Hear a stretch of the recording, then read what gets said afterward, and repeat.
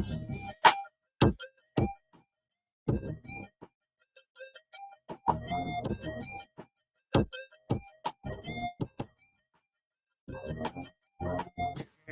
Worldwide Sports Radio Network. Aaron Donald announces his retirement after 10 NFL seasons. Justin Fields traded to the Steelers for a conditional 2025 sixth-round draft pick. And Keenan Allen traded to the Bears for a fourth-round draft pick. And are the Jets the team to beat now that they made a move in the offseason for Tyron Smith and Mike Williams? We will get into that here on the Sports Loudmouth.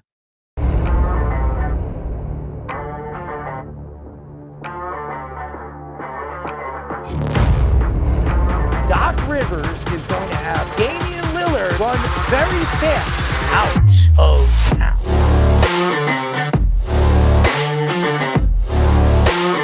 Does he help them win? You're under 500. Aaron Judge helps the Yankees win. You're paying the player $300 million. You better be sure that guy's going to help you get over the hump.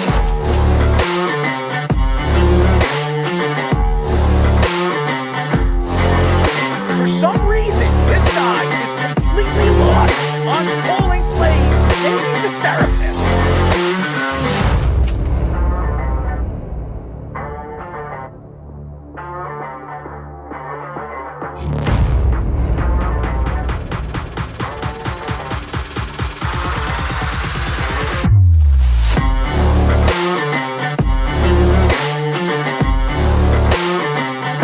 Did you see Lamar Jackson cry to the referee? No, he didn't.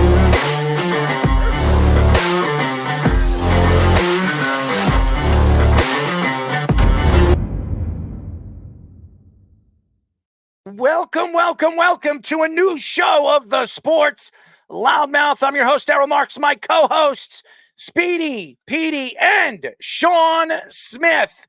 Remember, you can go to our website at www.worldwidesportsradio.com. Check out all our shows throughout the week, including the Loudmouth with me, Speedy, Petey, and Sean Smith every single Wednesdays and Thursdays at 7 p.m. All you have to do to tune in and check out all your local listings is you go to our website at www.worldwidesportsradio.com. By the way, you can call us at 631-672-3108. I don't know what was going on with Speedy with the board, but obviously he had me on mute. But nevertheless, how are you doing, Speedy? Well, I'm going to give a shout out to every basketball team at every level that scored more than 42 points in a game at any point in time during the last 3 months, because that's what our great Virginia Cavaliers did yesterday when somebody like St. John's would have scored that in 8 minutes. Sean, I know there's stuff going on in Texas right now. You have no internet over there at your house, all over Texas until like 10:30 at night, local time. But how are you doing?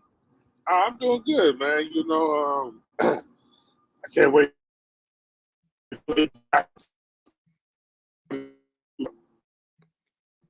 We're losing Sean. He is driving. He's trying to find a spot where he can get some internet, but he at least has joined us. That's the most important thing. But hopefully we can get him in a spot where we can hear him, because it's terrible internet over there right now.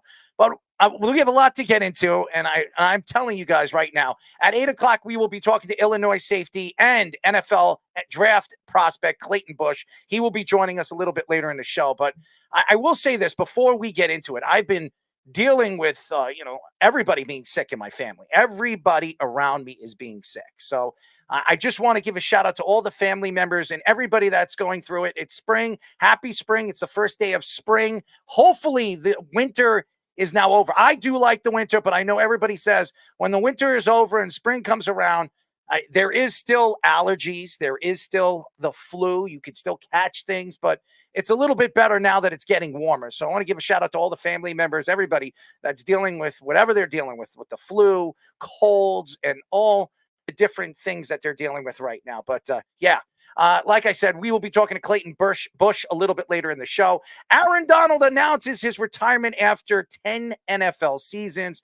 It was an incredible story over the weekend. Nobody expected this to happen with Aaron Donald. So we will get into that. Justin Fields traded to the Steelers for a conditional 2025 sixth-round draft pick. Oh my God. I couldn't believe this trade. I really couldn't believe this trade for the Jets and the Giants not to look at a guy like Justin Fields and try to make a move for a guy like Justin Fields is just incredible. And by the way, give a shout out to the Pittsburgh Steelers. They land Russell Wilson for nothing, for $1.7 million. And by the way, the Denver Broncos have to pay him $39 million this year. So they have Russell Wilson for free. Then they make a trade. They trade away their starting quarterback from last year, who was practically, I don't know what he was over the last couple of years, but he couldn't stay healthy. So Kenny Pickett, who's now where did Kenny Pickett go? Philly. No, he went to Philadelphia. So Philadelphia has their backup quarterback. So we will get into that as well. Keenan Allen traded to the Bears for a 4th-round draft pick. Interesting move, as the New York Jets and 2 other teams were interested in Keenan Allen before he was traded to the Bears. So the Bears have some weapons now, and they're moving forward without Justin Fields. Is it Caleb Williams that's going number 1? We will get into that. Jaguars and the Steelers have interest in trading for Brandon Ayuk. Do the San Francisco 49ers move on? Yes, move on from Brandon Ayuk. They do have about $23 million that they can spend. Are they willing to put all that money into Brandon Ayuk? We will get into that. L'Jarius Sneed says he wants to be the highest paid cornerback in the NFL. Now, he had a great season last year. Was he even the best corner on his team? I think McDuffie was, as he was an all-pro player last year, one of the better slot defensive players at his position. So we will get into the whole L'Jarius Sneed move. The Jets acquire 3 offensive linemen, including Tyron Smith, and also sign Mike Williams to a 1-year, $15 million contract. So they fill in their wide receiver woes. So we will get into that. Let's parlay with Chaz, Wes, and Reno Johnny around at 9 o'clock. And we will get into our March Madness bracket, which I know everybody can't wait to see what we're going to do. So we will get into a little bit later in the show. So a lot to get into, but the first story is we're here in New York, and this is the story. The New York Jets, who you sit back and you wonder, what is Joe Douglas going to do? This could be his final year as the New York Jets GM. This could be the final year for Robert Saleh running this team and this organization, as he was on Hard Knocks saying that this team could be a playoff contender last year with the offensive line that they were competing with.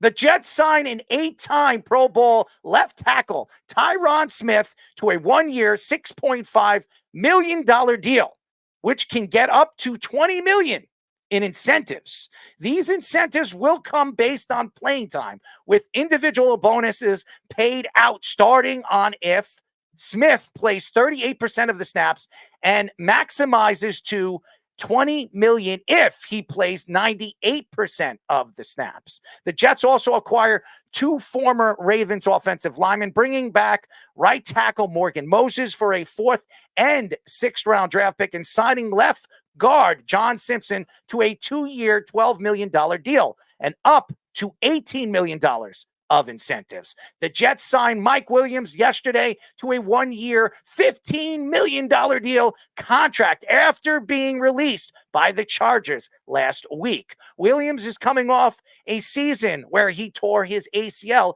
after 4 games. The Jets have also been looking to trade a wide receiver, and his name is Allen Lazard, who has a cap hit of $12.1 million this coming season.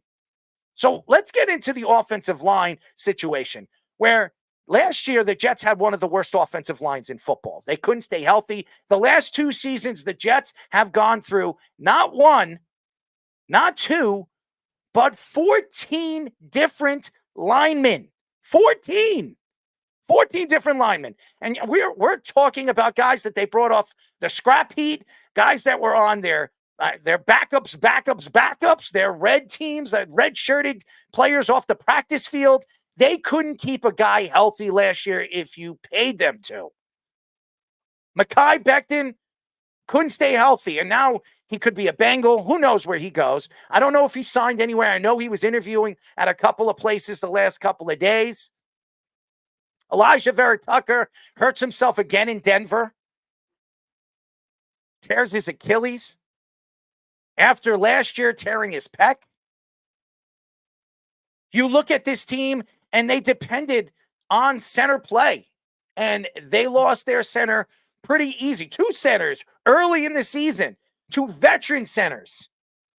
And then they bring in their rookie, who they drafted in the second round, Wisconsin, in Tippmann, who really showed promise as he took over at the center position. He showed promise at the guard position when he was filling in for the New York Jets. They were trying to figure out what they were going to do at the right tackle position, and they had 4 different right tackles all season. The transition, they decided to move from Lincoln Tomlinson after giving him an extension and a big contract a couple of years ago, coming from the San Francisco 49ers. They needed to figure out what they were going to do in the offseason. Were they going to go after an offensive lineman, a left tackle in this year's draft, where now they could sit back and decide, hey, maybe we can go after a star tight end in Bowers. Maybe they can go after another wide receiver in Odunze or whatever, whoever's available at number 10. Do the Jets move up at number 5, which a lot of people are saying they could do, and go after, I don't know, somebody who is one of the better wide receivers in college football, and Marvin Harrison Jr. They added beef to this offensive line to protect Aaron Rodgers, who gained 10 pounds of muscle this offseason. Aaron Rodgers is everything to the New York Jets this year. If the Jets have any chance to survive in the AFC East, if the Jets have any chance to survive against the AFC, the powerhouse AFC teams, where you see Pittsburgh now add Russell Wilson and Justin Fields and some of the acquisitions they have made this offseason. The Baltimore Ravens, who have added, they did lose some offensive linemen, but added some good pieces to their team. The Bengals, who are they're going to bring back a guy like Joe Burrow. Now, is Higgins going to be signed? Are they going to move from Higgins? Are they going to trade him before the draft this year? So there's a lot of questions with the Bengals, but they got Joe Burrow coming back. And I'm going to tell you this right now. He's Joey Cool. He is going to be a big part of the Bengals run this year. You have Deshaun Watson coming back this year with a very good Browns team. Now, Joe Flacco is no longer a part of this organization, but he did wonders for this team, especially when all these different quarterbacks went down. Some of these young quarterbacks couldn't fill in for a guy like Deshaun Watson early in the season. And then you have the champion, Kansas City Chiefs. We all know what the Kansas City Chiefs are. We all know how talented they are. They're not making that many moves. They bring in Jones. They gave him an extension. We expected Chris Jones to come back and sign a big extension, a 3-year, I think it was a 3-year, $95 million contract. And he is the biggest and the most expensive defensive lineman right now in football. You sit here and you wonder, what were the Jets going to do with all these big splashes? Jerry Jeudy gets traded to the Browns. They had that second wide receiver they've been looking for. It wasn't Elijah Moore. Couldn't really stay healthy. Or when he was healthy this last year, he wasn't the wide receiver they thought he was going to be, the number 2 right behind Amari Cooper. The Jets needed to make a splash. And boy, oh boy, over the weekend, actually it was Friday when it was coming out that the Jets were going to sign 8-time Pro Bowl left tackle Tyron Smith. It was a big move because the Jets, going into this year's draft, they were wondering, where were they going? Were they going to bring in a rookie left tackle? Do they move up to number 5 if they want all? Do they move up to get the guy that they wanted at the left tackle position? And there were stories coming out that Bakhtiari was let go by the Green Bay Packers. Do they bring in a guy like Bakhtiari who can't stay healthy, can never stay healthy in Green Bay? And they still could bring him in. But the name that every Jet fan was speaking about was Tyron Smith. Where's he going? He's the best veteran left tackle available this offseason. And some people said the Jets maybe goes back to the Cowboys. There were stories coming out that maybe goes to San Francisco and plays right tackle over there with Williams on the other side. And the Jets, somehow, some belief for the fans out there that thought that they could land somebody like Tyron Smith, they get him. They get the best tackle available in the offseason, the veteran tackle, the 33-year-old who's going to get incentives up to $20 million if he plays 98% of the snaps. It's a fantastic move for the New York Jets. And days before they make a move for a guy like Morgan Moses, who was a part of the New York Jets organization in 2021 when he played 15 games. He's a steady right tackle, a guy that stays healthy. And a guy like John Simpson, who is a better guard. Yes, a better guard and a better fit for the New York Jets as far as their running game is concerned, as he was one of the better guards when it came to the running games last year for the Baltimore Ravens. So the Jets have the pieces, and the only piece they were looking for was a wide receiver. They needed something to help Garrett Wilson out. He was double teamed, triple teamed in some aspects of the game last year. In the big game against some of the best corners in the league, he could never get free. They tried to move him in the slot. They tried to move him all over the field. Garrett Wilson still broke over 1,000 yards last year, even with nobody helping him out. No Allen Lazard. Allen Lazard was a shell of himself last year. And that doesn't say much. The Jets overpaid him because they wanted Aaron Rodgers. And there were stories coming out over the weekend on Saturday and Sunday that they were going to interview and bring in Mike Williams and Jadeveon Clowney on Monday or Tuesday. And I didn't think the Jets were getting any of those guys. I did not. I had no clue that Mike Williams had plans to come and play for the New York Jets. And it had a lot to do with Aaron Rodgers. It had a lot to do with Sauce Gardner, where Sauce Gardner was all over Twitter all weekend. I don't know if anybody follows Sauce Gardner. He was all over Twitter promoting and building for the New York Jets, trying to draw players to come and play for Aaron Rodgers and this defense. They did not let Mike Williams leave New Jersey. They did not. Story came out on, Tuesday afternoon, that the New York Jets were going to sign Mike Williams to a 1-year, $15 million deal. Now, Mike Williams, coming off an ACL tear, we don't know what he is. He's still a great wide receiver. I think he's 29, 30 years old. I believe he has at least 2-3 good years left.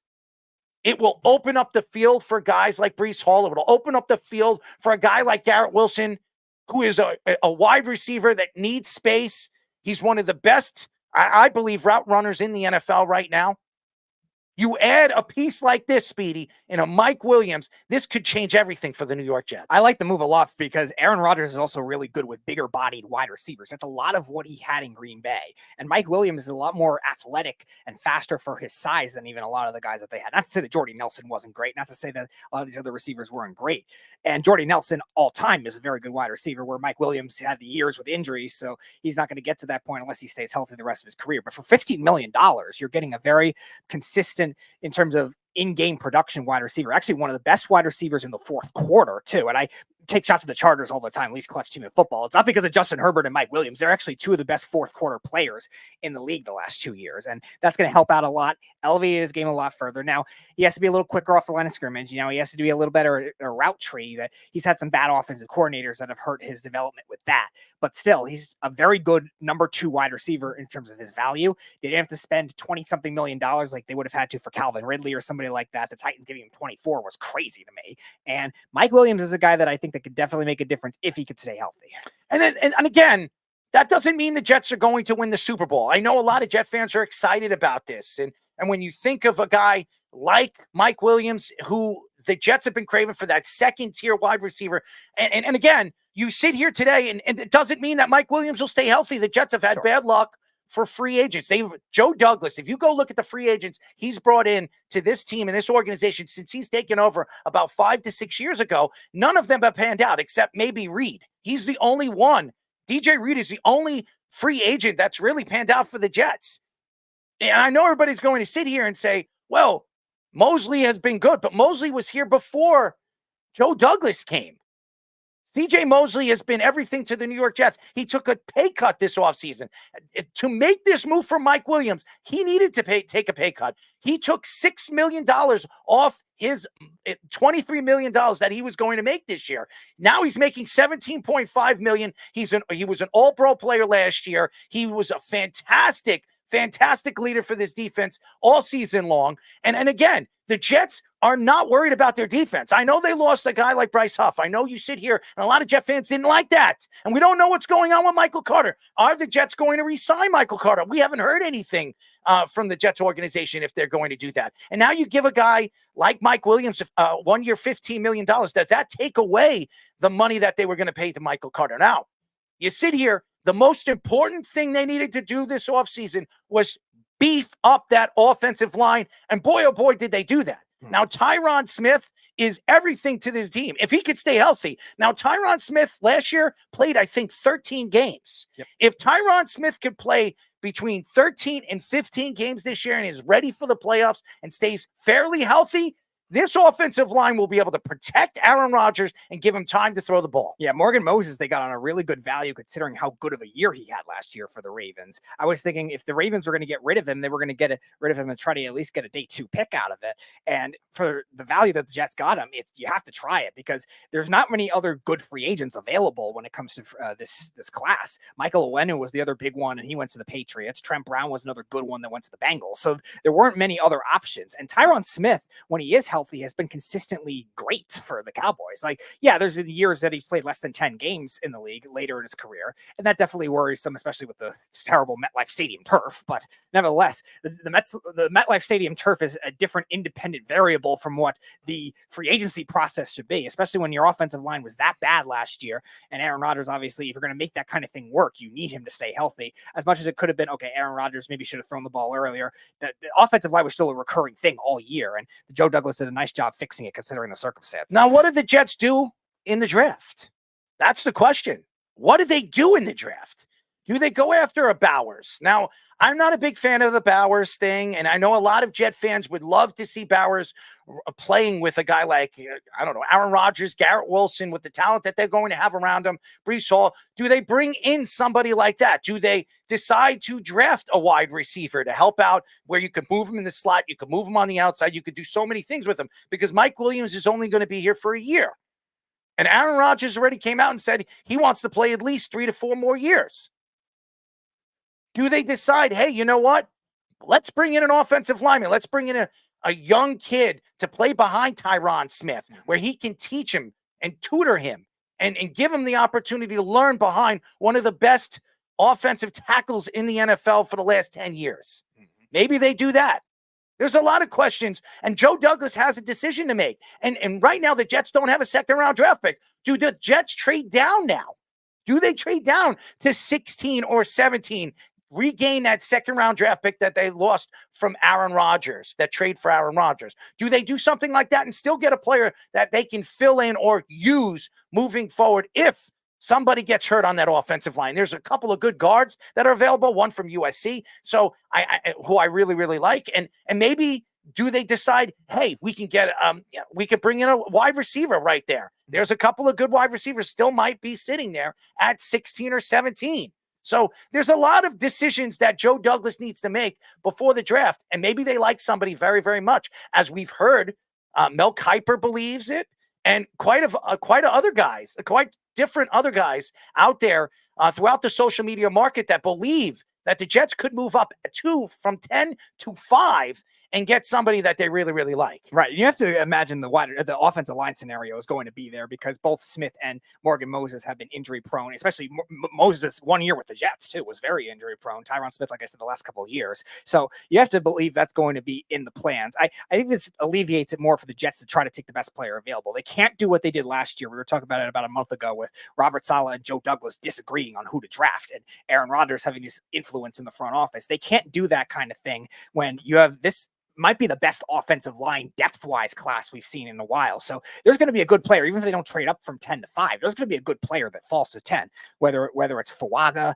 they could trade back and get somebody like Latham. There's definitely a lot of options. Like you said, they could also trade up for a wide receiver as well, and then maybe trade back in with a different pick to get an offensive lineman, package Lazard, something like that. There's so many options that they could do. They have to focus on offense, and they are off to a really good start with the 3 linemen they got. It's so very important what they needed to do this offseason and beefing up that offensive line. And I told everybody, if anybody listens to this show, which a lot of people, a lot of Jet fans take shots at me all over social media, I said, what are the Jets going to do this offseason? They're going to get rid of everybody. The only 2 people they're going to keep is Tippmann and Elijah Vera Tucker. What did they do? They got rid of Laken Tomlinson. They got rid of Mekhi Becton. They got rid of everybody but those 2 other guys. And now they bring and they rebuilt this offensive line in 3 moves. They went after Morgan Moses. They gave up a 4th and a 6th. Morgan Moses is a guy that could stay healthy. He's a guy that is dependable on the right side of the field where the Jets like to run the ball. And Morgan Moses is a good running offensive tackle. You bring in a guy like Simpson, who's a good fit for the New York Jets. Again, another good run guy. And where are you going to match him up? The same place he was matched up with the Baltimore Ravens on the right side. And on the other side, you have Elijah Vera Tucker and Tyron Smith. Elijah Vera Tucker, to me, if he stayed healthy for the last 2 seasons, which he should have, probably would have been an all-pro player. And Tyron Smith is a 2-time All-Pro player and an 8-time Pro Bowl player. So that left side could be very much as good as the right side. And with the center, the way Tippmann played last year was sensational. So this offensive line could go from one of the worst offensive lines in football to one of the best offensive lines in football. So how could you not like these moves? It's a good on paper. It's very good on paper. The question is, if you're a Jet fan, do you trust the Jets to stay healthy? I don't. I definitely don't trust the Jets to be healthy all season long. And could they protect Aaron Rodgers so Aaron Rodgers could set his feet and make the plays? If he could do that, oh my God, the Jets could be one of the most high-flying offensive teams in the league that we have not seen over the last. I don't remember the last time we've seen a high fly. Actually, we saw one with Fitzpatrick, Brennan Jacobs, and Eric Decker. I remember that. That was the year I think Brennan Marshall had. I think Brandon Marshall had 1,500 yards that year. Yeah, Decker had like 12. And Decker had something around 1,200. So I remember that year, and they didn't even make the playoffs that year. They did not. They missed the playoffs. And again, I don't trust the Jets to, even though on paper they look really, really good, even though on paper you got Breece Hall, even though you have Garrett Wilson and Mike Williams, are all of these guys going to stay healthy? And it's just like the Jets. Garrett Wilson hasn't been hurt yet. You bring in Mike Williams. First 2-3 games of the season, he tears his ACL on the turf in New York, which we've been complaining about. Every fan has been complaining about the turf. And by the way, every single player we've had on this show says MetLife Stadium is the worst field to play on in all of the NFL. That should scare you when you have a guy like Garrett Wilson that loves to cut. Well, that's a Woody Johnson issue, not a Joe Douglas issue. Joe Douglas. I'm not blaming Joe Douglas. No, I know. I'm just saying. Like, but again, you're trusting that they're going to stay healthy when they never do. What's your other option? You got to not go after good offensive linemen? I'm not saying that. I'm not taking shots at the offensive line. It's just like the Jets. Garrett Wilson hasn't been hurt, really. He hasn't had a major injury. You bring in Mike Williams, who's coming off a major injury. You bring in Aaron Rodgers for another season, who's coming off a major injury. And then you have Garrett Wilson, he's been wanting the ball, wants to have that breakout season where he has 1,700 yards like CeeDee Lamb and over 13, 14 touchdowns. And he thought it was going to happen last year after watching him on Hard Knocks make all these one-handed catches, looking like he's the explosive player that everybody thought he was going to be from Ohio State. And what did they do? Oh, they lost Aaron Rodgers in 4 plays. The offensive line stunk. They had 14 shifts on that offensive line last year, which was absolutely incredible. Yeah. When you look at where the Jets were last year or what they were supposed to be last year to ending the season again with a 7-win season. And by the way, Robert Saleh needs to get his head out of his ass because Robert Saleh is on the hot seat. This team is too talented. Going into the season now this year, ladies and gentlemen, this team could be as diverse, one of the most talented teams in the NFL. Yes, on paper, talented. Does that mean they're going to win? Well, you can ask the Browns after they lost against the Kansas City Chiefs on a trick play with Baker Mayfield. And then a year after, with all the talent that they added in the offseason, with all the young players that they signed in the offseason, what happened? They decided, hey, you know what? This season, we're going to bomb this season, and then we're going to let go of Baker Mayfield, and we're going to, I don't know, bring in a guy like Deshaun Watson who doesn't keep his hands to himself. And that goes for the assistant coaches too. Nathaniel Hackett has to figure some stuff out. Obviously, working with Aaron Rodgers will help in comparison to Zach Wilson, but he's got to do something a little bit different than what he did with his previous stops. And also Jeff Ulbrich too. There's certain points. I'm not saying he's bad, but there's certain points where the Jets, as talented as they are defensively, talent-wise, has let the defense down by not guarding tight ends, not guarding screen passes, stuff like that. It is so very important for the Jets to start the season off strong. We don't know what the schedule is going to be. We're still waiting. It's not over. The offseason isn't over. You still have the draft. There's still free agents still available. Are the Jets bringing in Michael Carter II, one of the best slot corners in the league? Do they decide to part ways with him? I haven't heard anything from that over the last couple of days. They didn't use their franchise tag. They let Bryce Huff go. And this defense is still very good. They added some pieces over the last couple of weeks, which a lot of people like. I wasn't a big fan of it, losing Bryce Huff, but again, you can't keep everybody. And now you bring in a guy like Mike Williams and all the acquisitions that they've made. It looks like they're having a good offseason. Now let's see what Joe Douglas does in the draft, which he's been very, very good the last 2 years. Yes. Hopefully it works out for the Jets. They get the right guy. And again, are they going to go after Bowers? Are they going to bring in an offensive lineman and play behind Tyron Smith? Kind of, a consolation prize after bringing in a guy like Tyron Smith who could sit behind him and learn the game, which has been something that Jets haven't done for offensive linemen over the last couple of years. So let's see what happens. It is a crazy offseason so far. And again, I want to get into this Justin Fields story. The NFL Network's Ian Rappaport reports that the Bears traded Justin Fields to the Steelers for a conditional 6th-round pick in 2025. It's not even this year, by the way, ladies and gentlemen. The pick would become a 4th-round draft pick if Fields plays 51% of the offense snaps this season. Rappaport also added that Fields representatives rejected trades to 4 other teams that were interested, saying that Justin wanted to be a Pittsburgh Steeler. GM Ryan Poles promised to do a good thing for Fields, telling him he would only trade him if one of his preferred teams were interested. Fields said he modeled his game behind Russell Wilson, saying while Cam Newton was his role model growing up, he turned into more of a Wilson-type quarterback in the last couple of years. The Steelers are unlikely to pick up Fields' fifth-year option, which would be $25.7 million. I love this move. I really, really love this move for the Pittsburgh Steelers. And I don't know what they're going to do with Justin Fields. This could be the only year they have him. But it to me, Russell Wilson is only going to be here a year. We don't know what Russell Wilson is. He's only making $1.7 million. The Pittsburgh Steelers are going to have a lot of money the year after. Do they decide Justin Fields is the future of this organization, playing behind Russell Wilson for a significant amount of time? Does this help the growth of a Justin Fields with a quarterback that he respected, a guy that he looked up to when he was a kid, that he really mimicked his game behind? The question is, when you sit here today, is the Pittsburgh Steelers still the team to beat now after making all these moves in the same division with the Baltimore Ravens, with the Bengals, and with the Browns? I think this is the best division in football. I don't even think you can argue that. Yeah, well, every team had a winning record last year. I don't think you can argue that. And Pittsburgh, who hasn't had a quarterback in, 3 seasons? And I'm not taking shots at Kenny Pickett. They didn't do him right. How many offensive linemen has Kenny Pickett had since he's been the quarterback of that organization for the last 2.5 years? How many offensive coordinators has he had in the last 2.5 years? Well, he got Arthur Smith now. He's not there anymore. He's with the Eagles.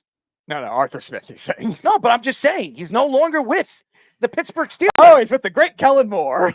So we'll see what Kenny Pickett is. But you sit here right now, you have a guy like Justin Fields. You have a guy now like Russell Wilson. And if one of these guys get hurt, you have a backup that can get in there and do the things that you expect Arthur Smith to run. He loves to run the play action. Well, Justin Fields would be good in the play action. Russell Wilson for years in Seattle loved to play in the play action. These guys fit Arthur Smith's offense.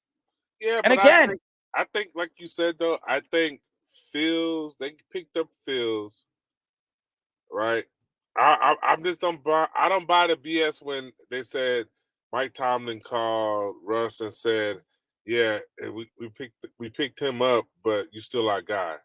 That's smoke. I feel like that's smoke because in competition, I think the camp when it gets to camp, I think Fields might show out in a different system than what he had in Chicago, and Pittsburgh might be the right fit for him, and he's probably the future.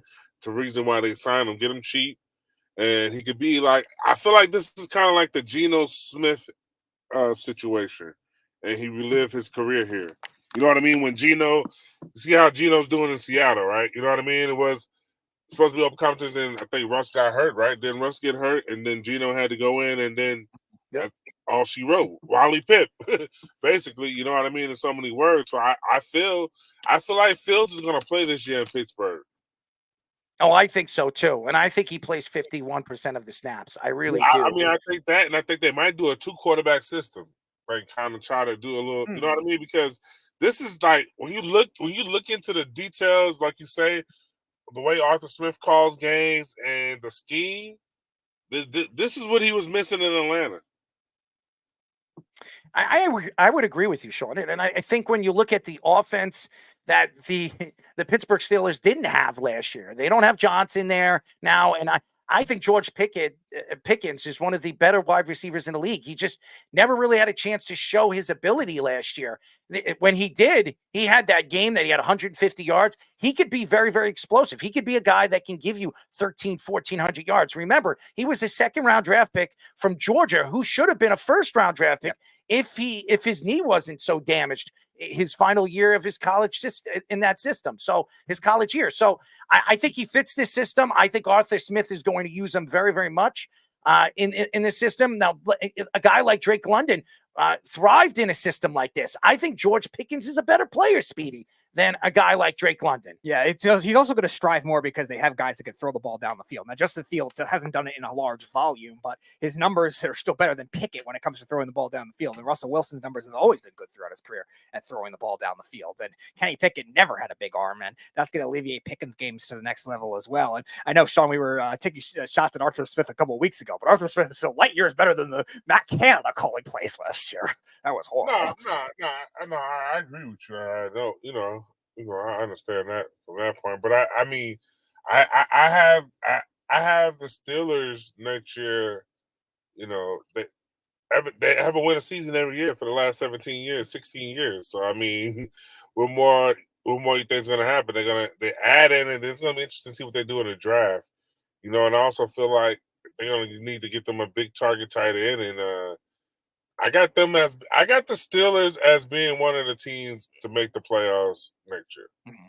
There's a lot of good teams in the AFC, and some of the acquisitions a lot of these teams made, if it works, you could see a complete change in the AFC, a power in the AFC. Now, obviously, everything's going through the Chiefs. We'll see what happens. We will get into the whole L'Jarius Sneed situation. No, we know everything's going through the Chiefs. Everybody knows that. I try to stay away from it. You love bringing my team up. You know what I mean?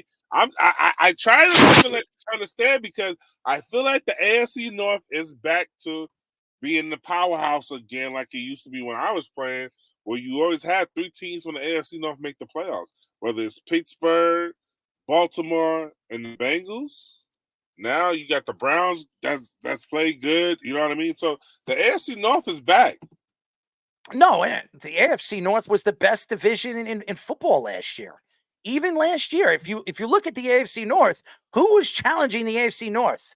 Every single team was over 500. Every single team. They didn't even have Joe Burrow. Do you know what Joe Burrow is going to do this year? He's one of the best quarterbacks in the league. This guy was in the Super Bowl. What was it? 3 years ago? 2 years ago? He lost to Mahomes, the greatest. Yeah, well, good. He lost to Mahomes, and this could be a different team this year. And again, you need a quarterback that you could depend on in the big game. And I think Joe Burrow is that type of quarterback. Lamar Jackson has not been the big game quarterback they thought he was going to be. In the AFC, he lost against Mahomes and the Kansas City Chiefs at home, a Baltimore Raven team that doesn't really lose at home. So again, when you look at the situation and you look at the position, of this deal for Justin Fields, this really solidifies the Pittsburgh Steelers to make the playoffs, because no matter what Russell Wilson does this year, if he's 100%, if he's the starter, if he's no good, you still have a competent quarterback that you're going to trust, who you only had to give up a 6th-round draft pick for. And by the way, it's not even a 6th-round draft pick this year. It's a 6th-round draft pick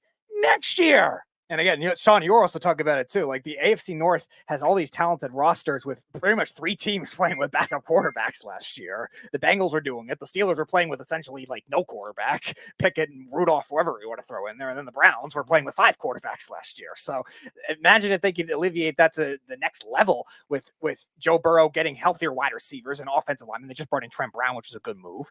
And T. Higgins, if he stays there, we'll see. That's going to be another question. The Browns, I can't imagine it'd be any worse than what Deshaun Watson was, unless he is really that bad. Who knows? And the Steelers definitely are going to get light years better. Even if Russell Wilson is not peak Russell Wilson again, it's still a lot better than Kenny Pickett. We were joking about it last week. Kenny Pickett, Russell Wilson in the Broncos' bad year had more touchdown passes than Kenny Pickett his whole career. I feel bad for Kenny Pickett.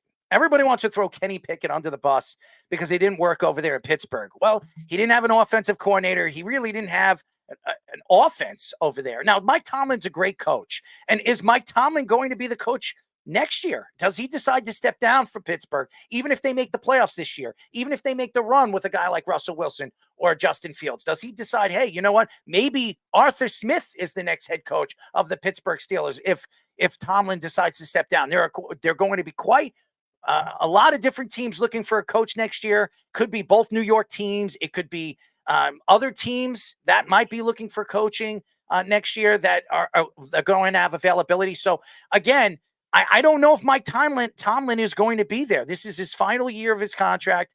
He already said that he's not extending it, which tells me that he might be thinking about maybe waiting another season, stepping down and taking a season off, relaxing with his family, and then taking a job after that. Who knows what his plans are? But again, Arthur Smith could be, the guy that's going to fill in. If he could get Justin Fields to run his offense, or even Russell Wilson to run his offense and become one of the better offensive teams in the league this year with the defense that they have, they're dangerous. They're very, very dangerous. Yeah, and Sean, you were mentioning a lot of the concepts with Smith too. Like they just needed the quarterback that had more dual threat ability, and Fields definitely fits that. Got Sean, what you're saying? Yeah, that's what I was saying.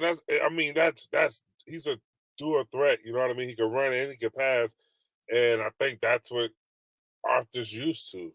That's what he knows, and he's gonna make it. My thing, what I was gonna say was about the Mike Tomlin situation. Is I think Mike T's gonna retire, and that's it. I'm being honest with you.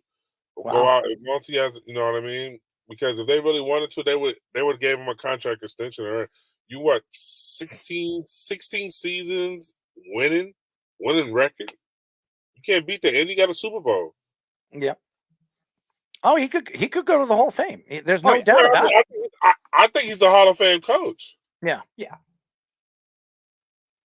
Right. He's had an unbelievable career. He really has. And Mike Tomlin, even when everybody says Pittsburgh gonna suck, they find a way to, he bought the whole. What did he do last year? Buy the whole team black Air Force Ones. Yeah, our friend Foye Aluakin was saying that they had to change the cleats a bunch of times when they played the Steelers, and when Jacksonville was playing the Steelers. Mm-hmm. Yeah, he's 173 and 100 and what? And I think 07 was his first year in the league, so Yep. 15 years. never had a losing season. That's impressive. And he might retire from the Pittsburgh Steelers. I don't know if I think he takes off a year or two.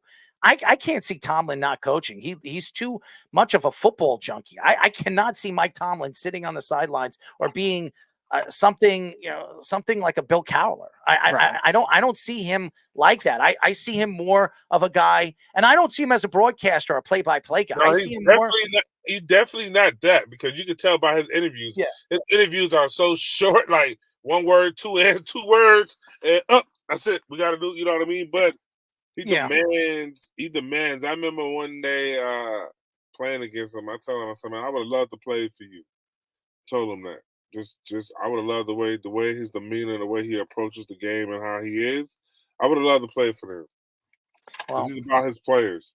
I think he's the biggest players coach. Everybody said it. Every single person. Antonio Brown.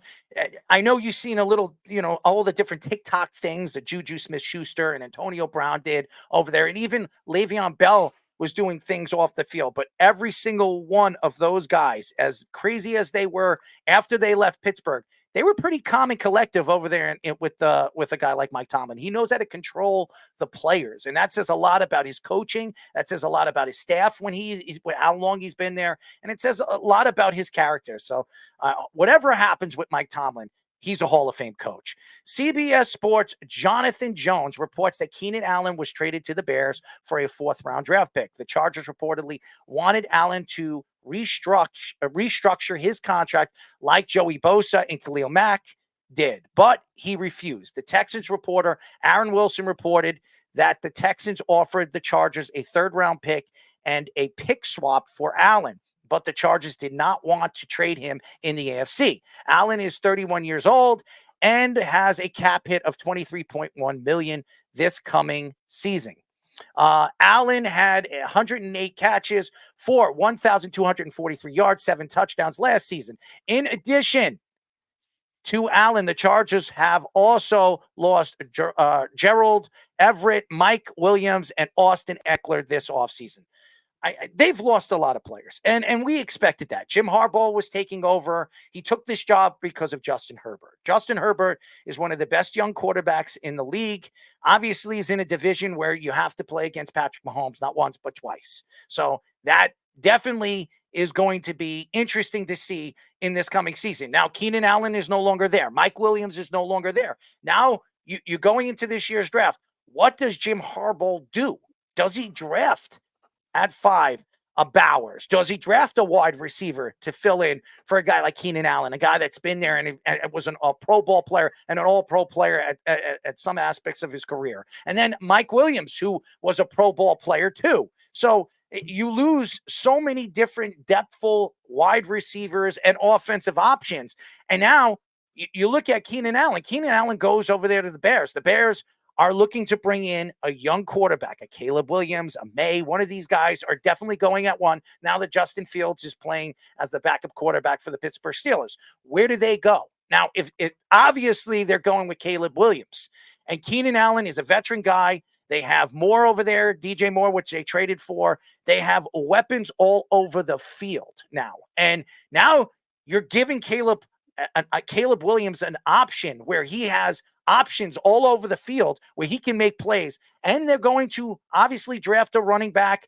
They brought in Swift, but they're going to draft a running back. They have weapons. They could do so many different things offensively. Eberflus is a defensive coordinator, a defensive mind. This offense was one of the worst offenses in the league last year, but they also had a backup quarterback, a 3rd-string quarterback playing all season long. So now you bring in a guy like a Caleb Williams with the weapons that they have, weapons that can do so many things.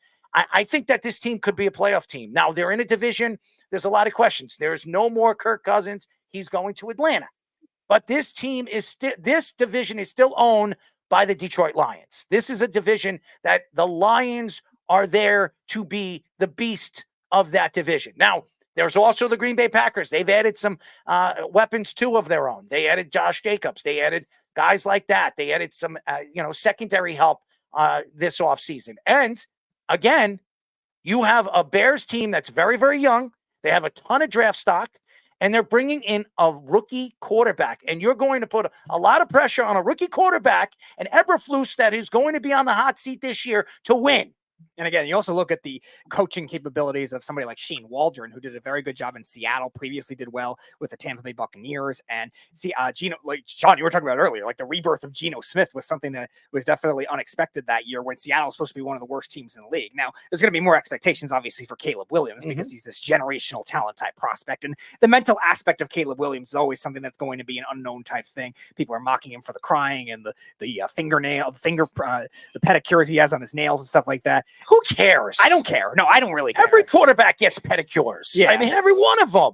They're multimillionaires. What does it matter if he's getting a pedicure? No, yeah, I don't think it's going to make He a can difference. paint his nails if he wants. I bet, how many Yeah. catchers do that? I know. Who Right. cares? Right. I don't think it should be a big deal with that. But obviously, there's going to be the question. If he wants to wear a wig, he wants to look like a woman, he wants to dress up in a dress after the game, let him do that if Right. he's a good quarterback. And you're right. The Lions are the class of the division. They're probably the second best team in the NFC right now to the 49ers. But even so, like the second best team in that division is not necessarily obvious. Yeah, the Packers made a move for Josh Jacobs and a couple offensive linemen, but they lost Devondre Campbell, who's been one of their best linebackers for the last couple of years. They still really didn't beef up that front seven like they should have. The Vikings, they got a couple nice pieces on defense, but losing Danielle Hunter is going to hurt. And you have to see what they do at quarterback, and they still have to pay Jefferson. So there's still a lot of unknowns. So, even with the unknown of Caleb Williams, if he's a generational talent right there, they still may be on paper the second best team in the division.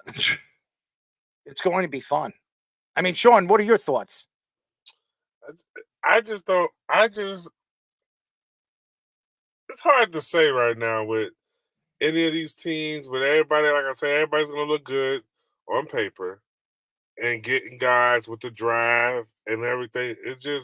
It's hard to pinpoint what guys are going to do, even these pro day guys, even like everybody's talking about Marvin Harrison's son, Jr., not running at the pro day, not running at the combine. Does he still get drafted? He's still going to get drafted. You know what I mean? So it's hard to say what's going to do. I still feel like you're going to have a whole bunch of talent. There's going to be a lot of talent, but if they can't mesh together, it's not going to be nothing. But I don't know. Chicago's going to be. It's going to be interesting to see how they really fan out. You know, even with, like you say, I was disappointed in Minnesota. I was really disappointed. I thought they were going to do better. You know what I mean? But I was disappointed in them. When you look at the grand scheme of things, I was very disappointed in them. I thought they would make a better splash. Yeah, giving Grenard $19 million as their main defensive signing and then not doing much on offense, definitely a little. Yeah, I didn't get that. Yeah, I didn't get that. I didn't get that. It was just weird to me. I was like, So. And again, that division is going to be good. The Lions obviously are going to be the best team in that division. Now, that doesn't mean the Lions are going to have the season they had last year, but on paper, this team and they have everybody back. They're one of the youngest teams right now in the NFL. They're going to add pieces. They have a bunch of draft picks.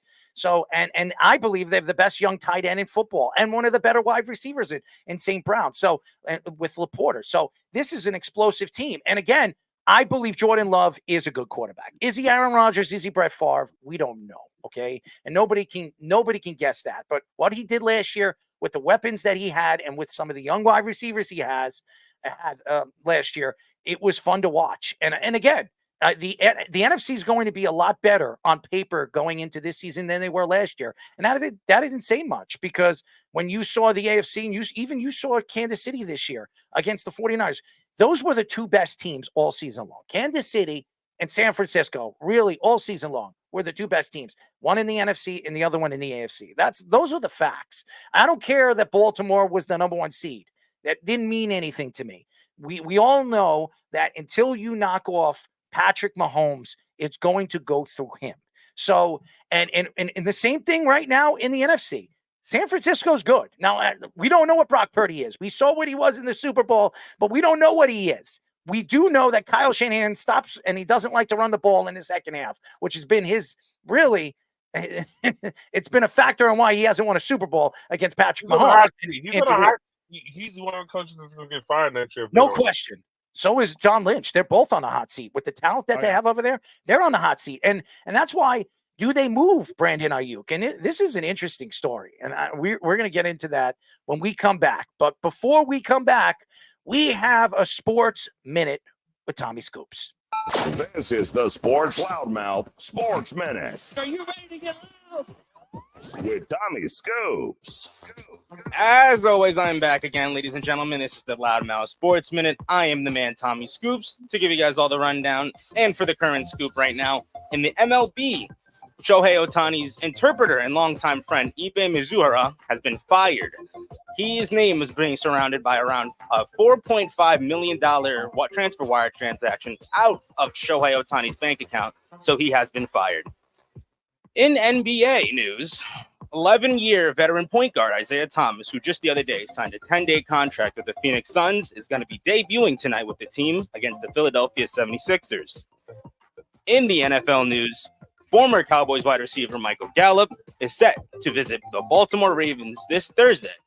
He will possibly be joining Lamar Jackson and company over there. Other NFL news, former Cardinals linebacker Ezekiel Turner has signed a one-year deal to join his NFC West rivals, the San Francisco 49ers. Other NFL news, the Vikings are going to be signing linebacker Jihad Ward from the New York Giants, as well as linebacker Camille Kruger-Hill from the Carolina Panthers. Now it's time for Scoops or Scores, where I'm going to give you a quick rundown of the scores that are currently going on in the NBA right now. For the NBA, we have Miami taking on Cleveland, 55-45 right now, with Indiana having a 49-47 lead over Detroit, and Milwaukee and Boston. Boston currently has a 26-17 lead over Milwaukee. For the college game right now, an NCAA college tournament, right now Montana State has a 49-37 lead over Grambling in the second half. That is currently all the time I have for you guys as of right now. I'm going to send it back to the boys on the Sports Loudmouth. This is the Sports Loudmouth.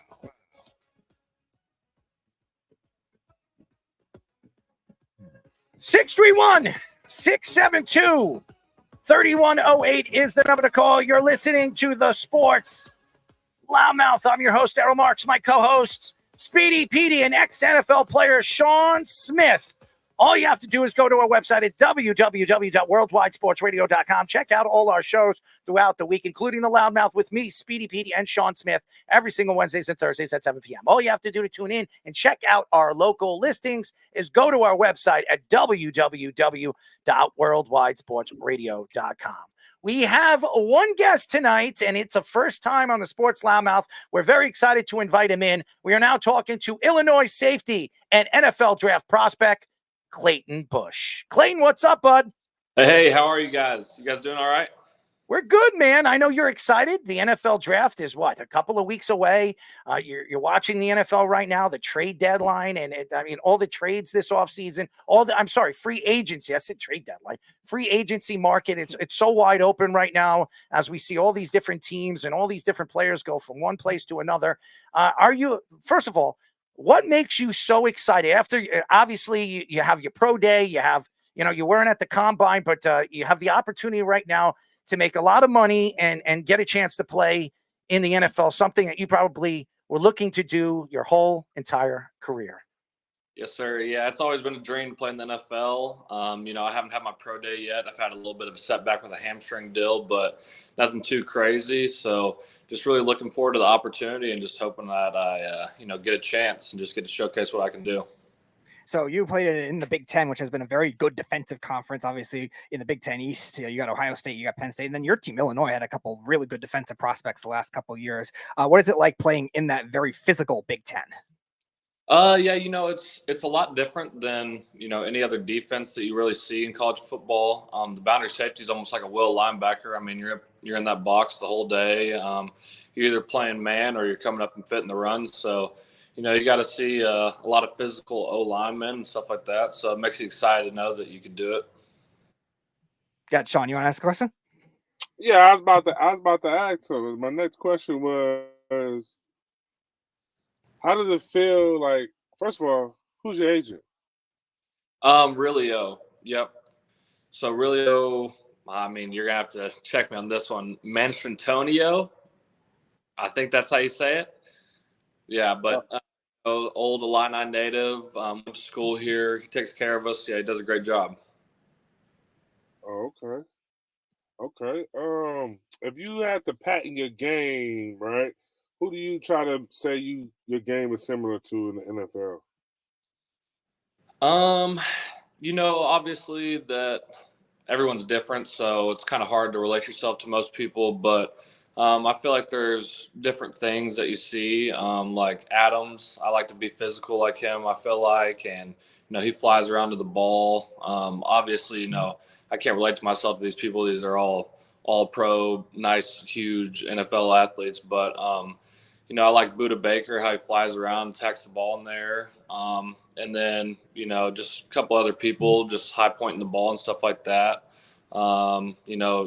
Derwin James goes and gets the ball really good. Obviously I'm not as tall, lengthy as those guys are, but I feel like I pick up a little bit of pieces from each one of them. Got you.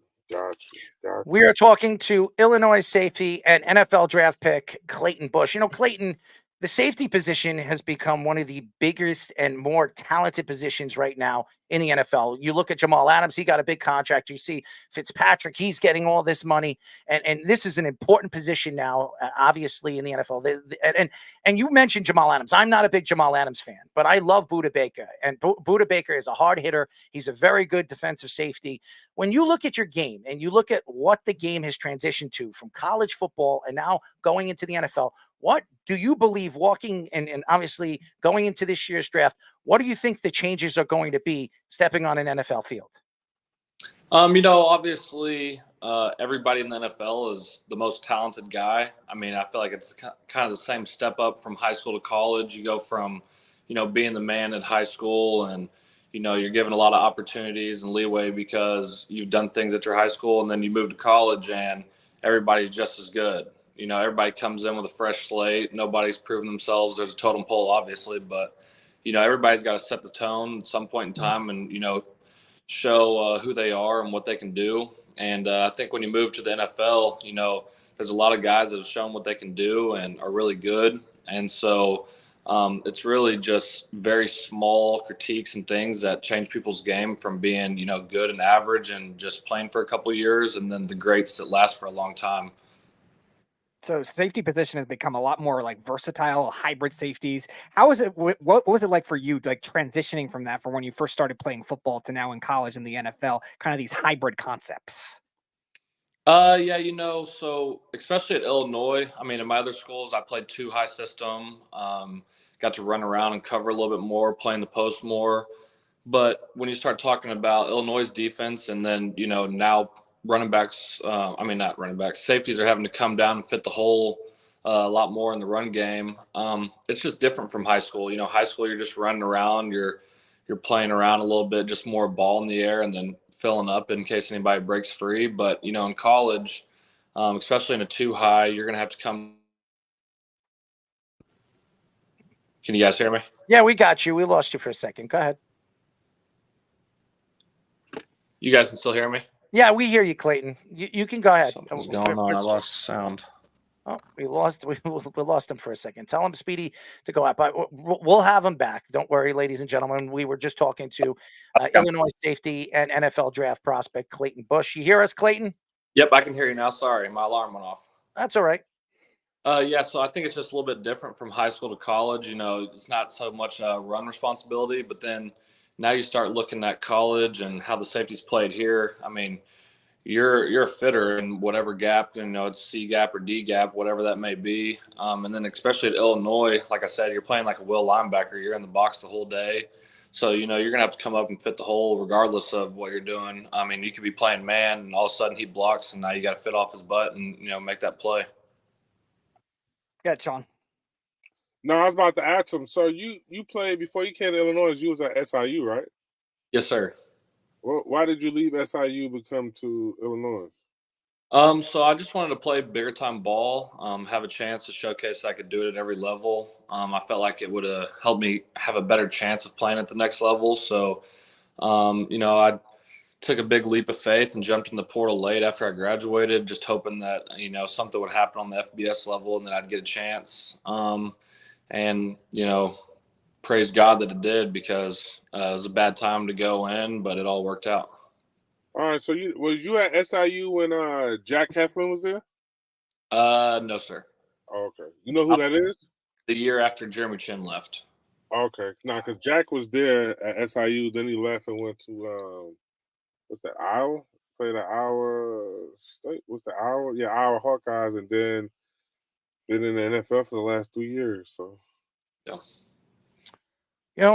Clayton, what was it like being raised in a house of 5 siblings, a father that's a surgeon, I'm reading over here, and your mother who runs and owns a wedding venue? What was it like being raised in a family like that big and that crazy over there where you're from in Kentucky? Yeah, it was a great time. Never a dull moment, that's for sure. Siblings always running around, chasing everybody around, so that was a good time. But it's actually kind of funny. I got 10 siblings altogether because my parents. Wow.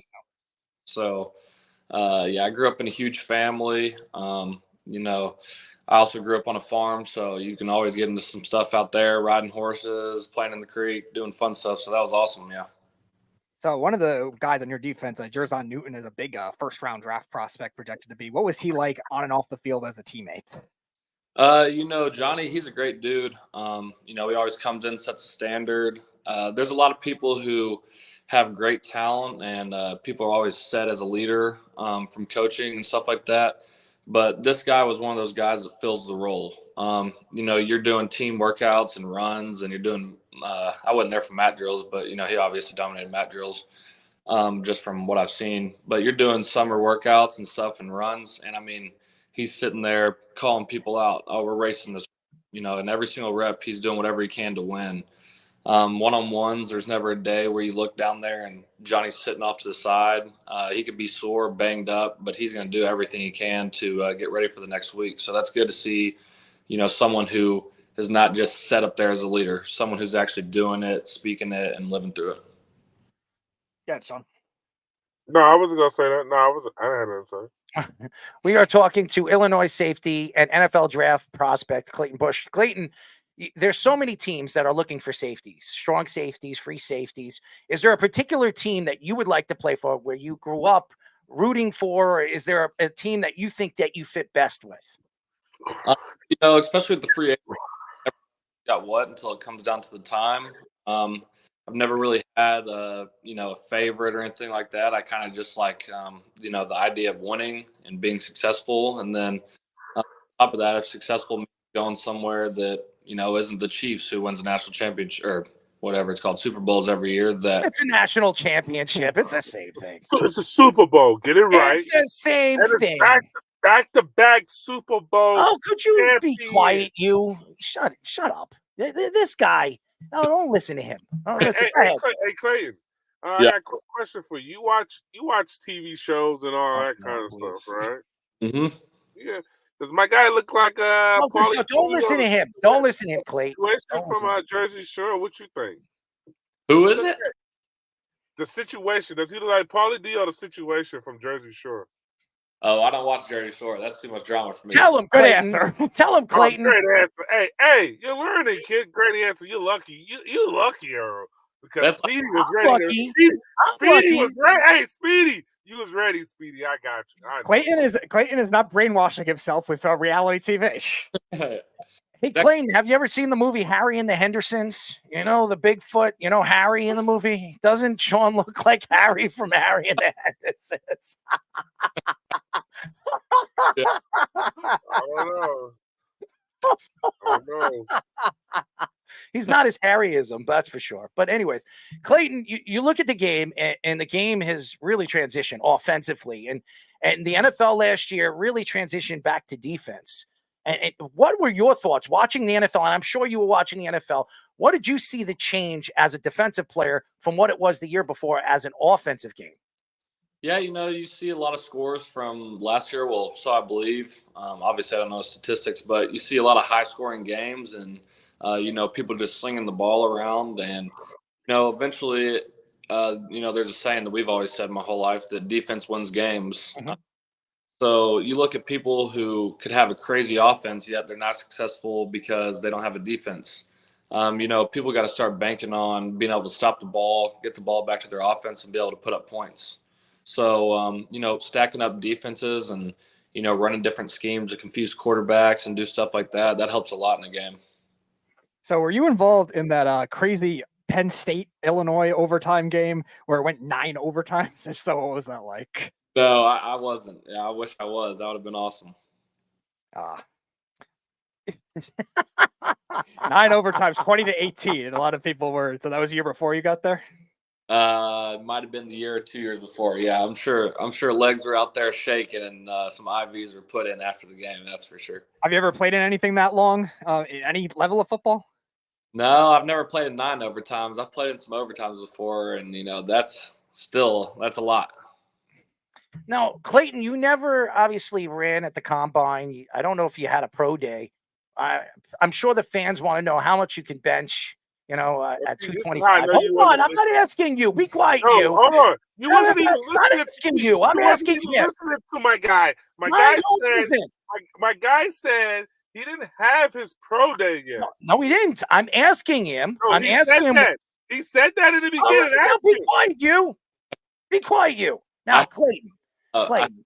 day with everybody else at our pro day here, but the only thing I did was bench. I have a where I'll run, do the L drill and agility. That'll be April 16th. Okay, April 16th, which is my sister's birthday. So, all right. Oh, we didn't ask you that.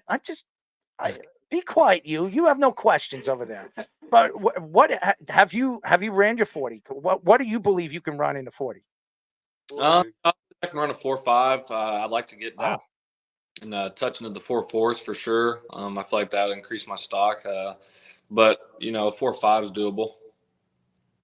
So, who are the toughest offensive players you faced so far in college football in both any of the teams that you would have played for, even before you got to Illinois as well?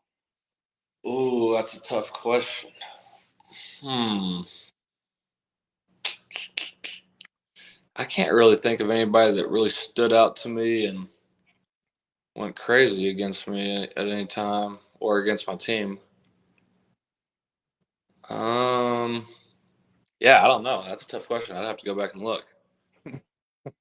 The archives. There's a lot of archives, that's for sure. Especially in Sean's life, there's a lot of archives. A lot of lost times, right? Right, Sean? You're the biggest hater in America. Oh, I'm hating on you now? Listen, Clayton, do I sound like I hate on Sean Smith? Come on. What do I have to hate on him? You're the one who started this, buddy. You're the one who started this. Doesn't he look like a guy? I'm gonna say this. The only good thing about the show, also right now, I know you have your DJ background. The music is getting better. I noticed too. I'm gonna compliment the music. Man, you know what, Speedy? Good job, Speedy. I know that's you, Speedy. I know it's you, Speedy. The music I'm hearing in between breaks and that. Hey, Speedy, great effing job, Speedy. Are you lost? No. Are you lost? What are you doing over there? We all know what you're doing over there. Okay, I know you like to hang out. I'm still in Wi-Fi right now. I'm still in Wi-Fi right now. Like you play. He's a stuttering Bob over there. Stuttering Bob, ladies and gentlemen. We are talking to Illinois safety and NFL prospect Clayton Bush. Clayton, there's a lot going on in the NFL this offseason. Obviously, you see right now at free agency. What has stood out to you? I mean, obviously, you're a football fan. First of all, what team did you root for growing up? And is there any particular moves that you liked if you were a GM of an organization? I grew up watching a little bit of everybody. I just kind of enjoyed watching football. Never been like a die-hard fan of any team, but just enjoyed watching it. Something that really surprised me was the whole Fields thing, the Steelers packing down on 2 quarterbacks. But, I guess you get Russ for pretty cheap, and you get a chance to have some offensive, weapons, so that's nice. I read a little bit about you. You went to school for, I am reading your major, sports administration. What do you want to do after football? If football doesn't work out for you, you're in the NFL for 3 or 4 years, you get hurt. What do you want to do in football? Do you want to be a coach? Do you want to do something in administrations, maybe run an organization? What would you like to do? Well, I love coaching. That would be very high on my list, but I just don't want to do that. I've been away from my family for so long, and, seeing these coaches jump around and, have to worry about having a stable job all the time, that's not something I'd really look forward to. So really my plan B is to go into realty and, start doing build and sell houses in real estate. My brother-in-law, I don't know if you guys know who he is or not, Ben Hansborough. He's Tyler Hansborough's. Yeah. Well, he does real estate, so probably jump into the business with him and, learn how it goes and then finally get out and do it on my own. So speaking of business, a lot of debate has come with these coaches recently about NIL deals and money, the transfer portal, money coming to college athletes. As a college athlete yourself and like seeing it around the campus, what are your thoughts to how college football is transitioning? I think that's a tough question because it's different at different schools, especially at smaller schools when you're living paycheck to paycheck and you don't have things like meal plans and stuff like that. I think NIL is a good idea. But I think when you start talking about, people living in penthouses and driving Lambos, I think that kind of ruins the, whole stigma of college football and how, gritty and, stuff it is like that. I think that it kind of transforms players into, thinking that they've arrived or that, they don't have anything to work for. So I don't know. I like it and I don't like it at the same time. And then, you also see players who could go and help a team and be very productive somewhere, but because they're getting paid somewhere else, they're going to go sit behind people and not play. So I feel like that thing, kind of influences younger athletes that haven't been in the business, and kind of ruins them a little bit, but I don't know. As everybody knows, we are talking Illinois safety and NFL prospect Clayton Bush. Clayton, obviously, I don't know if you had any NIL deals, and if you have over there in Illinois, could you mention any of the organizations you worked with? So whenever I came into Illinois, when I was getting recruited, there were some schools that had offered me NIL money, different places that were looking at me. And Coach B, he had asked me if I was receiving NIL. And, I told him, because after I found out about like the meal plans and stuff like that, I told him, NIL doesn't really affect where I'm going. I just want to play ball on a big scale and, do some really nice things in college to finish off my career and live my dreams out. But, I actually did a couple little NIL deals just on my own because of my sister's a YouTuber. So I have a couple followers from that. So I kind of used that a little bit to make some money here and there. And, I kind of worked with some like pro rehab and some people like that and, got some deals going for me that brought in a little extra income. Clayton, I have a question for you because Sean Smith was an ex-NFL player. He likes to brag, likes to say that he can put up 500 pounds. He's 336 pounds. He's a little overweight after stepping away from football. Okay, I'm trying to help him out here. But this guy over here, he's sitting in his car over there. He told us on radio last week, what was a week before that he can bench 500 pounds. Now, honestly, what could you max right now? As going into the NFL, how much do you weigh right now? I'm looking at your weights. What are you, 210, 215? Yeah, 210. I weighed in at the pro day at 213. 213. Now, first of all, do you think that Sean Smith, at the age of 42 years old, 336 pounds, do you think he could bench 500 pounds? Honestly. As of right now? Yes. I think not a shot.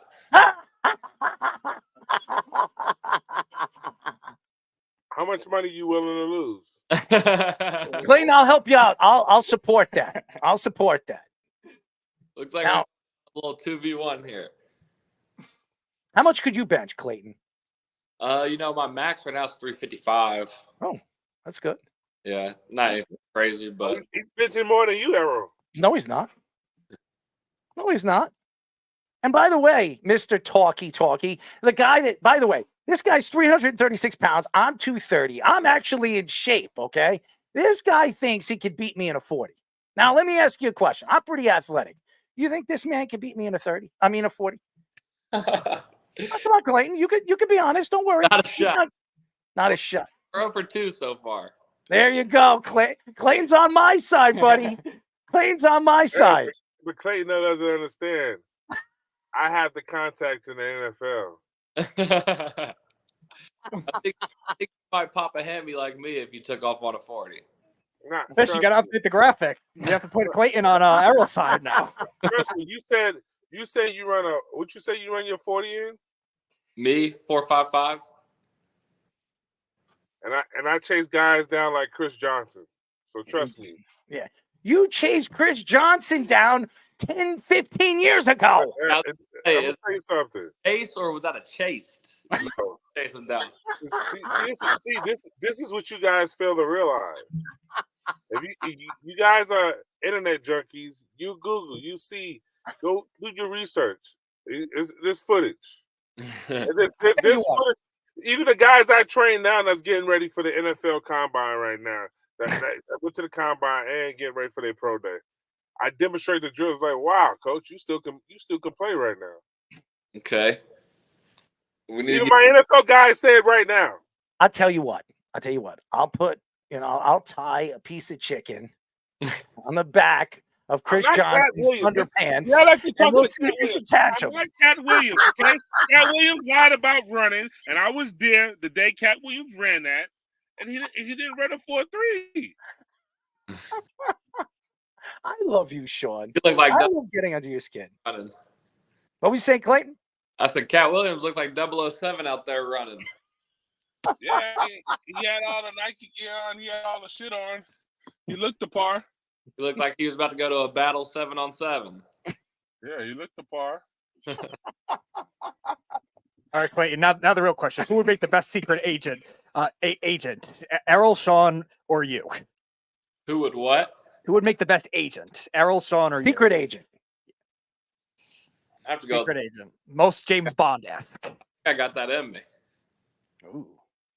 Oh, he's confident. He's a confident dude, man. I don't think Sean would be able to be a secret agent. I mean, he wouldn't be able to hide. I mean, how is he going to disguise himself? He's 330 pounds. He's 6'3". He's always smoking marijuana. I mean, I don't know how secret he'll be. I mean, he'd be standing in the corner. There'll be smoke coming out of his car before he even steps into the building. Yeah. I mean, there's Sean Smith. I mean, I could see Sean Smith a mile away. Clayton, I know you.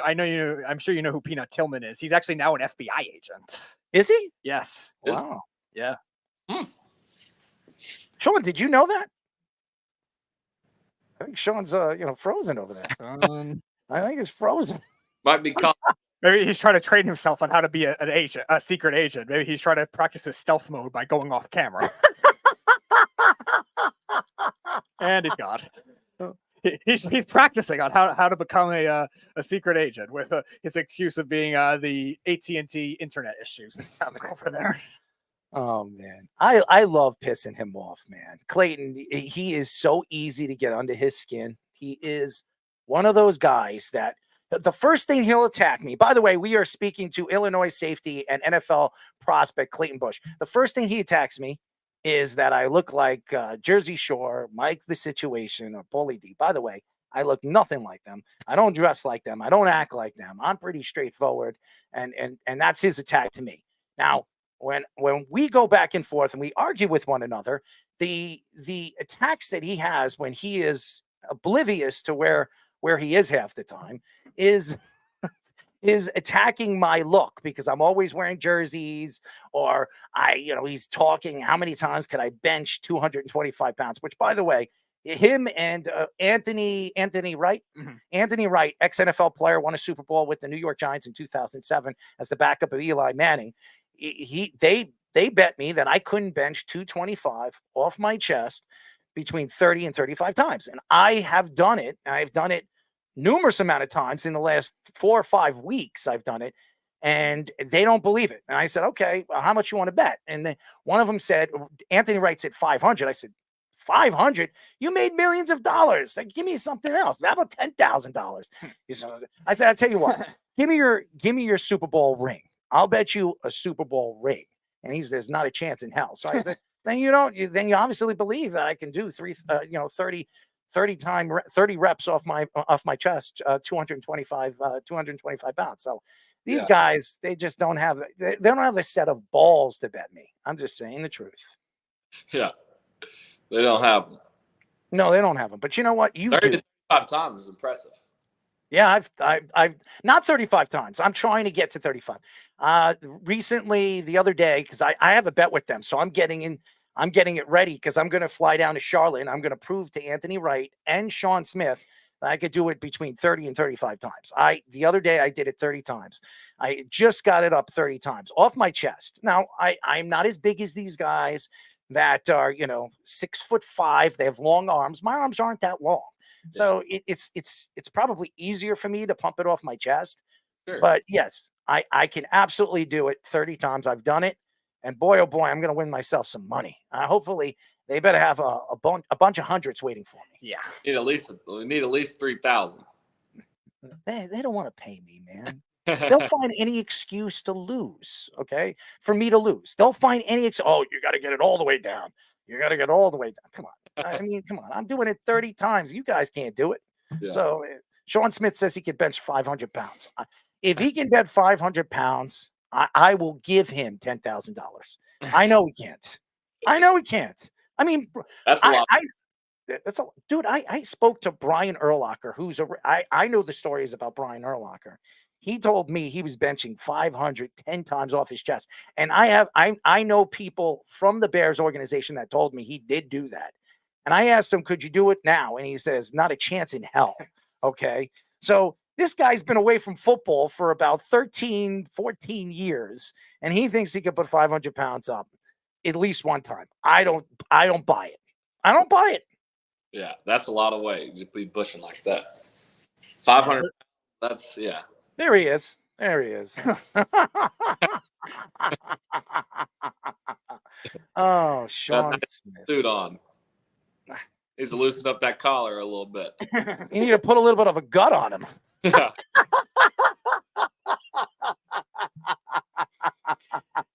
Agent Sean Smith. I love Allegedly. What happened to him? Where did he disappear to? Again, he's doing his secret agent 007 training right now to see if he could actually do it. He is in stealth mode allegedly. Well, Clayton, I'm looking forward to seeing where you're going to be drafted. We'd love to get you on after you're drafted. I hope it's maybe to my New York Jets. We're going to need some safety help. The Giants definitely need some safety help. Have you ever been to New York, my friend? Yeah, I've been to New York twice. Now, how do you like New York? I'm a country boy. I don't like that whole city idea. You know, I feel the same way. I'm not a country boy, but I love the suburb area. I was out in the city last past week, doing a summit for broadcasting. I will tell you, I can't stand the city. Everybody's so rude. It's so loud. Everybody's screaming. I mean, dogs crapping all over the sidewalk. I mean, I actually stepped in a bunch of dog crap. I didn't like that either, by the way. I was very upset. So I didn't like it. So I understand you. Running around stinks. I mean, it has like this potent smell in the city. And I don't want to take shots at any New Yorkers out there, but what are you guys doing out there? No, Yeah. they don't eat them off the ground like Eagles fans. Oh, that's true. Yeah. Yeah, horse crap. I mean, cow crap. I mean, I did go cow tipping. Sean's never done that before. Have you ever gone cow tipping? I know you're out there in the farm area. Nah, never done that. I've jumped on backs though. Oh, here's the thing. We live out in the suburb area, and out in the Hamptons, there's a lot of cow farms and horse farms. And when I was about your age, I think I was like 18, 19 years old. My friends, we were kids. We did stupid things, and they said, "Let's go out to the Hamptons. Let's go to a cow farm. Let's go cow tipping." I'll never forget it. Okay, and there was this big, huge cow. It wasn't a bull; it was a cow, and it was two. She was with her babies, and they were standing up. And I said, "They don't look like they're up. You know, they close their eyes." She was sleeping. So one of my friends told me, "You got to press put your body, narrow it down to their front legs and push. Just push a little bit, and she'll fall. She'll tip." I'll never forget it. Okay, I'll never forget it. I tried to do the same thing, and this is like a 500-pound animal, 600-pound animal, and I was like, at the time, I was like 150, 145, and I put my shoulder to her, her middle body. He told me what to do when I was doing it, and I slipped and I fell under her. And the guy comes out of the house. You hear it. They're beeping the horn. They're flashing the light to tell me to get out. And this guy says, "I'm calling the police." I was stuck in like the mud under her, the undercarriage. I thought she was going to stomp all over me. So I advise you never to cow tip. Yeah. Right? I would advise you never. Especially not with a mama cow. They'll mess you up. Mama cow. I mean, I would love to ride a cow. Okay. Yeah. Speedy likes cows, right? I have not encountered them physically, and You find them sexy, right? No. You told me you find a cow No, sexy. no, I don't know where you're hearing these things. You did. You said I asked you, what would you rather? You know, what would you? Yeah, what would you rather is different than. Would you rather a horse It or was a cow? probably comparative to something else. So you like the cows? Sure. Okay, so you see that he loves the cows. I just wanted to let you know, Clayton. That doesn't mean I'm not that passionate about the cows that I would want to ride it. You've milked a cow, right? No, I haven't. You've never tried to milk a cow? What do you think? I come from some like middle of nowhere in Kansas culture where that would happen, or Iowa, or any one of those states, Nebraska, any one of Clayton, those could states? you teach him how to milk a cow? Yeah, we got you. Oh, yes, it's Speedy. You should go out to Kentucky. He'll teach All right, if I'm in Kentucky, I'll consider it. So there we go. I mean, have you ever milked a cow, Clayton? Oh yeah, in high school we have ag class, and they take us over to the ag center at WKU. You'd go out there, milk cows, mess around with goats. See, they mess around with goats, Speedy. You messed around with goat. No, I didn't. But LeBron James did because he claims he is one when he's not. Well, you like goats. You found him sexy, right? What? Where are you getting this? Anyways, Clayton, I hope you didn't think we were crazy, but we wanted you to have some fun. This is probably one of your first interviews, I'm sure, before the draft. Yep, 100%. Well, we want you to remember us. We really appreciate you joining us. Hopefully, Sean didn't scare you away. I mean, seriously. He is coaching people that are heading into the draft, and he's telling you white lies, okay? He's telling you white lies because there's no way in hell he can chase after Chris Johnson today, who was running a 4.3. I mean, this guy likes to lie, all right? I'm just trying to be honest. I'm just trying to tell you the truth, but we really appreciate your time. Good luck in your pro day, April 16th. We will be watching the draft, and listen, if you come to New York, we'll show you around Long Island. It's more of the farm area. I mean, it's not all farm. It is a city area, suburb area, but I think you'll like it more than New York City or any of those places. So 100%. Well, I appreciate you guys having me on. Thank you so much. absolutely. And we'll talk to you soon, buddy. Yep. God bless you guys. You too, my You friend. too.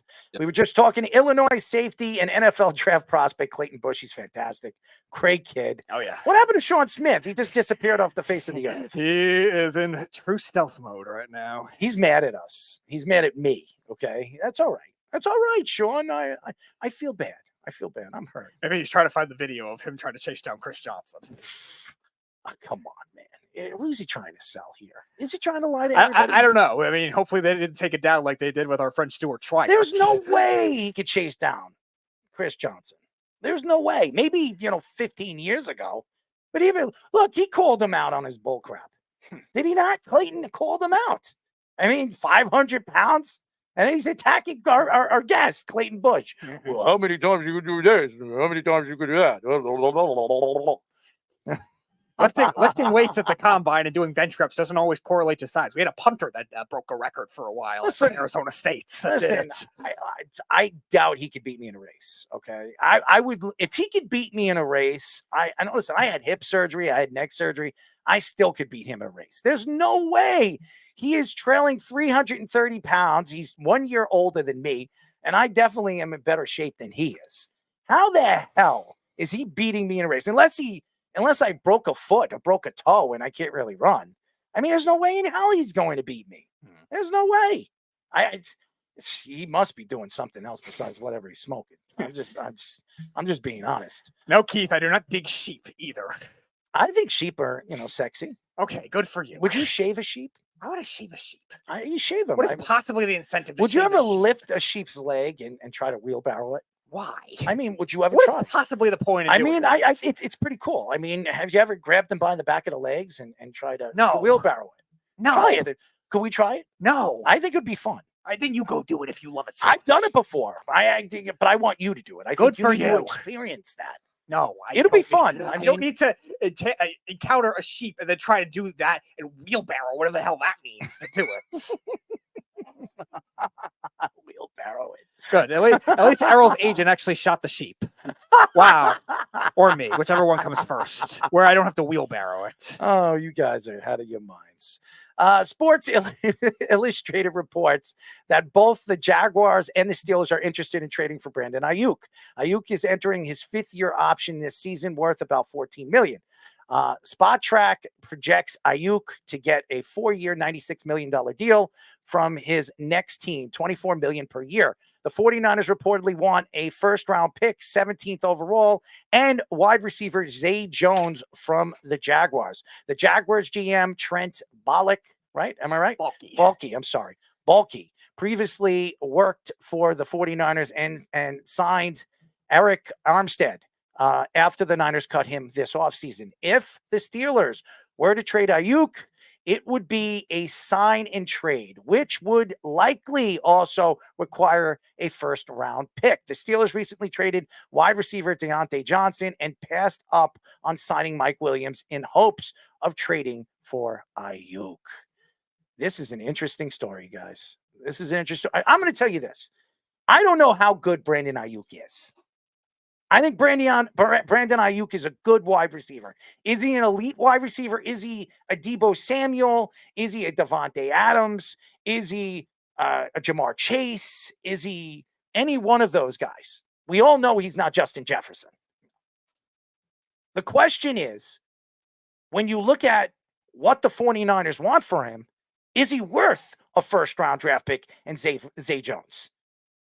Now, you sit here and you look at what Brandon Ayuk did in the Super Bowl. He did absolutely nothing.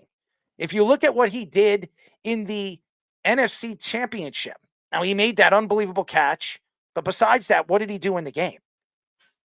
He has not done enough, in my eyes, to be a high-paying wide receiver in this league. Now, that doesn't mean he's not worth $20 million. It doesn't mean he's not worth $21 million, but is he going to get it? And again, the 49ers who franchised him are not going to just give him away. And again, they need a number two. If they're willing to trade a Brandon Ayuk, even if they bring in a Zay Jones, is Zay Jones a number two? That's the question. He's more of a number three on a roster right now. And first round, if they get the 17th pick, are they going to get a wide receiver at 17? All the good ones could be off the board by 17. Zay Jones is also a weird scheme fit, too. The Niners are not a team that does a lot of deep threat wide receivers either, and that's really what Zay Jones is. So I don't really get that logic at all from John Lynch. Now, John Lynch right now is on a hot seat. This team needs to win a Super Bowl. They have not won a Super Bowl since John Lynch has taken over as the GM of the organization. Kyle Shanahan's been there, 6 years, 7 years. He has not won a Super Bowl. He's been to two Super Bowls and lost both Super Bowls against Patrick Mahomes and Andy Reid. And now you're going into a season, you lose Eric Armstead, who, by the way, went to the Jaguars. You lose pieces. This is not the same team they were last year. They're actually defensively worse than they were last year. They still have Nick Bosa. They still have the talent of a guy like a Deebo Samuel. They still have, guys like, Kittle and all the different young players that they've brought in over the last couple of years. Are you going to trust this year that Brock Purdy is going to show up in the big game and win you the big game? He still hasn't proved that he can win the big game. And Ayuk played a big part of the development in Brock Purdy. As a matter of fact, Brandon Ayuk had a better season than Deebo Samuel did this year.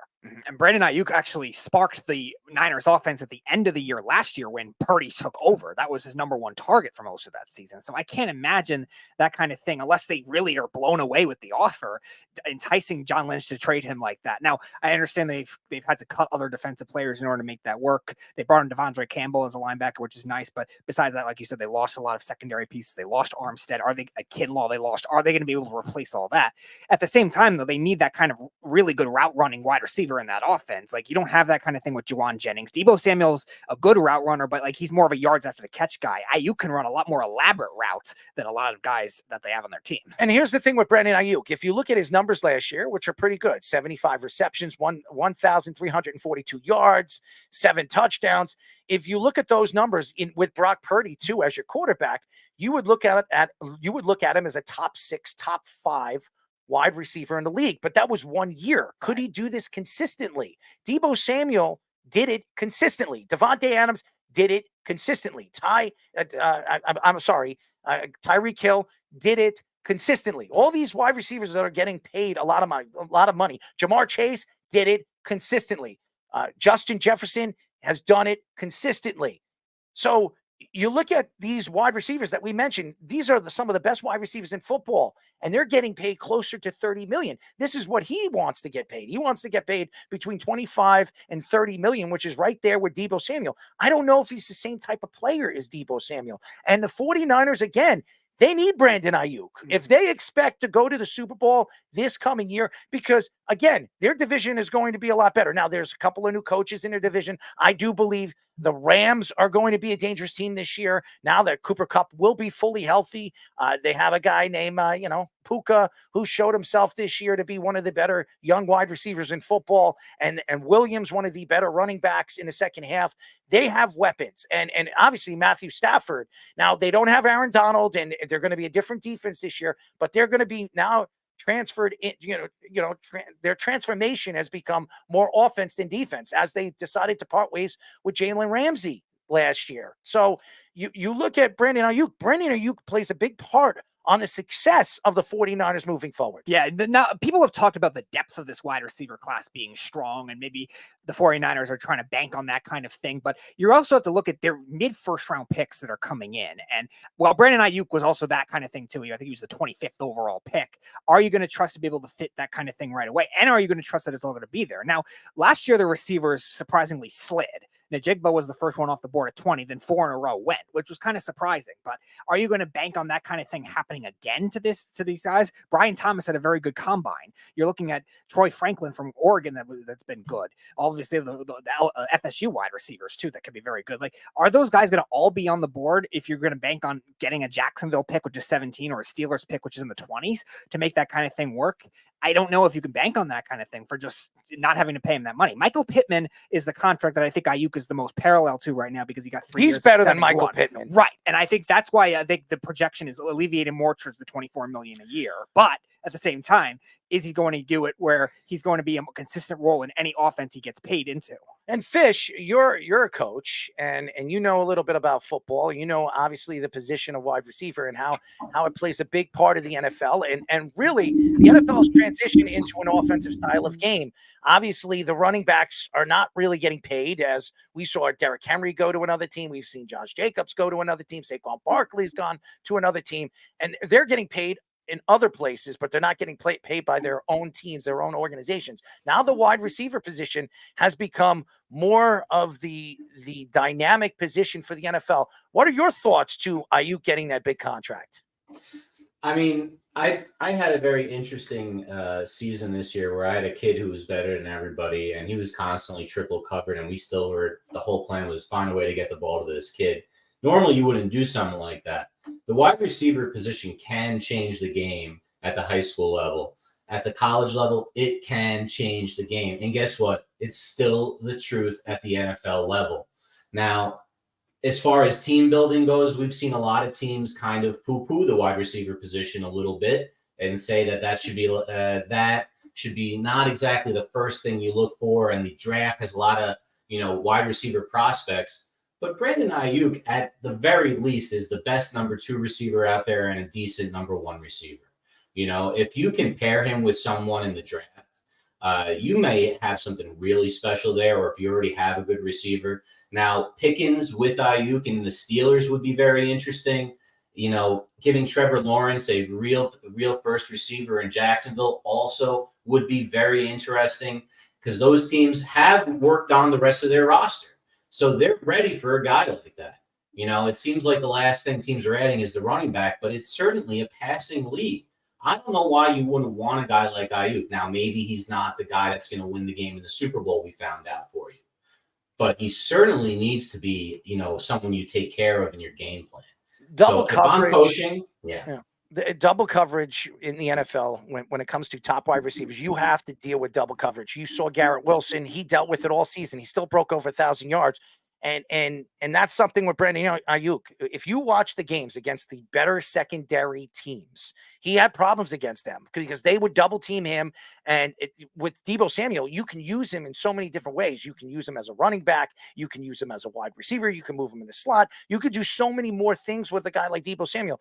A guy like Brandon Ayuk, he's a great route runner, and he's fast. He's good on the outside, but he's limited. And when you're limited, teams will figure out how to stop you. They'll zone you. They'll make you do things that you're not comfortable in, as we watched in the Super Bowl against the 49ers, McDuffie and a guy that's expecting a lot of money, and L'Jarius Smith, who wants a lot of money as well.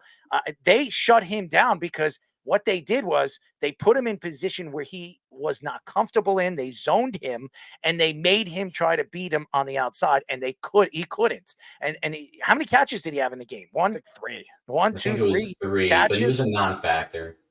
He was a non-factor. And that's the thing. You're going to pay a guy $25 million. He can't be a non-factor in the biggest game of the year. So, and that to me stands out more than anything. I don't care how many yards he had in the season. 1,342 yards and seven touchdowns. If you look at his numbers don't show what he did in the playoffs. What did he do in the playoffs this year? How many yards did he catch in the playoffs this year? I don't know the exact numbers, but I'm going to tell you right now, if you look at what he's done in the playoffs to the regular season, they haven't been good. Now, Fish, it's interesting you bring up the point about these other wide receivers kind of fitting more, and Brandon Ayuk might fit more in a different offense too. The other thing that worries me, though, if they do make this trade, though, the 49ers, is Brock Purdy, when one guy was hurt in their offense, whether it was Deebo Samuel, whether it was George Kittle, and they didn't have the production the other way, he looked like a broken quarterback. And you saw that in the first half against the Packers in that playoff game. When Deebo Samuel got hurt, he looked like a deer in the headlights, and they struggled in that first half for that reason. It really took some defensive turnovers, some sacks, some mistakes by Jordan Love to make that kind of thing happen where they could rally. And then obviously Christian McCaffrey doing his thing as well. So that's the one thing that concerns me about that. But you're right. I think Jacksonville is more of a place for him to strive in a more conventional Doug Peterson type offense, where he's been good with all veteran and rookie wide receivers in the past with Philadelphia, and the Steelers too, with now Arthur Smith there. Like Errol was saying, Drake London's driving that offense. Brandon Ayuk's a better receiver than Drake London. No question. So you right now, at least. Yeah, you would think that kind of thing could elevate even further. I think Kyle Shanahan kind of misused him his first 2 years, and that's why he's only getting the production now. I think, there's something that needs to be said. Even though he wasn't productive, there's different types of wide receiver positions. And we look at Ayuk as a traditional X receiver who's supposed to take the top off the defense. He's what gives the room underneath for the crossing routes, the deep overs for Samuel, for Kittle, for the, clearing out all those guys clear out now. McCaffrey can fit underneath. The 49ers better find another X receiver that's as good or can take that with speed, can take the top off of that defense. Because I would argue the best place for him is still in San Fran, because they need that type of guy, at least, even if it's not him, to run that offense the way they're doing it with all their motions and their H-back and, with Juszczyk and all those guys. You need a top taker offer. Now, I think, the speed in Jacksonville's a little bit better, and, they're going to have to play, they can't just bring two guys over to him and play over the top the same way with the speed they have there. Now, they have to trade some of that speed in Zay Jones. Maybe they don't, but it's really going to be interesting if he gets there, because that could be explosive. Yeah, all those teams that are listed too have that kind of missing piece for the Ayuk to complement the receivers that they have. Like we were talking about before with George Pickens. He's really fast for his size, dynamic wide receiver. So underrated. Yeah, he's so underrated. I really felt bad with him all season. I felt bad for him all season long because he had third string, fourth string quarterbacks thrown into him. And Kenny Pickett is really not even a second string quarterback. As of right now, for what we've seen, he might be a little bit better than Zach Wilson, a little bit better. And that's not saying much. So a guy like George Pickens, who still had, I think, 800 yards this year. I think he had like 6 or 7 touchdowns. Right. I don't know exactly the numbers.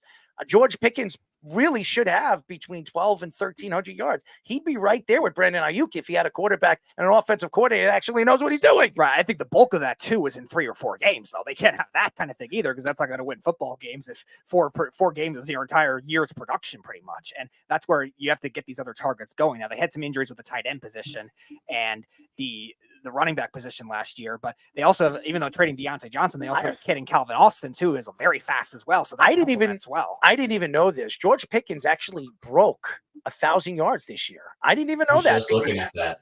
His last two, I guess his last two games were explosive because I know I think one of the games he had close to 200 yards in one of the games. I know because I had him the on Bengals game. yeah, I had him on one of my fantasy teams. He actually had 63 receptions, 1,140 yards, and 5 touchdowns all season long. He couldn't do anything. I remember it. It took really the last 3 or 4 games of the season, and it really didn't help me in fantasy. I did win, by the way. He was on my team. I did win, but it wasn't because of George Pickens. But George Pickens, when I look at his numbers, and he was averaging 18 yards a catch, that says a lot about the season that he had last year. And that's with third and fourth string quarterbacks throwing him the ball. And Matt Canada as offensive coordinator. Yeah, I mean, that's incredible. I think George Pickens could be one of the best wide receivers in football. He's still fairly young. I think he's 25 years old. He came off an ACL tear his first year. So, I didn't expect his first year to be that great. But this is his third year. Mm-hmm. And this was his best year. And if he actually has a quarterback that can get him the ball, he's got size, tremendous size. He's so fast, 6'3", tremendous length, can jump. I saw him during preseason games and even some of the practices that the Steelers had. He was by far the most athletic and most talented player from all the players on the field. So that says a lot about George Pickens. I just don't think we've seen enough of him this year. And by the way, Deontay Johnson didn't help it any bit because the guy can't stay healthy. If he actually stayed healthy, that would be it. Maybe the Pittsburgh Steelers offensively would have been a little bit better. Maybe Kenny Pickett would have better numbers and he didn't get hurt. Yeah, also drop problems too alleviated that even further. But slot receivers are a lot easier to find later, so I think those are a lot more replaceable. That's probably why they traded him and not have to pay him the $16.2 million they had or whatever on the last year of his contract. Where did Deontay Johnson go? Carolina. Which was actually a good trade for the Steelers. So they also got a good corner and Dante Jackson back as well. That'll help their depth with Minkah Fitzpatrick. They drafted Joey Porter, who kind of struggled in the first half of the year, but did very well in the second half of the year. And now their secondary looks a lot better. I can't wait to watch the Pittsburgh Steelers this year. I really can't. Ayuk would unlock Pickens even more. We were just talking about it, that Pickens did that well with bum quarterbacks. And he's, going to be doubled at this point. Deontay Johnson couldn't stay on the field. He's more kind of a possession guy at this point in his career anyway. Maybe a little closer to like, the way Keenan Allen would impact the game than like a true, deep threat type of a receiver. Imagine what happens now if Pickens has to have the number 2 cornerback on him every play. Mm-hmm. And they're rotating coverage to Ayuk, and then that opens up the run game for those 2 big thumpers they have that, maybe they're not best at finding holes, but they're big and tough to tackle. At least Najee is. And, that could – they could go from one of the worst offenses to one of the better offenses in the NFL. Adam Schefter reports that L'Jarius Sneed wants to be the highest paid cornerback in the NFL. The Chiefs signed Sneed to a franchise tag worth about $19.8 million. The Chiefs last week made Chris Jones the highest paid defensive tackle in NFL history. The Colts and Titans expressed interest in trading for Sneed, but the Chiefs' asking price is very, very high. Jari Alexander is currently the highest paid cornerback per year, making $21 million per season. And the Chiefs currently have about $8.5 million in cap space. First of all, he's not going to make $20 million. There's no way after paying Patrick Mahomes last year and extending him. Kelsey still has, I think, another year or 2 years left on his contract. I think it's a year or 2 left on his extension. He's getting paid. He's one of the highest paid tight ends in the league.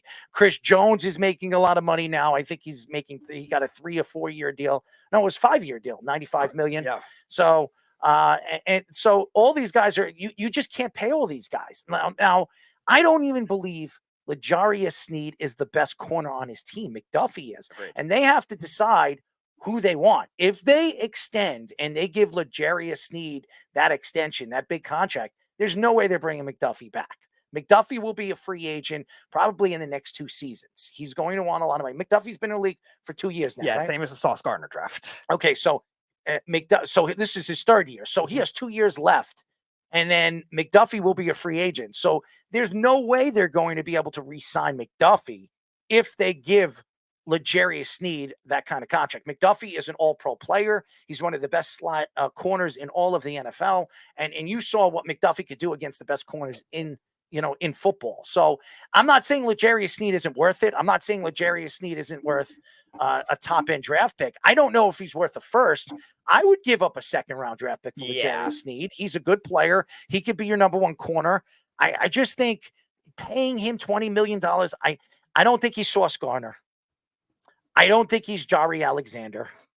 I don't think he's any of these top corners that we've seen and young corners that we've seen over the last 2 or 3 seasons. So I could see him giving him a $15-16 million deal and give him a 3-year extension and give him, I don't know, $25-30 million guarantee for a corner. But I'm not going to extend him to a significant total of money where you have McDuffie that's going to be a free agent in a couple of years. And you've had a lot of other guys play well when they got hurt towards the end of the year. Sneed was dealing with a lot of injuries. He barely was playing a lot in the first couple playoff games because of injury. And a lot of those other guys stepped up in that system. And I know the cornerback position has been hard for the Chiefs to be able to replace really until 5 years ago. They had a really bad drought of finding corners, and they got our friend Bashaud Breeland, or Kendall Fuller they brought in, but still it was really bad before that. And now they have to make a decision with how well McDuffie played. And is that kind of thing going to be sustainable if they try to bring in maybe a cheaper number 2 corner? They go draft another corner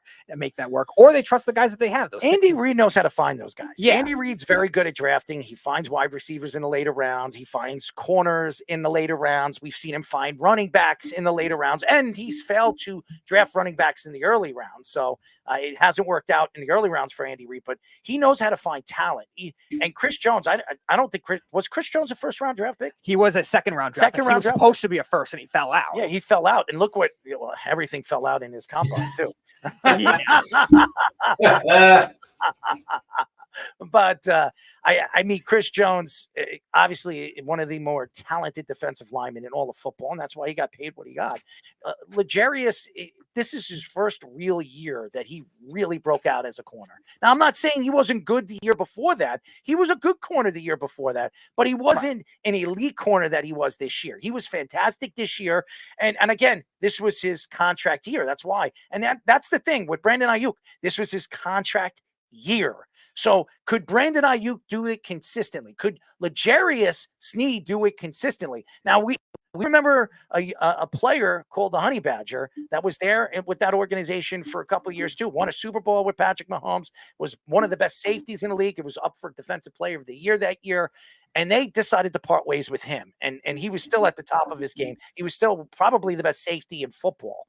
So, honestly, you could move the Honey Badger. He could have played safety. He could have played corner. He came into the league as a corner, and they moved him to safety, free safety. So I don't think L'Jarius Sneed is that durable. He's that type of player where you could say, hey, you know what? We got all the corners we need. We're paying you $16, $17, $18 million. We're going to stick you at safety, and you're going to be the safety that you were as a corner. I don't think that's possible. And that's the thing when you're talking about that kind of money. You have to pay those guys that kind of money. You have to make sure that they can do things that other corners can't do. Right. And he can play it, but why would he test the positional market when it comes to the corner versus safety being drastically different? Look at all the ones that were cut this offseason with Justin Simmons, with Jamal Adams, etc. Thank God. And the positional value, Jair Alexander had the highest paid corner contract at $21 million. The highest paid safety contract is about 16. So or Xavier McKinney just has it now with 17, but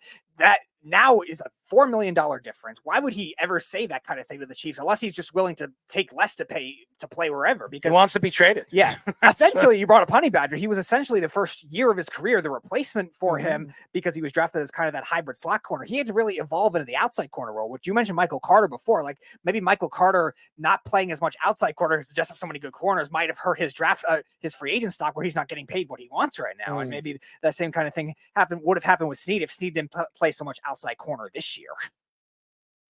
I think the thing that kind of tips the hand on what's going to happen here is they're up against the cap and they paid him the franchise tag, which is all on the cap. If you give someone the franchise tag, the entirety of it is on the cap. You know that they're not going into the season like that. So he's either going to be traded or they're going to sign an extension where that the first year cap number is going to be somewhere around, $6 million or something like that. So they have the room. There's no way he's playing on this tag. It's just to buy time. And I think one of the things, and I have this graphic up here. If you take a Yeah. look, all of these corners that got paid before this year, Jalen Johnson got paid this year because he had a 90.8 PFF grade. He's getting $19 million a year. Everyone else, Jair Alexander on down, no one was over 70.2, except for L'Jarius Sneed at 71.1 on their overall ratings. Now, PFF scores aren't perfect or anything like that, but it gives you an idea of what it's like when you pay these top corners. Is it really worth all that money? Are they just in, like we said, contract year mode, and that's the best they're ever going to do? And then they're going to play more at this, very good or good corner, number one, great number two level, which might be what Sneed is, as opposed to, like that's what they are, like Sauce Gardner has shown since day one. You look at Marshawn Lattimore, a guy that we've heard over the last couple of weeks that the Saints are looking to possibly move before the draft, and they're trying to stock up. Maybe they're trying to rebuild. I don't know. I think the Saints could still be a playoff contending team in their division this year. But Marshawn Lattimore, he's done it consistently. He's done it consecutively every single year. L'Jarius Sneed, this was his best year. He's still franchised. He's still making $19.8 million as a franchise tag. That's a lot of money. If I right now was this organization and this team, I am not overspending for a player like L'Jarius Sneed when I'm going to have to pay McDuffie 2 years from now. And I'm going to tell you right now, the way and what I've seen with McDuffie is an elite corner in this league. This kid could be a top 3 corner in a year or two from right now, if he's not already. I mean, he was an all-pro player this year in the slot. They have a new, slot position as an all-pro player. He was really the best slot corner in the league. And you can move him anywhere. We saw in the playoffs. Look what he did against Diggs. He shut down Diggs. He shut down everybody. He shut down Baltimore. Every single team that McDuffie. It wasn't L'Jarius Sneed that was doing it. McDuffie is the number one guy. He's been the number one guy for the last 2 seasons, and you see him starting to develop into the player that he is. Yeah, and the dilemma is the same kind of thing with Brandon Aiyuk. Do you want to give 2 players of the same position that kind of top money? Now the Chiefs don't have to do it this year, but they're going to have to do it in the future, where McDuffie corner contracts are going to be very inflated by then. And so if he keeps up this pace, he might be the second or third highest paid corner, depending on Sauce and some other guys in the league. So that kind of thing is going to be a question mark of how much do you trust that Spagnuolo scheme and the other free agent signings. So we've seen Brett Veach do a good job bringing veterans for this defense, but we've never seen them try to drastically pay, besides Chris Jones and Honey Badger initially, drastically pay a lot of these guys because they had a big cap issues with the first defensive team before they got Mahomes. Aaron Donald announces his retirement from the NFL on Friday after 10 NFL seasons. Such a surprise. I couldn't believe it. Donald was a 10-time Pro Bowl player, 8-time first-team All-Pro, Defensive Rookie of the Year, 3-time Defensive Player of the Year. Donald finished with 543 total tackles, 176 tackles for loss, 260 quarterback hits, and 111 sacks, second most all-time amongst defensive tackles. Sean McVay told Sports Illustrated Albert Breer that Donald told him he was going to retire after the Rams playoff loss against the Lions. Aaron Donald and Barry Sanders are the only 2 players in NFL history to play at least 10 seasons and make an all-pro, a Pro Bowl in every single season. Since the merger, Aaron Donald and Lawrence Taylor are the only 2 players to make a Pro Bowl in each of the first 10 NFL seasons. Defensive coordinator Raheem Morris said Donald should be thought of as one of the greats, such as Mean Joe Green and Lawrence Taylor, when talking about his legacy. Here's what I'm going to say about this. I was shocked. I was absolutely shocked that Aaron Donald was retiring. On Friday, when I heard that story, I didn't believe it. But last year, before they extended him and they gave him a 3-year extension, he came out and said that he wanted to retire after that. And he won his Super Bowl. All he wanted to do was win a Super Bowl, and he had a chance to do that. And this guy is going to go down as the greatest defensive tackle of all time. Now, Lawrence Taylor was more of a defensive end linebacker. Mean Joe Green was more of a defensive end too. He wasn't really a defensive tackle. What he did as a defensive tackle and what he did as a defensive lineman in 10 seasons was remarkable. Absolutely remarkable. He was the best defensive player 8 seasons in a row, and it wasn't even close. Wasn't even close. He caused havoc against some of the best offensive lines in football, dominating. I seen him against some of the best offensive lines in football. I remember, if I'm not mistaken, I don't think it was against the Eagles, but it was against one of the top 5 offensive lines in football where he had 3 sacks in a game. I think it was the Cowboys. 3 sacks in a game. Completely tortured that offensive line. And that's what makes a guy like Aaron Donald so special. He is one player. Everybody knew he was the best defensive player on the field, and they couldn't stop him. Same thing with Lawrence Taylor, Reggie White, some of the greatest defensive linemen that ever played. No matter what team he was playing against, what defense he was playing against, or offensive coordinator he was playing against. I'm sorry. He was that dominant. And what makes this so crazy and so weird is when you look at guys like Barry Sanders. Barry Sanders stepped away from football in 10 seasons. And you look at Calvin Johnson. Calvin Johnson stepped away from football 10 seasons. Aaron Donald now, 10 seasons, retires. These are some of the best players at their positions of all time. Calvin Johnson, Megatron, the best wide receiver in this era. Retired in 10 seasons. And he came out and said he wants to spend time with his family, the CTE situation. He doesn't want to be paralyzed. Aaron Donald has nothing to prove. Calvin Johnson never won a Super Bowl. Barry Sanders never won a Super Bowl. Aaron Donald did. That was his goal. Just win me a ring.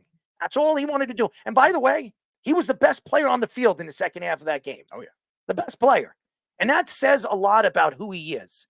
When you have a player that good and that dominant, and everybody knows he's that good of a player, and you can't stop him, that's what makes a player special. Right. You also look at the way he transitioned the game for 2 things. One of which the football back to LA thing, which the LA didn't have a team since the Rams left and the Raiders left in the 90s. And he was the icon that really transformed it back to get it to glory. Now we make the jokes, especially me, of the fans not showing up to the games regardless, but it's still a big market. Players want to go there. Look at how many stars the Rams traded for because everyone wanted to play with somebody like Aaron Donald on the defensive side of the ball because he was that good. And also for quicker defensive tackles, because Aaron Donald, when he was drafted, I think was 284 pounds, and like his quickness off the line of scrimmage was just insane. He lost a lot of weight. Remember when he came from Pitt? I remember when he was drafted, I think he was the number 6 pick or 7th pick. He was 13. He was right 13. 13, right after Odell, or whatever, wherever he was drafted. I remember he was overweight, and that's why he fell in the draft, because they thought his body structure, where he was built going into the draft, he was going to fall because they didn't think that he was going to survive in the NFL. They thought he was a 3-4 year player. Well, he was a 10-year player, and he was the best defensive player in the league his rookie season. Right. And that has paved the way for a lot of these defensive tackles that are drafted now that are getting big contracts this offseason, these quicker type pass rushing type defensive tackles to mold their game around him. Now, none of them are going to catch up to him because what he did for also 4 different defensive schemes in a 3-4 as a 3-4 and a 4-3 defensive tackle, so many different positions. Patrick Mahomes had the MVP season in 2018. I honestly thought he was the second best, deserving of MVP. He had 20.5 sacks playing mostly as a 3-4 defensive end. Like, that's insane. That's unheard of. And he has 111 sacks, which is second most all time, only to John Randall, who has 137. It's just insane in today's game where the game's gotten so much faster. We talk about all the times these rules that are hurting these defensive players, and he's putting up those kinds of numbers year in and year out. Raheem Morris is right. Absolute legend that should be thought of that way. And Fish, you actually played the position. You know about the position because you coach. What are your thoughts to Aaron Donald's career? So this is the position I coach. I love talking about the line, and there's nobody better to talk about than Aaron Donald. Now, you can compare stats all you want. I think Randall played a bunch of D-end as well, so he was like in 4-3. So he actually was able to get more of a traditional, sack number. Take a look at what Donald was up against. They were triple teaming him. You don't triple team players on the field because it's 11 on 11. You're literally playing 11 on 9 with the rest of the team if you're triple teaming someone. But that's what teams had to do to Aaron Donald. I was listening to the Kelsey Brothers New Heights podcast today, and Jason Kelsey was talking about how there was no one else in the league, all the other great players on D-line or linebacker, 0 players besides Aaron Donald, that they would game plan strictly, we just have to stop this guy. I don't care about anybody else. That's Lawrence Taylor stuff. That's what they used to do for Lawrence Taylor, and they really couldn't because there were so many other great players on that Giants defense, which is why they were so successful. The Rams, I don't think, they had Von Miller that year. They won. But, he was able to do it all the time. And this past year, not as good. He was triple teamed all the time, only had 8 sacks. But guess what? Still first team All Pro, because the guys that know. There is nobody else that commands a triple team on the D-line, on the inside of the line. I don't know how you protect the rest of the pocket with not being able to help anyone else. It was amazing. The best. He was the best. And he'll go down. If you're talking about an NFL team, he'll probably be my starter on my defensive tackle. He was that good. He was that great of a player. And the guy was built like an ox. I mean, he transformationed his body in like 5 years from what he was. And he knew when he came into the NFL how many people were speaking about his size and how overweight he was and how fat he was. And he still was drafted in the first round. He's still drafted in top 15. But the guy should have been the number 1 pick in that draft. I mean, if you look at all the guys that were drafted, and it was a great draft, by the way, but Aaron Donald was by far the best player in that draft and that draft class. And for him to fall all the way to 13, I thought it was 6, but you guys said it was 13. That just says a lot about who he is as a player, how hungry he was, how he wanted to prove himself as a player when he came and he went to St. Louis and really transformed that position. He is what you want to be as a defensive lineman in the league. Now you look at guys like Quinn Williams, you look at guys like Dexter Lawrence. These guys are big guys, but this guy is built like he's inhuman. He's like He-Man, on the football field. It was just so special to watch him, and it's sad to see a player this good walk away from the game, even at the top of his game. He didn't have the season that he had the last 8-9 years, and even last year was kind of like it started to tail off, but he still was one of the best defensive linemen in the league. Even when you look at his numbers, he might not have Chris Jones numbers or Dexter Lawrence numbers this year, or any one of those guys, but he had some great numbers, and he will go down as one of the best and one of the greatest defensive players to ever play the game. When we come back, ladies and gentlemen, we are going to have a Let's Parlay with Chaz, Wes, and Reno Johnny on a Wednesday, not on a Thursday, because we have our bracket to come up, and I'm sure they have a lot of picks going into the NCAA tournament. But first, Tommy Scoops with our Sports Minute. This is the Sports Loudmouth Sports Minute Are you ready to get loud? with Tommy Scoops. That is right, ladies and gentlemen. As promised, I am back to deliver yet another Loudmouth Sports Minute. I am the man, Tommy Scoops, to give you the rundown. And currently in the NBA, the Pistons just announced that first round 5th overall pick guard Azur Thompson is going to miss the rest of the season to receive blood clot treatment. The team also announced that center Isaiah Stewart is also expected to miss the rest of the season with a hamstring injury. In other news for the NFL also said that they are going to be considering on the kickoff and hip drop tackle ban proposals. The kickoff proposal will see multiple changes to the kickoff rules and a hip drop tackle, which will ban the hip dropping for player safety. In other news, Saints re-sign safety Jonathan Abrams to beef up their safety position along with Tyrann Mathieu. Other NFL news, the Rams are going to be signing linebacker Christian Rozeboom.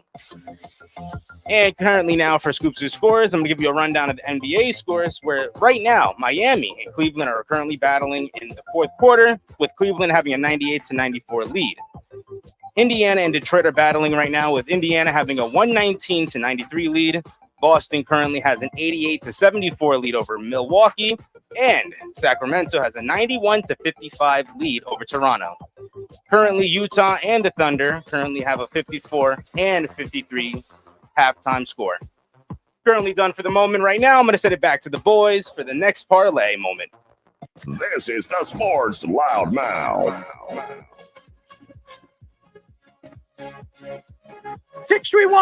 631-672-3108 is the number to call. You're listening to the Sports Loudmouth. I'm your host, Errol Marks. My co-hosts, Speedy Petey and Sean Smith. I don't know where Sean Smith went. Okay, absolutely disappeared. I don't know where he is. I know he was driving. I know he has bad internet over there in Texas. I don't know what's going on in Texas, but it's been going on for a while over there. They must have lousy internet. But anyways, remember, you can go to our website at www.worldwidesportsradio.com. Check out all our shows throughout the week, including The Loudmouth with me, Speedy Petey, and Sean Smith every single Wednesdays and Thursdays at 7 p.m. All you have to do to tune in and check out our local listings is go to our website at www.worldwidesportsradio.com. Thank you to Illinois safety and NFL draft prospect Clayton Bush for joining us. I think he had a good time with us. Yes, he did. I think he had a really good time with us, and hopefully send him out a text. We'd love to get him on the show again after he gets drafted. Hopefully it's in a very, very high position, and hopefully he goes to the Giants and the Jets. I want the chance to see him in person. But ladies and gentlemen, we do this every single week, and we're doing it a little bit early because we have March Madness right here. We call this segment Let's Parlay.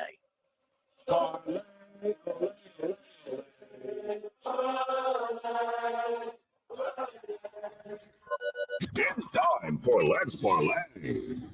All right, ladies and gentlemen, I know everybody loves Derek Mountaineer Mountain, but we've been waiting for this guy to show up. He's been in his own little world, as he always is. And Chaz, he was in Brazil. He's, horse betting. Speedy likes horses, so Chaz. So maybe you should go to, go watch a horse race with him. And Reno Johnny, who likes to drink and enjoy himself and hang out as he always does at football games, and Worldwide West, the guy that never loses. How are you boys doing? Wes, What? you're muted. Wes, you're muted. And Reno, I'm you're not muted. I just don't have my background, so I just have green screen today. It's okay. It's okay. You don't have to. No, I'm over it. I'm over it. I'm doing great. I was just thinking about Wichita State when you said There you horse, go. and the There look you on go. Petey's face. There you go. Speedy, do it. Show the thumb. Show the thumb. So I communicate with the guy above me, but the guy to the left or right, depending on what angle you got. How you doing, Jonathan?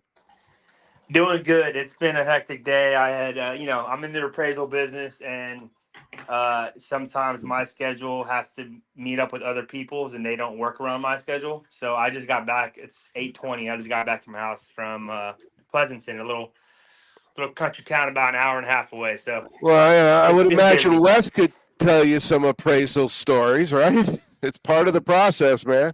Sure is. Yeah, but is. I'm excited for March Madness. I will say a little tidbit. I think the Mountain West was grossly underseeded. All right, but that might be a little bit because I love that conference. But I do think they were grossly underseeded. So I got plenty of good opportunities to make some money. You know, it's so interesting. And before we get into March Madness, and I know you guys are going to have picks, would you guys like to do your bracket with us? That would be cool. Yeah, we're about to do our bracket. Right after you guys were going to do our bracket, but you guys are here. And by the way, just so everybody knows, Reno Johnny is in his bathroom. For some reason, It's a tribute to Sean for Smith. some reason, we have so many different people that love to do interviews or work with us in their bathrooms, in their showers. So thank you, Reno, for You know for what? showing up. Here's the deal: is I was working all day, and bath time on Wednesday. Me and my wife have a schedule worked out. And Are you today watching the was baby my again? bath time, but I don't like missing bath time with my son when it's my days, because he's getting bigger, and that's what I'm doing. I'm doing bath time and trying to do an interview at the same time. All right, so you guys have your bracket. Chaz, you have your Is bracket. that it? I don't know. These both have small boys. I think this is an advantage for them. Oh, I get sleep. All I get is sleep. Yeah, rub it in. I already did mine. all right, that's fine. was- I want I have you. it in front of me, but I went. Did you guys join the group? The PD's No, I group? got to send you the password. I forgot to send you the password. Okay, I yeah. sent it to Wes wrong. I'm I'll going do to do that. You bracket. never sent me the bracket. Yeah, did. it just opened because I was on ESPN. It just opened. All right, Yeah, so I'm gonna I do will it. do it after. Yeah, I will The one do that Petey sent over, I'm gonna hop on after I, do this. I was gonna do my bracket with y'all. All right, so Wes, you want to do your bracket with us? I'm in and mine's done. All Yeah, right. so we could do the 4 plays. I'd be interested in seeing how these guys handle. This is the biggest day, right? I mean, people wait all year for Thursday in the sports book. They wait all year for this trip. Like I go for for the AFC NFC. They're the same passion with this, and they get from the minute they wake up, right? Thursday morning, man. I mean, well, it's There's so many big dogs. I'd like to talk to these guys and listen where their brains at on specifics. That if they can give me 4 winners each, I would like that. Well, that's what we'll do. What we'll do is we'll do our bracket first, and then you give us your 4 winners. That's what bracket first. I thought bracket we were going first. to do Yeah, we'll winners do the first. bracket first because it makes it quick, and we'll go through it. We'll all go through it each. Each spot. What do you want to do, Speedy, with the bracket? Did you want to go through each pick individually? You want to go through just some upsets that you have in the final 4 picks? How do you want to do it? No, let's go through the whole bracket. All Because right. it'll be quick. It's not. Man, It's not rocket science. All right. On by me. All right. How about All Fish? Fish, you have a bracket? You have your bracket? No, you don't have it. Okay, so so all of you guys have it. I have mine. Speedy has his. So why don't we go through it? Speedy, where you want to go first? All right, we'll start with the region the Fish has up right now, the East region. Does anyone have a 16 seed upset over the defending champion UConn? I wouldn't imagine so. Nah, it's UConn all the way. All right, At FAU. least in that game. Actually, spoiler alert, because mine's already posted. I got UConn all the way to back-to-back. Ooh, all right. All right, so Chaz has UConn. Wes has UConn. How about Reno John? You have UConn? I'm not going to go against UConn. Real tidbit, I do think that, March Madness brings out a lot of it's exciting. I will say, I think Worldwide West, I would agree. We kind of have a little bit of an advantage because I believe I've watched Duquesne as much as I've watched UConn this year. I've watched Dayton play as much as I've watched North Carolina. So now it's a good opportunity for us to be on some of these smaller teams, but Stetson's not going to be one of those for me. Yeah, I got UConn too. All right, so FAU and Northwestern. This will be a close game, kind of lower scoring. I'm going to go with Florida Atlantic, though. All right, Russ, who do you have? I've seen Florida Atlantic play live, and they made a really close game of a team they should have just destroyed. So I like Northwestern. They've played against tougher competition in a harder conference most of the season. It's so funny because I do everything I do in my life goes by the board, right? The numbers on the board. I don't give a shit what region you're in. What time do you tip? So I got this. So I'm trying to find these games because everything I got is in order by Thursday morning to Thursday night and Friday morning to Friday night. So I couldn't even find the game. So who do you have? I don't know which game. This is Florida FAU Atlantic and Northwestern. FAU and Northwestern. I thought you did. Oh, you know what? I got Northwestern. Okay. Yeah. Who do you have, Reno? I'm going to take an FAU, and partly is I'm not that big on the Big Ten. I think the Big Ten's kind of overrated. So I'm not really thinking that it's that much tougher competition over there in the Big Ten. I think FAU, I think they're going to be a popular pick to maybe upset UConn. Spoiler alert, I do not have them upsetting UConn, but I do think they get past the first round. I think they're going to be a popular pick just because they were Final Four last year. I'm not that way, but I do think they get past Northwestern. I have FAU too. All right, San Diego State 5 against UAB. Who's the 12? Chaz, I'm not going to pick against your Aztecs like I did every round last year. I'm going to go with them here. I still get grief for picking Alabama when they played. Yes, I know. So who do you have, Chaz? We don't, Reno Johnny and I talk a lot of Mountain West, and then they had a really good team. These teams were beating each other up. As soon as someone would get to 17, they'd play someone who was 22, and they'd beat them. They beat each other up. They're really a good basketball team. The Aztecs can beat anybody if they can get somebody to decide that I'm not afraid to shoot a three, and they put their free throws in. But guess what? You probably got 128 teams in the country that could say that, right? So who do you have? San Diego State? I got Aztecs. I'm gonna go against his Aztecs. I'm gonna go Aztecs. I think it's pretty simple. Mountain West. I think UAB snuck in, right? They stole a bid there, Yep. so San Diego State for me is they're one of the best teams in the country. They can beat anybody on any floor on any given. night, so. Jonathan, you nailed it because I got like 4 words or 5 words, just a little note for every pick. And on that one, I said Mountain West over AAC. That's conference to me, Wes, who do you have? I'm staying with the Aztecs. They're just too good defensively, and both teams are about the same percentage-wise from the field. Speedy, who do you have? I have the Aztecs. Okay, I have San Diego State. They're one of the best defensive teams in the country. All right, so the Auburn-Yale game is up next. Auburn is really dangerous. Reno, Johnny, I think you mentioned this last week. I think they're the only team that's top 10 offense and defensive efficiency this year, and a very good SEC, which you mentioned on this segment last week, Wes. I think Auburn is not only going to blow out this game, they're dangerous for everything. Yeah, I got Auburn here, but I will say I think it's going to be close. I think that it's going to be ugly early, and Auburn will pull away. I think what's going to happen is it's going to provide us with some shortened spreads in the very next round. So when we get to less parlay, Auburn's not a part of it, but I believe that the next game after this win, we're going to catch a smaller spread because Yale's going to ugly this up. Yeah, I have Auburn too. I think Auburn's going to be a dangerous team in this tournament. Could be in my Sweet 16. So I have them losing to UConn, so I have them beating the I'm not Aztecs. gonna give away, so. They have a beat of the Aztecs. I have them beating the Aztecs and then losing to UConn. I got Auburn in this game, but I agree with Worldwide West 100%. Yale's going to ugly this game up, and Yale's got a guy by the name of Mahoney that can hit 42% from downtown. The only problem with Yale, they're a good team. They don't turn the ball over. They slow things down to their pace. They usually get good shots. They make good decisions at three. They can rebound decently for an Ivy League school. The one knock on them is they get to the free throw line a lot. They don't make free throws. Which is kind of weird. They're just not a good free throw shooting team. I do think that Auburn's going to kind of pull away late in this game. I do think Yale's going to give them a run for their money. And I'm also would not be surprised because if you look at Yale and the type, when you get Ivy League schools, a lot of times in Ivy League schools, you don't get a lot of NIL transfers and stuff like that. These guys have played together a long time. If you look at what Yale has done, they got a guy in Menge who's been great. Mahaney, who's been great. They got guys that have been there for a long time. Noling, right? They're experienced. This is a team, when you look at upsets, that could actually go Sweet 16, upset, Cinderella. I just think Auburn's too good. So I'm going to take Auburn, but I do think Yale is going to make this game ugly. We're going to be able to get a good line on Auburn in the next matchup.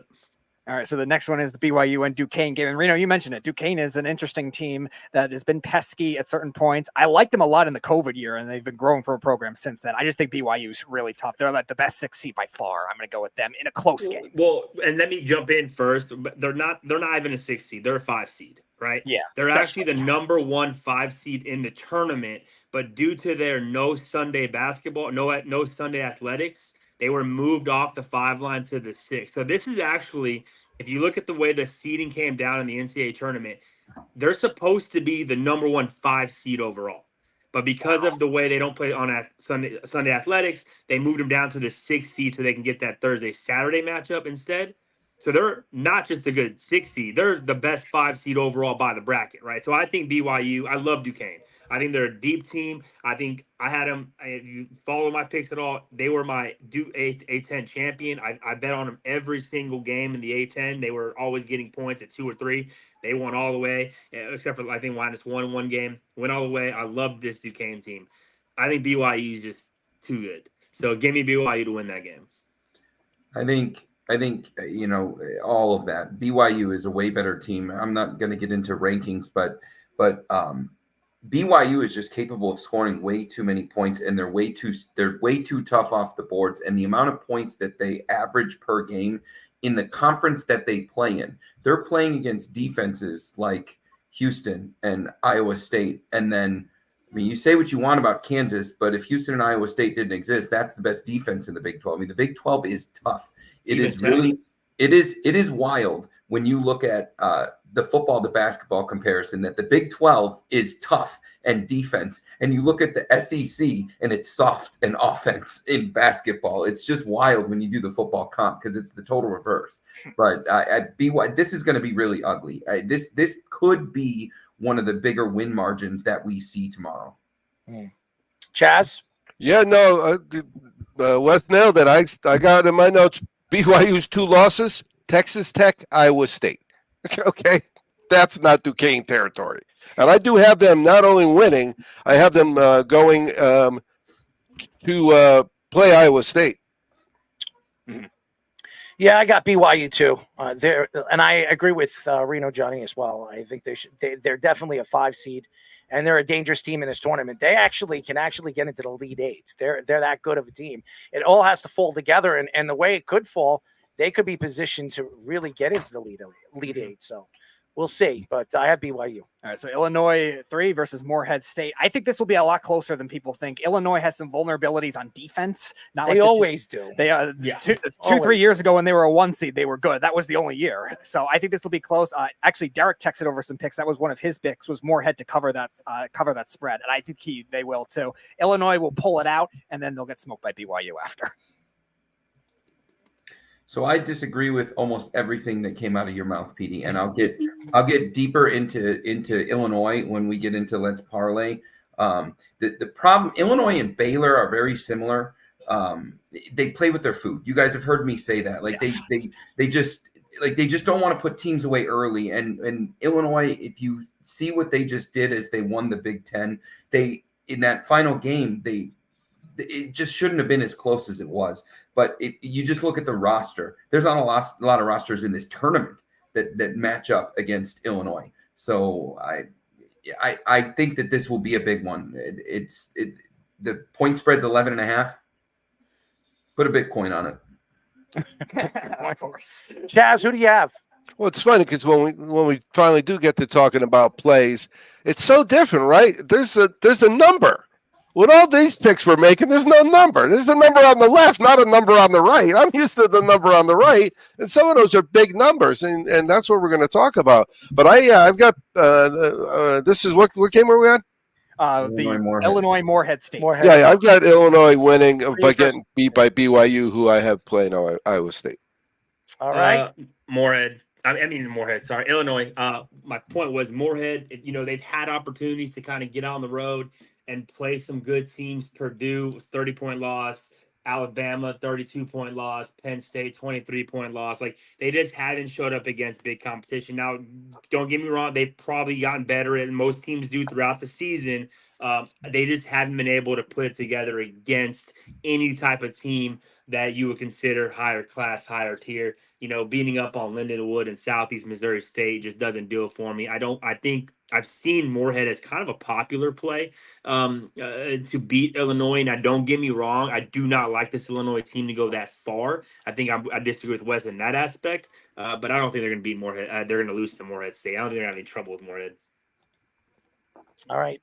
Who, Speedy, you have? I had Illinois closer than expected. I have Illinois too. All right, so we got the Washington State, a 7 seed versus Drake, a 10 seed. And Reno, Johnny, we were discussing this last week as well on Moneyline Mania. Drake is a team that's been dangerous for a while, kind of one of those rising smaller school programs that I definitely think can make it very far in this tournament as a sleeper. And I'm going to pick them here. Washington State's a good team, but again, they strive with a bad Pac-12. You're looking at my madness, the bracket you didn't make yet? No, I have my bracket. Oh, Right you did? here. Oh, you did? Okay. I was doing it during the show. There you go. All right, I have Drake in this one. What do you think? As I go back and forth, I'm writing. I have the bracket right in front of my face. So Yeah, I'm on Drake. You look at this team. I think they're a very well coached team. They're balanced. They can shoot the three very well. They're actually one of the better 2-point percentage teams in the country. They shoot free throws very well. They don't do a whole lot bad defensively. One of the better teams guarding the 3-point. They're the number one team limiting offensive rebounds. They create turnovers. They don't turn the ball over. I think they're a really, really good team. And I've said it before. I think the Pac-12 is God freaking awful. Good riddance. I've honestly never liked the Pac-12 in a lot of the years that they've been kind of, the only great thing about the Pac-12 for me is they had later games. So I had something to bet on late. That's pretty much the only thing that the Pac-12 has ever offered. Terrible conference, good riddance. Conference of champions, my ass. Get out of here. Give me Drake. Or as Chaz like to say, the formerly known as the Pac-12. That's it, baby. That's who did the you new go Power with? 5. So I'm not going to go too deep in my reasoning, but statistically, Drake is better than Washington State in almost every single category. But the most important one that I'm looking at, both with my bracket and my wallet when it comes to calling winners, is I'm looking at 93% of the action is saying what you guys are on Drake. I'm going the other way. I'm on Washington State. 93% of the public is calling for Washington State. I'm going to steal some points with a bracket win here, and I'm going to steal some money too. There is no statistic that makes sense other than where the public is laying their action. And when it's that heavy, they lose. Washington State. Yeah, I have Drake. Going. All right, and Iowa State and 15 South Dakota. Is any one of the 15-2 upset? No, I don't. No. Yeah. We don't even need to talk about this game. On to the next bracket. Well, yeah. Unfortunately, this is when Drake does their one and done too. Oh, is that it? Is that the case? All right, there you go, Fish. You pulled up the next region. I am assuming nobody has the 16-1 upset here. I know, Wes, you think Houston's the best team in the country. I do think they're the best team in the country, and they're coming off of a game where they just got smoked and they lost their best big man in that game. I was seconds away from being at that game. It was an odd deal, but either way, this is the best team in the country. Nobody can touch them. They're winning the whole thing. Done. I'm assuming everyone else has Houston as well. Yeah. All right. The Nebraska Texas A&M. This one I think is an ugly game. I'm going to take Nebraska close just because I think Frank Hoiberg's an experienced coach that has some tournament experience. That's really it. Who do you have, Reno? A&M. Big Ten's not good. I've seen Nebraska play. They got that one kid that they call him the Japanese Steph Curry. I get it. Exciting. He can kind of hit some good shots. I'm going to go with the team I think is just the tougher team. The team that, when it gets down, who's going to go and fight for every ball and kind of grit their way to a win. I'm going to go with A&M. I think they're in a far tougher conference this year. They played some far tougher competition. Give me A&M. It might be close for sure, but when it comes down to it, if I need a bucket or I need a rebound, I'm going to bank my money on A&M. Wes, who do you have? I'm going with A&M too. A&M has had to win games against teams that are capable of scoring more. So, if you're just like a surface level, Google picker, all of the statistics show that Nebraska is better, but that's not really the case. They've had to go against teams like Alabama that can hang a hundy just with their eyes closed. So A&M is going to win this game. Chaz, who do you have? Yeah, I have A&M, but again, getting whacked by Houston next time. Yeah, I have Texas A&M too. All right, so next is Wisconsin against James Madison. If Wisconsin wins, they'll face your Duke Blue Devils, which will be interesting for you and Josh. But I'm actually going to go the upset here. I think JMU is a very well-rounded team, one of the best defenses in college basketball. Wisconsin's kind of inconsistent offensively. Give me the upset with the 12 here. All right, Wes, who do you have? A lot of people are calling for that specific upset, but I'm not. Wisconsin kept it tough against Illinois. They beat Purdue.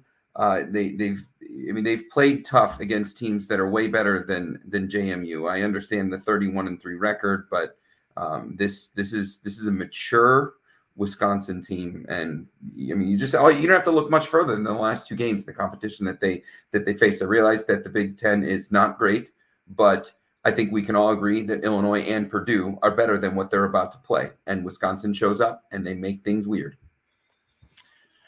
Reno, who do you have? Give me. I think I'm gonna fade what the popular play is. Everybody's on JMU because they're 31-3 and they want this exciting win. And if you look at JMU, they did have a good win against Michigan State.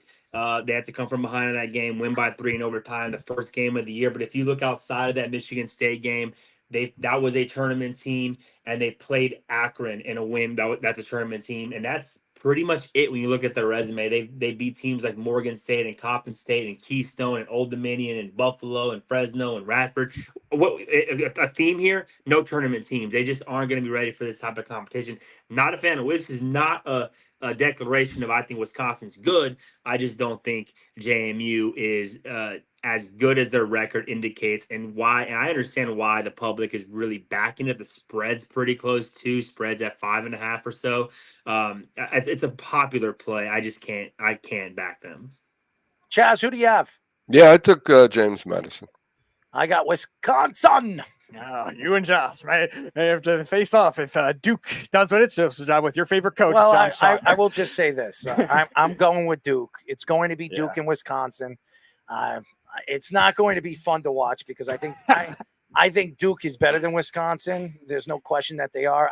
What they did against Purdue was very very impressive, but I don't think in the tournament they're going to do it against Duke. I think Duke makes it to the Sweet 16 and then they're done. So, so I have Duke. I have Duke in that one. Also, Derek has Duke. That's one of his plays, one of his 4 plays, minus 12.5. And I think it's a lot of the same. Vermont's been in it a lot, but never can get it done. I'm going to go with Duke as well on a blowout.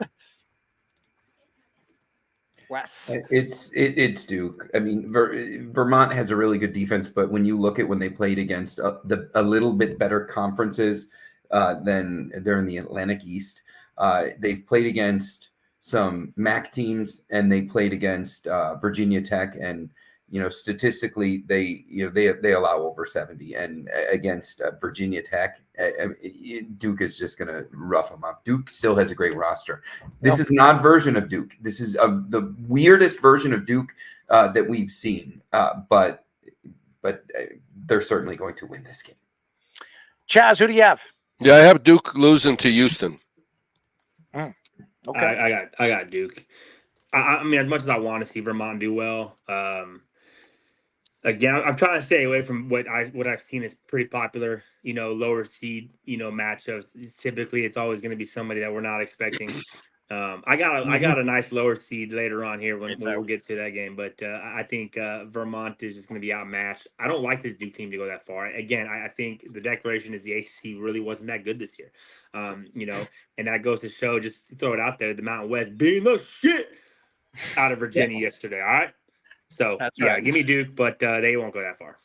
All right, Texas Tech number 6 against NC State, the ACC champions. NC State number 11. I think that, like Wes is saying, this is a team that could have definitely been higher seeded, better than a 6 seed that they are playing as in a tough Big 12. Give me Texas Tech in a blowout. Yeah, I'm right there with you, Petey. Texas Tech. Yes. Yeah, and I got TT, but if you were a North Carolina State fan and rode that tournament, God bless you. You got a lot of money in your pocket. Reno. Yeah, I'm on Tech. Again, ACC is not that good, so give me Tech.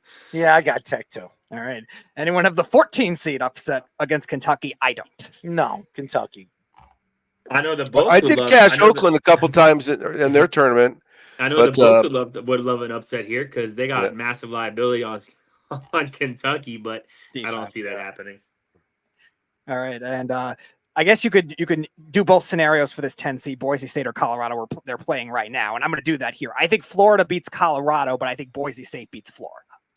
So I actually have Florida going to, what is it? I'm trying to read this. I got Florida winning 3 games.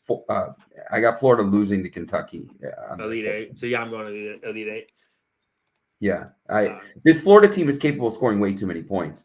They don't play a lot of defense, but they play enough defense to where they've been competitive with Bama and Tennessee and Kentucky. I mean, this is a Florida team that can get really hot, and they don't need to get that hot against Boise or Colorado. They were a great offensive team last year too. So I'm taking Florida, but I think they'll beat Boise State. I think Boise State's going to come out on top in this game. I do think Florida wins that game. Chaz, who do you have? Yeah, I got the Gators. I got the Gators too. All right, and anyone of the 15-2 here? I don't. Not here. Somewhere else. Not with Tyler Kolek back. This is the I have Marquette. I have Marquette in the Final Four beating Houston. This is the highest seed Marquette has been in a very long time.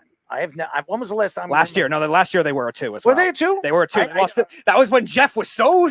That's right. He was so confident they were going to go to the finals, and I told him Michigan State was going to beat them because Marquette had no defense. That's right.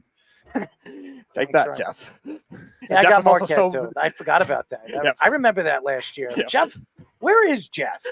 Crazy SOB. It's funny. I was talking with Fish at the beginning of the show. Like, Jeff was so confident about 2 things: that Providence was going to beat Kentucky. Meanwhile, they were a small team in Kentucky at Chippewa. I forgot about last year because before last year they haven't been. I don't even. No, they weren't. It would have been like 10 years ago or something. Yeah, they would have been. I forgot about last year. I remember when Jeff was complaining about that. All right. Does everybody have Marquette? Yeah. Okay. All right. Everyone has North Carolina, or do we have a weird upset here with anyone? Yeah. Although I'm going to make it real interesting when we talk about this game in Let's Parlay, but North Carolina is going to. North Carolina. All right. Yeah, I have North Carolina in the Final Four with Marquette. I do too. Ooh. Mississippi State and Michigan State. I have Michigan State here, but it'll be close. Mississippi State's a pretty good offensive team. Well, the spread says it will be close, and I'm right there with you on Sparty, Petey. Yeah. Yeah, I like their coach. I think I'm going through this as I'm going through these. Like most of these are my plays for Mississippi State and Michigan State. I actually don't know, nor do I really care. I'm going to flip a coin.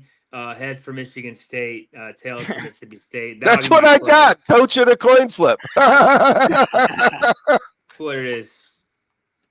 All right.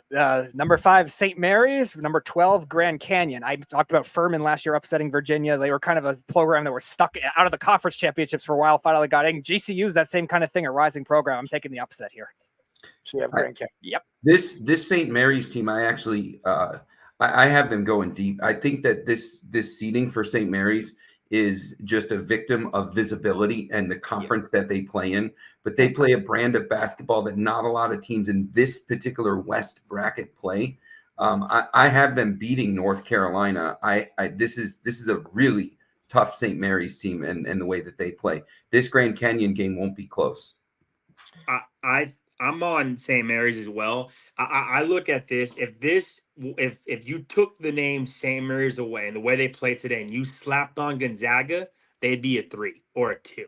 It's because they're St. Mary's and the way they played, the way they're not. When you look at when you think about the WCC, you think about Gonzaga, and I will say this: no knock on Gonzaga. St. Mary's is the way they are, and they're getting some visibility because of what Gonzaga has done for the WCC. But this is the St. Mary's team that can shoot the ball really well. They got some bigs down low that can bang. They got some good rebounding. They're really, really well coached. Maybe not as visible as other teams, but I think he's done a fantastic job there. St. Mary's been there for 15 years, probably a little less, but he's been there forever. I do think that Grand Canyon's getting a lot of love. Again, you look at that 29-4 record, and you're going to be a popular upset play. But I think St. Mary's is too well rounded. This is the best St. Mary's team they've had there out in Moraga in quite some time. Chaz, who do you have? Yeah, Jonathan mentioned Gonzaga, slapping a different uniform on these kids. But remember, they got beat by Gonzaga just like before the tournament started, came right back and beat them when it counted. This is a good basketball team. They're very good. So he's got St. Mary's. I got St. Mary's as well. All right. Number 4 seed Alabama, 13 seed Charleston.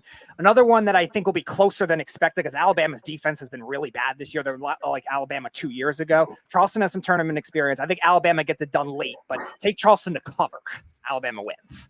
Blitz, Bama, blitz. Well, he's got Bama. Bama. I got Bama. Bama. Yeah. Go ahead, Speedy. All right. Clemson, number 6 against New Mexico, number 11. Another Mountain West team underseeded, right? And I know you'll get to that, Reno, Johnny. I like Underseeded. Yeah, I like New Mexico here. Hot at the beginning of the season, then had a slump, and now they're getting hot again. Won the conference. I'm going to take them here. I'm right there. What did I like New Mexico in this matchup. I like them to win outright. I love New Mexico in this matchup, and if you look at the way they ended the year, outside of winning, they're the first Mountain West team, by the way, to win 4 games in the tournament. No other Mountain West team has had to play on the first day of the tournament to win the tournament. So they were able, it almost helped them out in a way. They had to get their footing with Air Force, and they kind of went on a run there. But they lost. If you look at the last 10 games of the year, they went 1, 2, 3, 4, and 7. Right in the conference, but the Mountain West is that good. And they went on to beat Boise, Colorado State, and San Diego State, which has owned the conference. If you look at the way they were seeded and who's the favorite in the game, that's telling you all you need to know. As the 11th seed, they're actually the small favorite. Again, the ACC I think got too many teams in the tournament. I thought they left out some other teams that could have got in. Clemson's coming in losing 3 of 4. New Mexico can't remember the last time they lost. Yeah. So, and I think New Mexico, they're a team that I have going pretty good ways for me. All right. Chaz probably has New Mexico. Yeah. I have New Mexico too. All right. Baylor 3 and Colgate 14. Again, Colgate's another one of those teams like Vermont. They've been pesky. They just can't get over the hump. I think Baylor's too tough. Even though they're down defensively this year, I still think they're too tough and well coached. I'm going to take Baylor. It'll be close for a while. They'll run away in the second half. Yeah, this is one where I agree with you. I think that Baylor is going to win this game, but this is going to be similar to Auburn, where I think that this is going to be a close game, which is going to give us opportunity next round where Baylor has a completely different style matchup and they just whack. I mean, they're just, at this point, we're calling for New Mexico. I think it's going to be a shorter single-digit spread when Baylor plays New Mexico, and they're just going to whack them. Yeah, nothing to add. Baylor. I got Baylor too. All right. They're gonna blow Colgate out, by the way. All right, your Nevada Wolfpack, Reno Johnny, We're back, against the baby. 7-seeded Dayton. I have your Wolfpack winning. I was looking at some of the advanced metrics too. They're actually very good in a lot of the net and the KenPom advanced metrics. So I think they could definitely be dangerous in this tournament. I'll start. I'm going to take Nevada, and there's a couple things. The biggest weakness for Nevada in this year's style of play that they do, their biggest weakness is offensive rebounding. They don't get a lot of offensive rebounds, and they give up a lot of offensive rebounds. Right?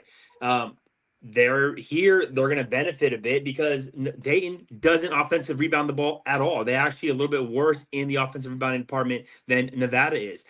This is a Dayton team that can shoot the ball really well. They're third in the nation in three-point percentage, but they're facing a Nevada team that, if you look at some of their big-time wins, were really guided and aided by their defense and their ability to knock down some threes. And they have some really, really good wins here to close the season out. The crazy part is about why I think the Mountain West is underseeded. If you look at the way the Mountain West was, they had 6 teams in. Only 2 of those teams are firmly in.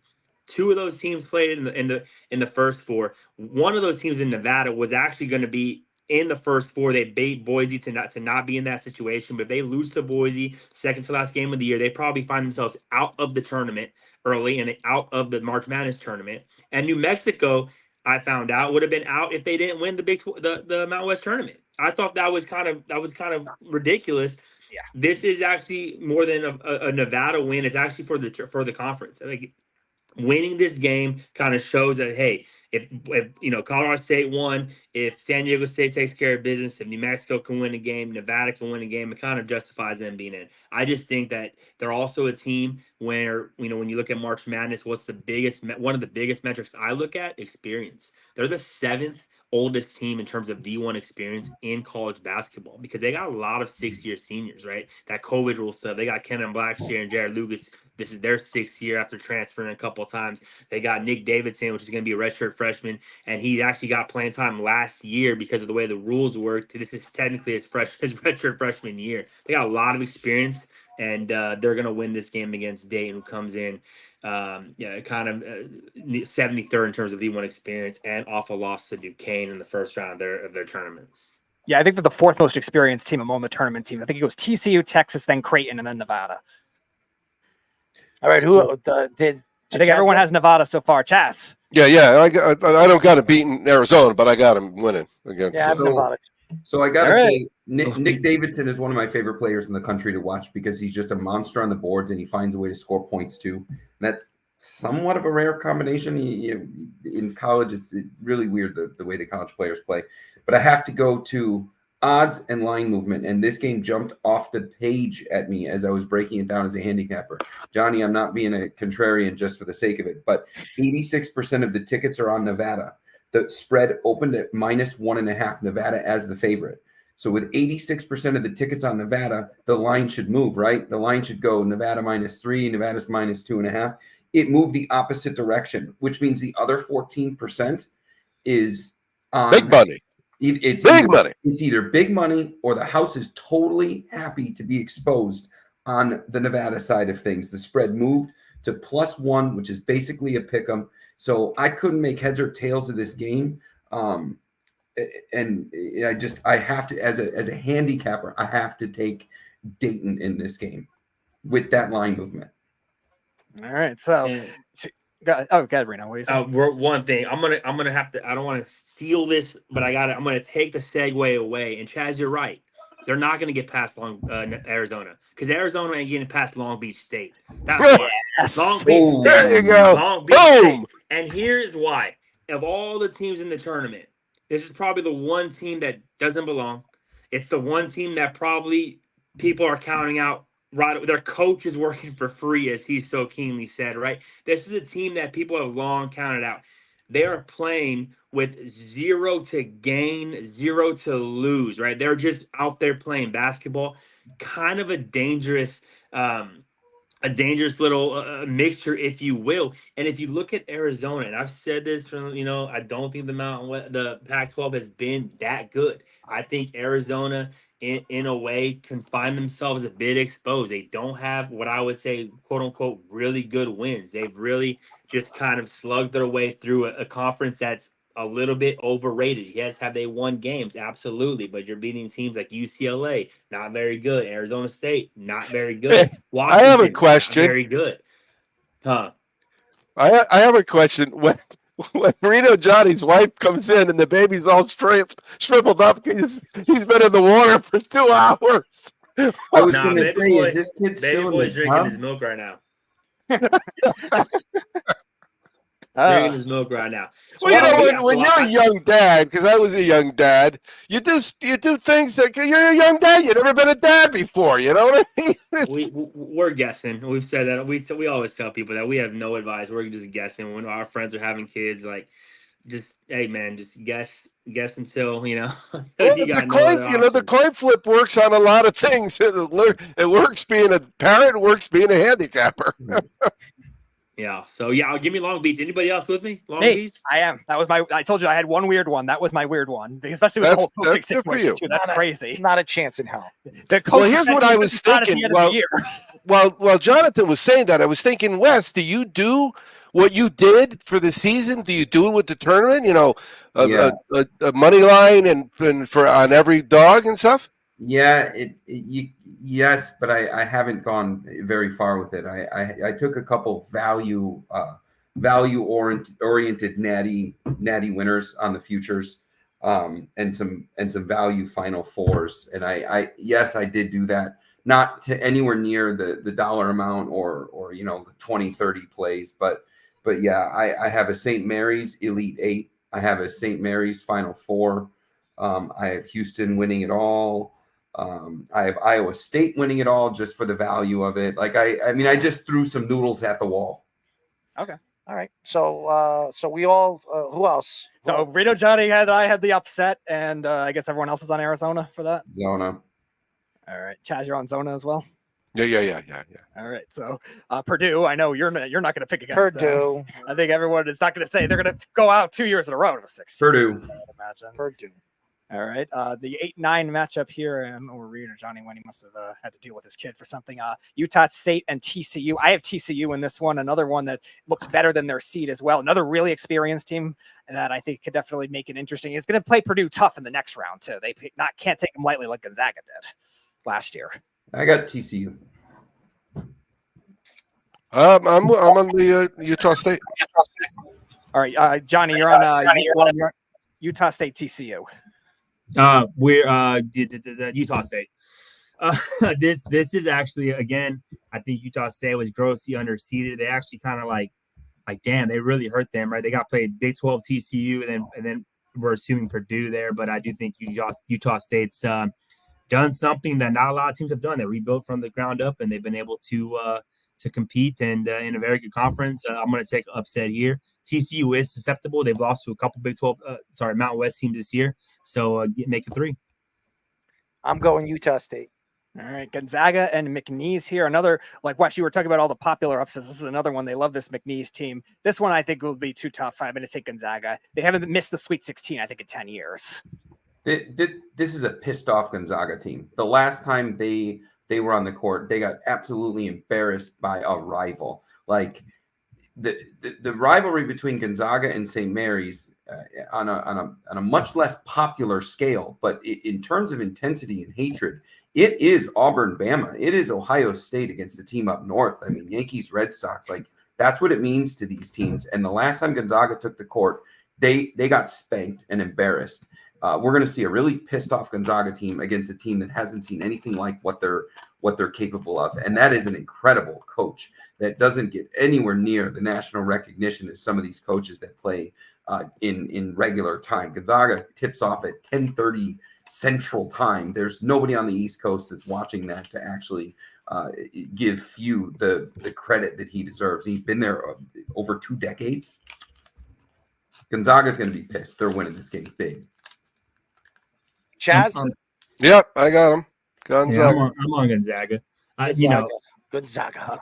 I will say this too. Like I got to be honest. I was looking at some. It's big news now. If you've seen some of the McNeese State teams they've beaten, Biblical Studies champion Christian, LeTourneau, Mississippi University for women. Like I don't know what their non-conference schedule was comprised of, but it's definitely nothing they've seen in Gonzaga. It is a very popular play.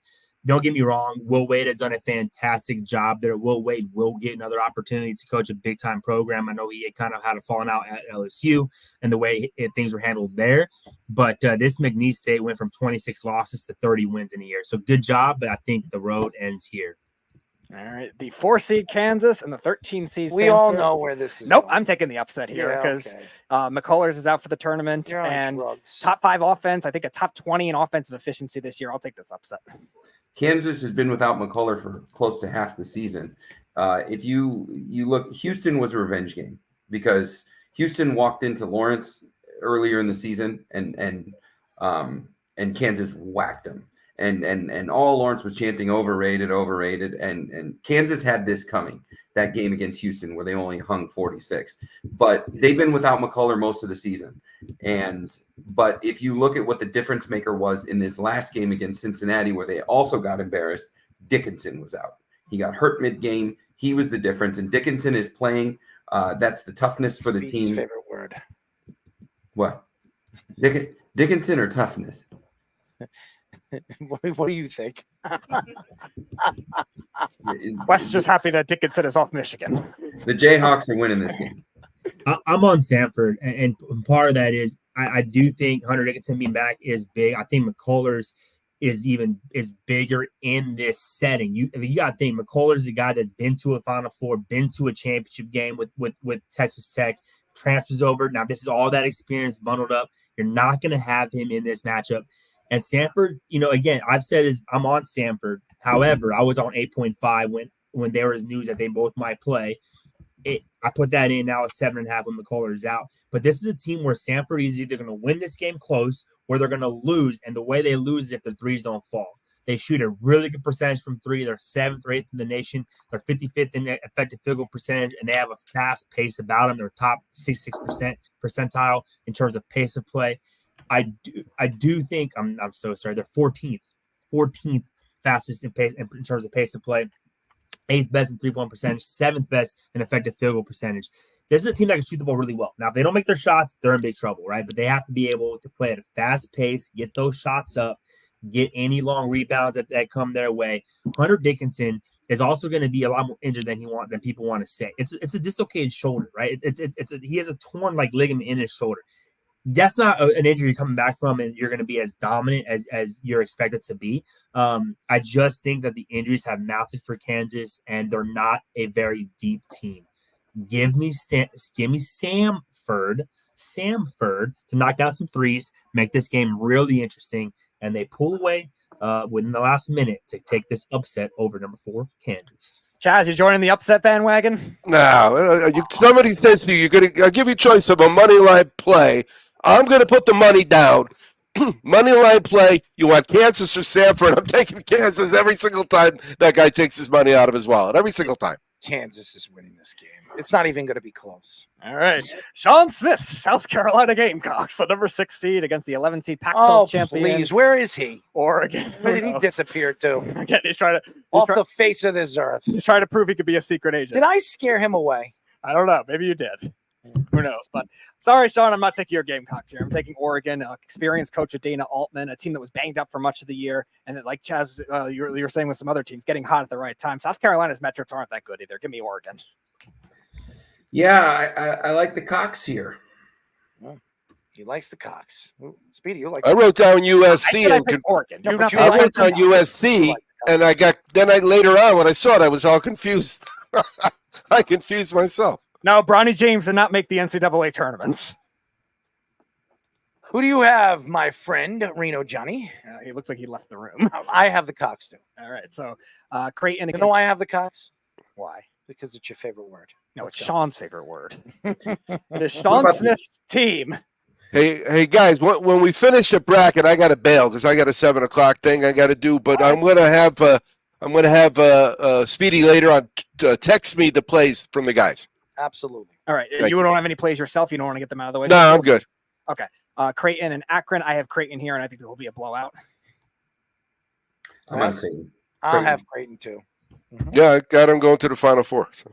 I considered that too. I ended up backtracking for a different reason. Texas and Colorado State. I have Texas here. Another one criminally underseeded. This one is really scary because, I'm taking Colorado State. Okay. I have. Yeah, I went with Texas, but then I got him getting beat by Tennessee. All right, Tennessee. Does anyone have the Peacocks this time? I don't this time. Nope, Tennessee. I have Tennessee too. All right. So I guess we'll get to the anyone want to make the Final Four picks, like who they have in the Final Four. We'll just skip to that, and then who we have in the national championship. I think we all have different scenarios. I can't even remember them all. Yeah, I got UConn, North Carolina, Marquette, and Creighton. With UConn facing who are they facing? They're facing Creighton, beating Creighton. All right, guys, I got to go. All right, Always be cashing, huh? Hey, in advance, Wes, I appreciate the picks. Yeah, of course. My Final Four is Auburn beating St. Mary's and Houston beating Purdue. Okay, interesting. All right, so I have. It's funny. Chaz was considering the Creighton Final Four scenario. That was one of my thinking. I was going to go Creighton and Drake. Drake is the sleeper to run to the Final Four with North Carolina and Houston, but I ended up going with Texas instead. Texas, another experienced team. I'm going to go Auburn. I'm going to go North Carolina and Houston. Then North Carolina beats Houston in the national championship. Okay, so I have UConn. Obviously, this takes. I have UConn. I have North Carolina. I have the two number ones. I have Houston, and I have Purdue. So I have all the number ones. All my number ones. They're all the number ones going to the wild one. Is I got UConn losing to Northwestern in the second round. You have Northwestern. I have them losing to Auburn. I considered it against FAU too. I was like, all right, maybe they do it. This could have been the finals last year, but I don't think so. I have Purdue going to the finals. We know you do. And I have hold on. I have UConn. It's UConn Purdue in the championship game. And you're going for a repeat, or you're going for the redemption story? Purdue is winning the national championship. I've been saying this all season long. Yep. And I'm following through with it. I know everybody was surprised with Wisconsin, but I'm looking forward to if because it'll be the potential of Houston Purdue if they're both Final Four. They have to play each other, so that'll be an interesting interaction. Feeling something fun on that game. All right, so Reno Johnny, I know you left the room. We were just going through our Final Four picks and a couple of ones from the remainder of the bracket. I don't have my Final Four yet. I literally, I have my first round. I like to take my time. I'll be up. I have to do some work here, get some handicapping done. I'll be up till about 4 or 5 in the morning Central Time, plugging away at these lines. Sometimes I'm watching the game. It's kind of hard to get my bracket set. I will tell you this. I don't know what it's going to be, but I do know there's one team I have not winning it, and that's going to be UConn. There's another team I have not making the Final Four. It's Purdue. There's another team I know not making Final Four is UNC. As far as like what else happens in not all four of them, baby. I just don't. I think that UNC and it kind of shows UNC is only plus 180 to make it to the Sweet 16. Like to make it out of the first weekend, they're plus 180. You look at every other team make the top 4 teams, like they're minus 800 to make it to the Sweet 16, right? So I don't think that UNC is as good. I think the ACC has been overvalued. I think Purdue, for me, I might be the only man in America, not a Zach Edey fan. I don't really like that brand of Purdue basketball, so I'm not really high on them. And then UConn, nothing is bad to say about them except for the fact that it hasn't happened since 06-07 where a back-to-back champion occurs. Yeah. So the smart money is just not going to have me on them. There's a couple of teams that have making deep runs. I think St. Mary's. I think Worldwide West, and I agree with St. Mary's making a deep run. I actually think Kentucky has a possibility to make a really deep run as well. I have them in the Elite Eight. So and I have New Mexico at potentially making an Elite Eight. I think they're a really good team. I have the New Mexico Nevada matchup. See, and the traditional comfort names that everybody that never watches basketball, you can just pick up a bracket. Like those traditional comfort names are very flawed going into this tournament. Like Kansas is flawed and bad, and Like, I also like Kentucky to make a deep run because I think it comes down to coaching and their defense can show up. But that is not a team that's playing good team defense. Kentucky is flawed. UNC is incredibly flawed. 100%. And That's so very like relevant. those are kind of the go-to names. And then there's some other names like UCLA. They're not even in this tournament. So this is a really weird year. I'm kind of looking forward to the non-basket, the bracket only fans and what some of those conversations look like and who they feel is going to go somewhere. And I think UConn, and the reason, like for me, why UConn kind of got hosed. They're in, I would say, the toughest bracket. If you look at the way they're bracketed, potentially they're going to have to beat an FAU team that was in the Final Four last year, an SDSU team that went to the finals last year. Like, they're in a tough bracket, and I think this SDSU team is leaps and bounds better than it was last year, because last year, yes, they had good defense. They've always had great defense, but there's one difference this year: they can score. And they have a guy that you can give the ball to that can go get you 20 and 20. And I'm not even kidding about 20 and 20. He can go get you 20 and 20. They didn't have that last year. UConn isn't just a tough bracket. And then you want him to go and repeat as champion? Really tough. I don't have everything ironed out. I will be popping in the bracket that PD sent out. Yeah, I just sent you the password on your Twitter. Yeah, I'll hop in on that. Yeah. And give me a good bracket there. But and I'd probably tend to knock out about 5 or 6. Different variations. I know people that do like 20, and I just can't keep up with 20. So are we doing Let's Parlay? Yes, we are. Do we give the listeners and viewers enough? Yeah, so we're going to transition to that right now. So I'm just going to read Derek's other 2 picks before we get to your 2. I mentioned he had Morehead State covering the 12.5 against Illinois, and he has Duke covering the 12.5 as a favorite in their first round against Vermont. He has Akron versus Creighton in the first round. Creighton under 142.5, and then he's got the Texas Tech game covering 4.5 as well. All right, let's do it. Let's parlay. We have Reno Johnny and we have Wes. Wes, you go first. I'm going to start with Illinois. I touched on it earlier, and when I look at Illinois, yes, they're playing against is it Morehead? Really, really good defensive team when you look at the statistics. But then I look at when they've played, we can't say Power 5 anymore. It's now Power 4, right? But when they played some of the bigger name schools, and when they played Bama, they hung 105 on Morehead State. Purdue hung 87. Penn State hung 74, and Indiana hung 69. So my play here is that Illinois is going to go over 79.5. This is going to be a huge, this is an Illinois statement. We're here, and it's probably going to be a 20-point win. But they're going over 79.5 for sure. All right, Reno, give us your first play. My first play, and it's one of my strongest plays of the weekend here, is Gonzaga. I think McNeese is getting so much love, and I understand it. 30-3 record, right?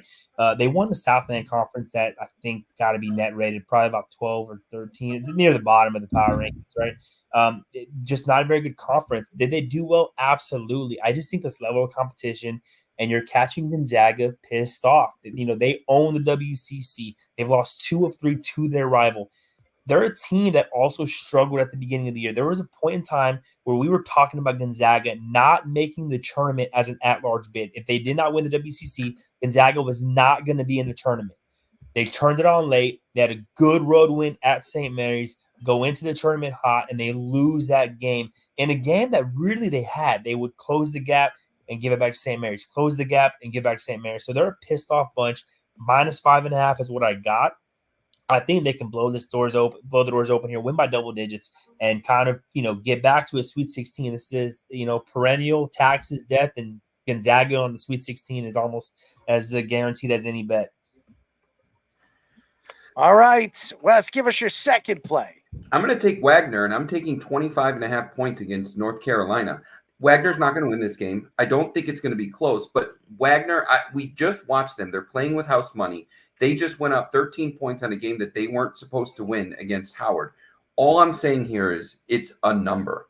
I don't think UNC is going to win, but in the games where UNC wins by 20 plus points, they normally they normally are hanging over 80, over 85. I don't see this as an 80-point performance by North Carolina. I don't think that Wagner is going to allow enough time or enough possessions for them to win by 25.5 points. And quite frankly, if UNC gets up by 20 at the right time in the game, they need to get starters on the bench and be smart because they're ready to make a run.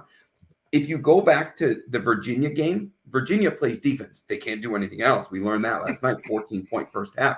But Virginia plays defense, and they held UNC to 54 points. So this is a Wagner team that's probably going to hold them to a pace that prevents that 25.5. I'm taking the points. All right. Reno Johnny, give us your second play. So my second play is going to be Long Beach State. I just think this is another team like Wagner that's playing with house money. They're going to play loose. They're a team that's just happy to be there. All the pressure is going to be on Arizona. They lost in the first round last year as a high seed. All the pressure now is, are they going to do it again against the Long Beach State team that really doesn't even belong in the tournament? Fire their coach on Monday, go on to win the conference tournament. I like this Long Beach State to be competitive. They got a couple guys, I can't say their last names, Tiores, that can get real big down. You get some rebounds and kind of get physical with you. They can knock down some threes when they present themselves. I like Long Beach to just kind of stay in this number, and we've seen Arizona at times lay duds. I have them winning the bracket game. Again, that's more of like my long shot pick to like upset of two. It's happened 3 straight years. So I'm really just picking one of the 15s I think has the best chance. But I do like them to stay within the 20 points. Or one of the twos that just likes to choke. Yeah, one of the twos that likes to choke. All right. I'm taking St. Mary's and I'm laying 5.5. St. Mary's doesn't commit a lot of fouls. And that's one of the strengths of Grand Canyon. They're really good from three or from the free throw line. St. Mary's just way too good defensively. I am struggling with the odds and the line here because maybe this is just not a heavily bet on game to where the 66% of the public being on Grand Canyon taking the 5.5 because the line hasn't moved. But 5.5 here feels like a gift. I see St. Mary's as 7 to an 11-point winner in this game. Tremendous defense. They're very deliberate on how they approach the basket on offense. They don't take reckless threes that gives the other team additional chances. So I'm laying 5.5, taking St. Mary. All right, Reno, give us your third. So I'm on Drake, and this is one of my more popular play for me. I'm not real high on Washington State, and I understand all the metrics. It's kind of scary when so many people are on Drake. But the way I look at it is Washington State, who does have good wins. I can't take away some of their wins, and it beat Arizona, I believe, on the road. On the road, they beat Arizona. But if you look at their 9 losses, 7 have been on the road or on a neutral court, including the last game against Colorado when they lost by 6 and put up 52 points. I think Drake's just a well-rounded team, a team coming in hot, winning their conference tournament, and able to kind of score against anybody, and they limit offensive rebounds, the best in the country, meaning you're not going to get a lot of second chance opportunities if you're Washington State. You're going to be a lot of one and done trips, which I think will benefit the pace that Drake wants to play with, and give me Drake to win on the money line. All right, Wes, give us your final pick for your parlay. So I got 2 games, and I'm only going to give one of them. So I was looking at the total in the Dayton, Nevada game, and I decided I'm not going to go there. No reason to. And for the record, I am not a homer. I'm not a Jayhawk fan. I live in Kansas, but I am not a Jayhawk fan. But I am going to lay 6.5 here. And I'm doing it because the Kansas Jayhawks have a tremendous coach. They've kind of built depth. I'm not calling for them to make a deep run. I think they're going to get whacked in the second round or the third round if they make it that far. But I think Dickinson, yes, he's injured, but he is more important than McCullough at this point because you just look at his impact in the last game. That's what the difference was. They've been playing without McCullough all year, but you now have the Kansas Jayhawks and a Bill Self coach team that just got smoked and embarrassed 2 games in a row, and they've had a week off to get coached.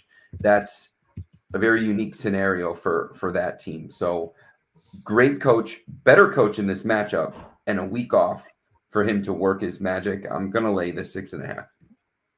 All right, Reno, give us your final pick of the night. So I'm on my play's already in, and I'm on Sanford at the 8.5. I put this play in when there was a consensus. The line kind of got steamed up to 8.5. It opened at 7.5, and it kind of got steamed to 8.5 kind of right away because there was kind of a general consensus that both Dickinson and McCullers were going to play.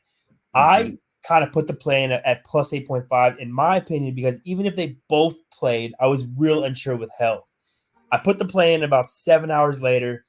The news broke that McCullers was not going to play. He was going to be out for the tournament. The line quickly went back down. I actually haven't even checked it. I didn't know it went back to 6.5. I have 8.5. And I think that, again, this goes back to me. Even if Dickinson does play, he's going to have limited motion in his shooting shoulder. Not sure how effective he's going to be. I'm really taking this play on the shot that Sanford shoots a lot of threes. They play at a torrid pace, 14th best in the nation. Even if they get down, even if they do get down to Kansas, their style of play is the exact style of play to get back in any game. And that's shoot threes and play fast. And so I think even if they get down by 15, that plus 7 or plus 8.5 is always going to be there. If you can get 7.5, I would take that. I don't know if I would take plus 6.5. I think the value might have got lost in that way, but I still think it's always going to be live. And this is a perfect example of a team that could be down 9 and hit a last second 3 to get in that number. So these Jayhawks have no business being ranked or being seated where they are. And I think if I'm a Florida State Seminole fan right now, like Florida State lost their opportunity as a conference champion to be in the playoff, partially because of their roster. And yet somehow the Jayhawks are getting a benefit of the doubt. They should be a 7 based on how they finished the season and the injuries to their roster. They should be a 7, possibly even an 8. How they are a 4, it blows me away. It's their name. Could you ever imagine a world where Kansas makes a tournament and they're on the 8-9 line? A 10, No. 7-10? It's their name. I absolutely cannot imagine a world like that. And I don't know what agenda the committee has that put them there, but they're bad moments, because every one of these teams, there's about 8 teams that could have been a 1 seed at some point this season. And I think we've seen a lot of different rotation in and out of the 1. Kind of UConn, Tennessee, Purdue, Houston, they've kind of always been there, but I think Kansas was up there at one point too. It's just been an odd rotation of that, but Kansas, just how they have caught this kind of love with two of the best players is in the country, 2 NBA talents injured and getting smoked this late in the season. Wild to me. It's their name, because I thought they should have been about a 7 seed as well, but I also go back to Mountain West. I think Utah State should have been a 6 or 7 seed.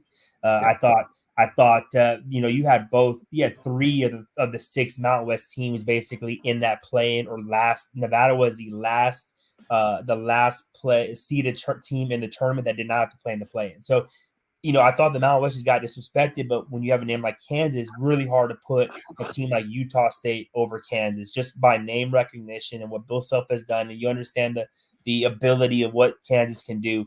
I think my biggest issue with Kansas with these injuries is their lack of depth. I don't think they're a very deep team, which is something that, sometimes on these bigger schools that you always have a guy coming off the bench that can light up. I don't think Kansas has that guy this year. I think they'll struggle. But again, I would recommend 8.5.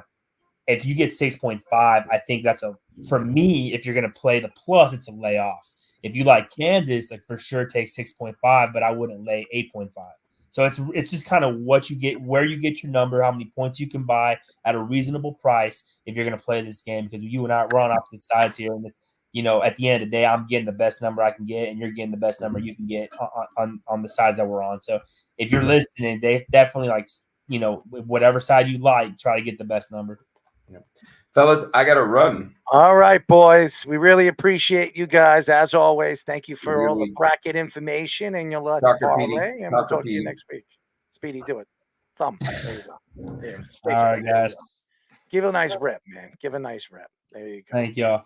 Reno, we'll talk to you soon, buddy. We're out. Reno Johnny. Yes, Reno Johnny, Worldwide West.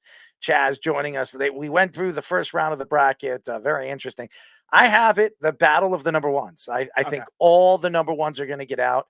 I was contemplating. I was contemplating on certain guys, certain teams. One of them, San Diego State. I think San Diego State could take it all the way to the Elite Eight. I really do. So we'll see what happens. I kind of contemplated if they win that bracket, So, but I still think all the number one teams from Purdue, Houston, UNC, all those teams, they're all in UConn. They're all going to go to the Final Four, and then I think it's Purdue, UConn. I do. I wouldn't be surprised if UNC gets to the national championship. But yeah, they're like Purdue from a regular season standpoint. Like they're the regular season redemption story because of how bad they were last year. I can kind of see that kind of. But they do have Hubert Davis as they do. And the reason why I liked UNC was this is the best UNC defensive team we've seen in a long time. They're normally all offense. I don't care. I don't care what anybody says. I've been saying it, and I follow through with what I say. You do. I follow through what I say. I said this 2 months ago, and I know Purdue lost against Wisconsin, and I had Josh tell me, "You sure you still have Purdue winning the national championship?" You're damn right I did. And I still think Purdue, to me, besides Houston and Purdue are the two best teams right now in the country. I've said it, and I'll believe it.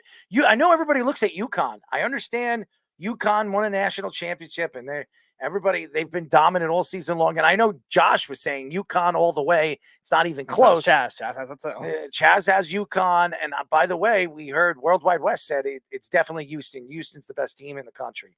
I don't trust Houston. And I know a lot of people don't trust Purdue because of what Purdue has done in the tournament year in and year out. We know what happened last year. So it's not going to happen this year. I think Purdue has the talent. I think they have the defense. I think they could shoot around the perimeter. They can get to the hole at will. And now I know everybody has their thoughts about, obviously, the certain players on this team and on this roster, but I think all in all, they've been the most consistent team in the country. So yeah, it's interesting because they have better guard play. Now it is a tough region for them. Yes. When it comes to when you look at Tennessee, when it looked at Creighton's a really good team too, and Texas I think is very underrated. That's why I think they're going all the way because if they get through those teams, they're going to get through Houston, which is the same logic that Villanova had when they won the national championship. That's why I picked against them that year, and I was wrong because I thought the region was a gauntlet. And they beat Alabama, they beat West Virginia, who was a good team that year, and I think you're going to see a lot of that same kind of thing. I think they did a better job of balancing out the regions. There's not like one obvious like super weak region, but I think that's definitely one that's I think the toughest of that group when it comes to the top five. And that's why I've been saying this for a long time, and that's why for 2 months I've been saying Purdue. Watch them. I watched them 3 times this year, and I thought Purdue and they played against the 3 times I watched them play. They played against ranked teams, and they pulverized them. So I know they lost against Wisconsin. I know this is what everybody keeps telling me. I had friends of mine that asked me, who do you have going to the national championship? And I said, Purdue. And they said, what are you on drugs? I probably am on drugs and whatever. I don't know what happened to Sean. By the way, what happened to that guy? What did he disappear off the face of the earth? I mean, he was hanging out in his car. He was smoking a little reefer. And I think our guest, he thought the guest was going to be on his side. That's what I think. I think. So now it's the great battle of Clayton Bush and Errol Marks versus Anthony Wright and Sean Smith. Listen, first of all, Anthony Wright was on my side on that one. He didn't think that Sean Smith could put up 500 pounds. I don't think Sean Smith could put up 500 pounds. If he could put up 500 pounds, the only thing he could put 500 pounds on is a box of Twinkies or something like that. Maybe if he can get a big box of Twinkies or maybe a big gallon of 500 pounds of ice cream, he might get hungry. Get that up in the air. I don't know. I don't believe he can get him 500 pounds. He'd have to show me that he can do that. And by the way, he said he can definitely beat me in a race. I would love. Okay, I'm just saying this, Sean. I love you, man. I am out of running shape. I was a cross-country runner. I was a track and field runner. I was an all-state runner. I am not the same. I'm anywhere close to the same shape I was when I was a kid. Okay, not even close. I'm not going to lie to you, and I'm not gonna believe your lies. But I'm not gonna lie to you. What I will tell you is there is not a chance in hell if I had one leg, you would beat me in a race. Okay. I don't care if you were an NFL player. I don't care if you ran a 40 and when you were playing at 4.8, 4.9. I don't care. I will tell you this. There's no way you're beating me in a 40. I'll put my whole life savings, my life on the line that you couldn't beat me in a race. Okay. I don't believe it. 336 pounds. There's not a chance in maybe if you were Aaron Donald. Okay. Maybe if you were Aaron Donald. Yeah. I mean, Yeah. But you, I don't believe it. I don't believe it. I'm sorry. I wouldn't trust Bobby Hart to beat you in a race at easily 360 No, pounds. I don't think I don't. Again, I haven't run track in years. Okay. I'm just being honest. I still can run, and I'm not going to be beaten by a 336-pound behemoth. Okay. Who's a year older than me, who probably eats more than I eat in friggin' he eats more in a day than I eat in a week. So I don't believe it. He'd have to prove me wrong on this. And if he does, I'll be shocked. Okay. So it's not going to happen. Speedy, how fast are you? I have no idea. Have you ever? I think I did something years ago. I was in the 5s. I don't remember. You ran in the 5s? I was 5.4 something, I think. 5.4? Yeah. It was a while ago. I remember Is that what people rate you when they're interested in dating you? 5.4? probably. 5.4. You don't give That might be yourself generous, but 5. You don't think you're sexy, do you? I mean, this You do look like a gorilla tonight. I don't know what's going on with your beard. I mean, you need to clean that up, but you do look, Speedy. I think you could, if we get you cleaned up, I think you'd be pretty sexy. well, yeah, that's the one issue, and then there's other ones. Well, but what's the never- other ones? never Well, mind. I want to hear No, the no, other no, ones. no. You're not a therapist. Nice try. I'm not doing this now. Come on, man. No. I want to hear it. Come on. No, Just give me no, one. no, Give me one. no. Give me one. Just No. one. Just give me one. All right, I'm generally awkward. That Don't you know that? by That now? doesn't generally awkward. Women love that. Women love awkward guys. So that's a plus for you. I'll give you a plus. That's my entire history. Yeah, okay. All right. So let's stay away from the awkward. Give me another one. I'm not doing this. Listen. I'm not I'm gonna doing be your this. therapist I'm not today. doing this. Listen. No. I want to dance. Don't dance around this. Don't dance around this. I'm open for this. No, you're not. We are open. I am not. I am your therapist. No, for you're tonight, not. Okay. No, you're not. We're here, No, you're not. ladies and gentlemen. Speedy Petey. He rates himself a 5.4, but for real, the women rate him a 9.1. Speedy, what is Out of 100? No, out of 10. 9.1 out of 10. You don't give yourself a 9.1? No. I mean, that beard. I mean, if we could just, maybe a man bun. Well, how about anybody think that Speedy would look good with a man bun? I think so too, man. Speedy, who are you I have typing? no idea. Who are you texting your mom? No, I'm giving Reno Johnny the password. Willy Whoppers? No, the password is not Willy Whoppers.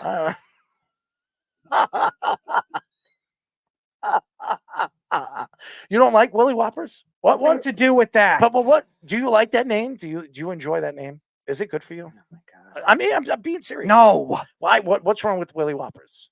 The context, and I'm not revealing. You know what's so that. funny? I was driving the other day, and I was telling the guy that he was training me, he was showing me around all over Rockville Center. So I told him, I said, some lady was walking her dog, okay, and I was like, what happens if we pull to the side of this lady, and I scream outside the window, and I tell her, yo, sexy, you look damn good, okay? So he didn't think I was going to do it. Okay, so we pull up to the side. Dude, we look like a bunch of perverts. Okay, could you imagine Speedy with his head out the window trying to reach out to a girl? Speedy, what would you say to a girl? Give me your first line. Give me your first line. If you I don't know. you saw a beautiful. What am I, a lady- stalker now? I'm some creep that has to put their No. head out of a window. I want you to stick it. No, I'm serious. If you saw a beautiful woman outside, she's walking her dog. What would you be? I could just look. I don't have to talk. I'm gonna shit myself. No. I want you. What would you say? Well, like really? I would probably communicate with the dog first, then ease into it. I don't know. I probably ease into something with the dog. Hey, with the dog. What would you say? I mean, if the dog is a nice dog, I might. If it walks up towards me, it might be. Your head's out the window of a car. Well, how's the dog walking up to you? You see a woman. I wouldn't stick my head in front of a window. First of all, That's where you're already mistaken. There's zero benefits of that. No, here's the thing. There's zero benefits. So of I'm going that. to tell you. Zero. So he dared me. So I pulled to the side and I said, "Hey." And she looked over there. She was looking at me. She was walking her dog, running, whatever the hell she was doing.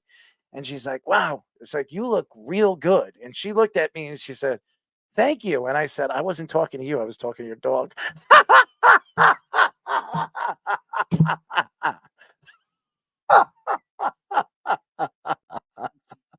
Speedy, you didn't think that was funny? I'm not surprised. Have you ever wheelbarrowed a dog? I have no idea. Have you ever grabbed the dog by the back of its legs and wheelbarrowed it? I don't know what that means. No, but did you ever grab I don't want to know what that means. But did you ever grab the dog by I have grabbed a dog by the back of its legs, yes. But Okay, did you lift it? Did you lift no, it? not from the back. No, Not from the back. Not from the front. no, because no, from the middle of his body. Middle of his body. Yeah, if you pull by the legs, sometimes like dogs with thinner legs, I don't want them to get any injuries. There are like no that. injuries. Yeah. So he doesn't want to hurt the dog. Yeah, no, I wouldn't He do just that. wanted to pleasure the dog. I have lifted my dog Okay. in Connecticut. My family. Did you pleasure him? Did you pleasure him? No, he doesn't like being lifted. He doesn't like being lifted. But He- you have a he's pleasure. not. He's not really. He doesn't really like the jump. He's more of a ground-oriented dog that likes to run fast at certain moments. But Does he like to run? Well, he doesn't like to run when he's licking your ass, right? clearly not.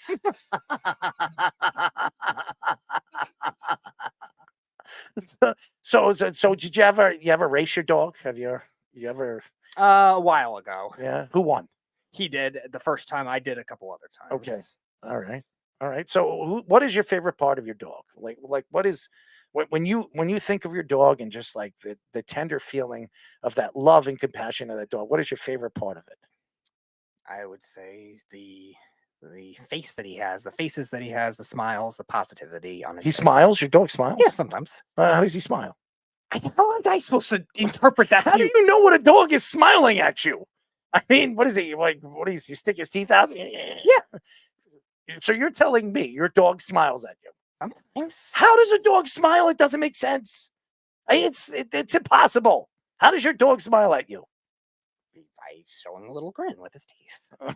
There's a difference between him and him playing. That's two different things. How does your dog smile? Does your dog smile at you when he licks your ass?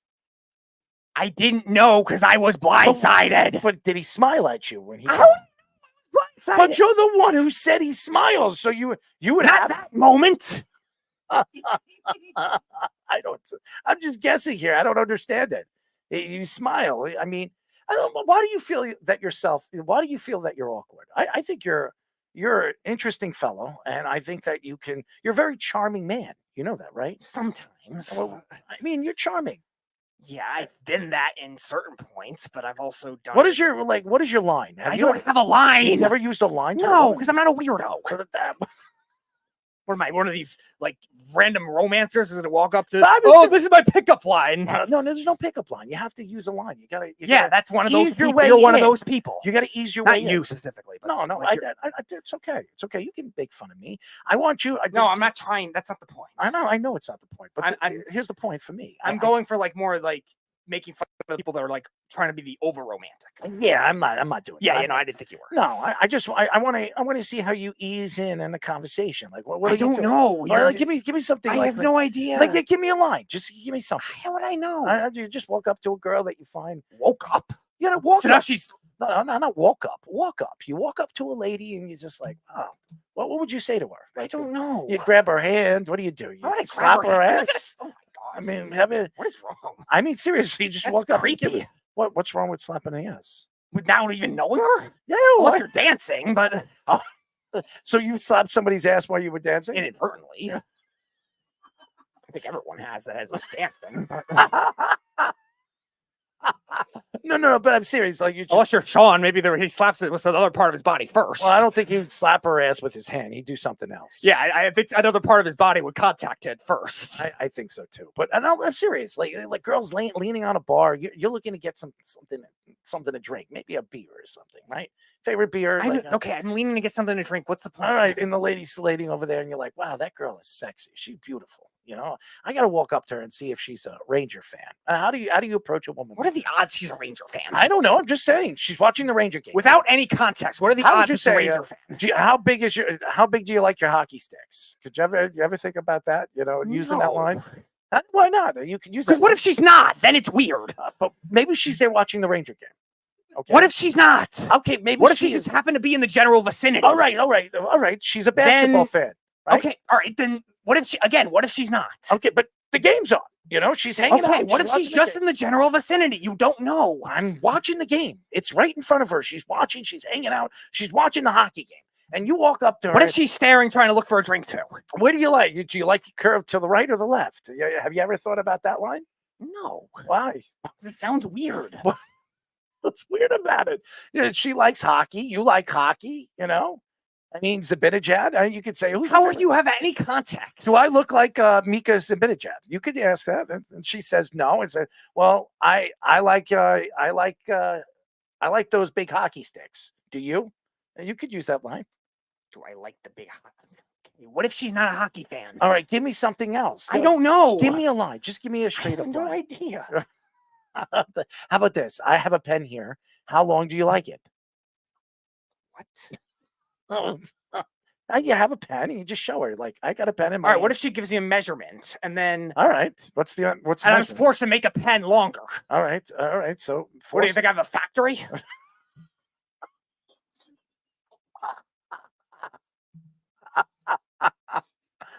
No, like what? But how do you approach a girl? Like, well, what do you I say? don't know. All right, give me a line that you've seen somebody do, and maybe you can kind of like maneuver it. I'm not the wingman. You're not the wingman. No. Are you the front guy? You're the front guy. No, I'm just in a group. You're in a group. Okay, so you're the back guy. You're the back peddler. Sure. You're in the back end. Sure. Okay. I don't. Yeah, I'm not the one to give these kind of advice. But I'm just asking you. I mean, I'm not. I've never. Have you ever barked in front of a girl? barked? Yeah, you just you start barking. No. You've never barked or panted, Panted? Panted. You never heard of a panted? I know what it means, but I know. No, you've never panted? No? No. How about breathe on a girl? Have you ever breathed on a girl? Probably. Yeah. Did you ever stand right behind her and just started kind of like Darth Vader? maybe? No, not like that. You've never done that before? No. No. Why? You think it would scare her? Yeah. I think a lot of people would be. So if a girl came right behind you and started panting on you, what would you say to her? I don't know. I mean, seriously, if you thought You're acting to predict the reaction. I'd listen. My reaction is, could you please lay off on me? I'd be like that. But if she was sexy, I'd be like, if you want, you could turn around and pan on me. What do you think? Maybe. Would you let a girl just jump into your arms if she was sexy? What? If a girl wanted to jump into your arms, I love you, Speedy. Oh, jump into your arms. I would hope I could catch her, but I don't know. You never catched a girl? No. Have you ever given a girl a piggyback ride? I don't think so. How about your dog? You ever give your dog a piggyback ride? No, because then the dog will start humping me. That experiment went horribly wrong.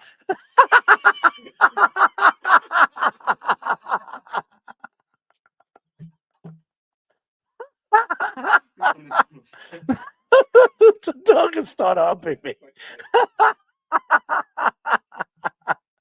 How's your dog like cats? You like He cats? actually is more friendly with them than you would think. He likes pussycats? In the little bits of experience he's had with them, yeah. Yeah. So he doesn't really like pussy. He said he's fine with it compared to most dogs. So he's okay with pussy. Yeah. Do you like pussycats? They're fine. Do you like the pussy? They're okay. Okay. They're okay. What do you like about them? They're not like wild cats. They're not going to be aggressive. They're wild animals. I mean, they're domesticated. But... What do you like? You like them shaved? What do you like them? You like them No, I'm not going to force any animal to shave it. No, I'm just saying. Do you like the shaved cats? Yes. No, I don't like Or you like shaved the stuff. you like the hairy stuff? You like the hairy cats? I would hope they have hair, yeah. I hope they have hair too. No, actually, they don't. But I mean, what do you like? You like them stripped? What do you like? What does that even mean? Like a strip. What? A strip pussy. Oh, like Yeah. a color you're Yeah, talking yeah, about? color, Yeah, yes. I wouldn't. What color do you like? I like black. I like orange. I figured. orange. So you like the ginger type? Yeah, for cats, yeah. Yeah, Not bad color. the ginger pussy, right? Sure. Yeah, nice line, straight, Sure. clean, cut. Sure. Have you ever eaten a cat before? No. You've never eaten a cat before? How do you know you've eaten a cat?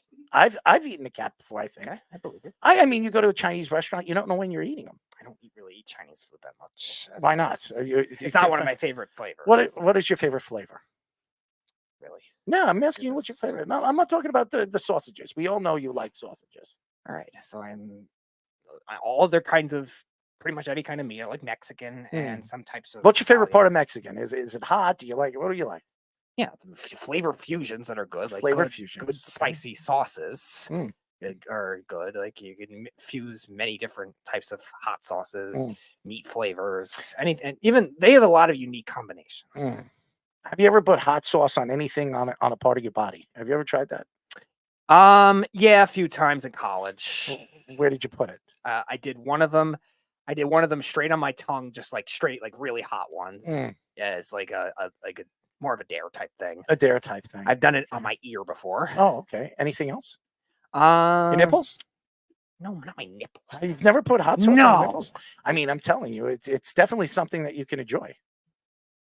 I'm not too much effort. Too much effort? I mean, all you got to do is drop the hot sauce on the nipples. Yeah, and then I have to like curl my head in an awkward position just to lick it off. No, you don't have to lick it off. You have somebody else lick it off for you. Yeah, okay. I don't want so much talk on my chest. Yeah. Why not? Why so? You wouldn't have a woman lick off that nice hot sauce off your nipples? No, Why? I don't need that. Is there a particular woman that you would love to just hang out with? Maybe. I don't know. Stop. don't know. Stop. I mean, don't just relax. Calm down. I'm just having a conversation. Me and you, we're a team here. You know. I'll tell you who I want to. Okay. Okay. How about Jennifer Lopez? You like Jennifer Lopez? No. You don't find her attractive? Not really. No, she's ugly, right? Yeah. How about Ben? If you had a choice between Ben Stiller, Ben Affleck, and Jennifer Lopez, where would you go? No, I'd still go jail there. Why? What's wrong with it? Do you want to meet Ben? I like the both as actors, but Which one do you want to meet? oh, wait, meet as an actor, probably Stiller. Stiller? Yeah. So you don't like Ben Affleck? He's He's stupid. fine. I have nothing wrong. I'm not against either one. Who do you think? If you had three of them stand right next to each other, who do you think everybody out of all three of them? Who do you think everybody would pick? J-Lo. Why? Really? I'm asking you why. Because of the appeal, The appeal of what? sexuality. Sexuality. Do you think she has a big ass? Probably. Have you ever looked at her ass? When would I even encountered her? I'm not talking about it. Did you ever see her dance? Have you ever seen her in the movies? Yes. Yes. What is your favorite part about her? I don't know. You've never seen that ass jiggle? You know? I've seen it before. I don't analyze it. I that way. analyze it. Everybody analyzes it. So you've never looked That's at what I'm saying. I'm weird. I'm not saying I'm in the majority. I'm just saying I'm weird. I'm more weirder than you, just so you know. Okay, I'm a little bit more weirder than you, but it's okay. I mean, we're all. I mean, what about you, Fish? I mean, are you weird? Are you a little- Oh, I would probably say so. I don't know if I'm weird in the same way you guys are, though. Yeah, I'm a little bit weirder than all of you. I think I'm a little bit more weirder than Speedy. But I don't know. If I seen Jennifer Lopez bounce her butt, I'd like to, take a couple of tags on that one. Don't you think, Speedy? Sure. How about you? I don't know, maybe. I mean, she's a legend. Well, we'll hold her down. We'll give you a What? Again, you're not putting like struggle situations. struggle situation. You're holding someone down Oh, with your upper body size that you claim is ahead of Justin Tuck's. Take that as a positive for once and a concern for holding down a woman. well, if she allows me to, would you enjoy it? Okay, enjoy. Would you like to watch me do that? I don't care. Do I believe you could do it. Why do you have that? I want you to know if I want to ask. Why do you need witness proof? Oh, you were going to say witness protection. Yeah, I was. I was waiting for you. I to know say- I was. Do you need a witness protection on that? No, you shouldn't. I shouldn't do what?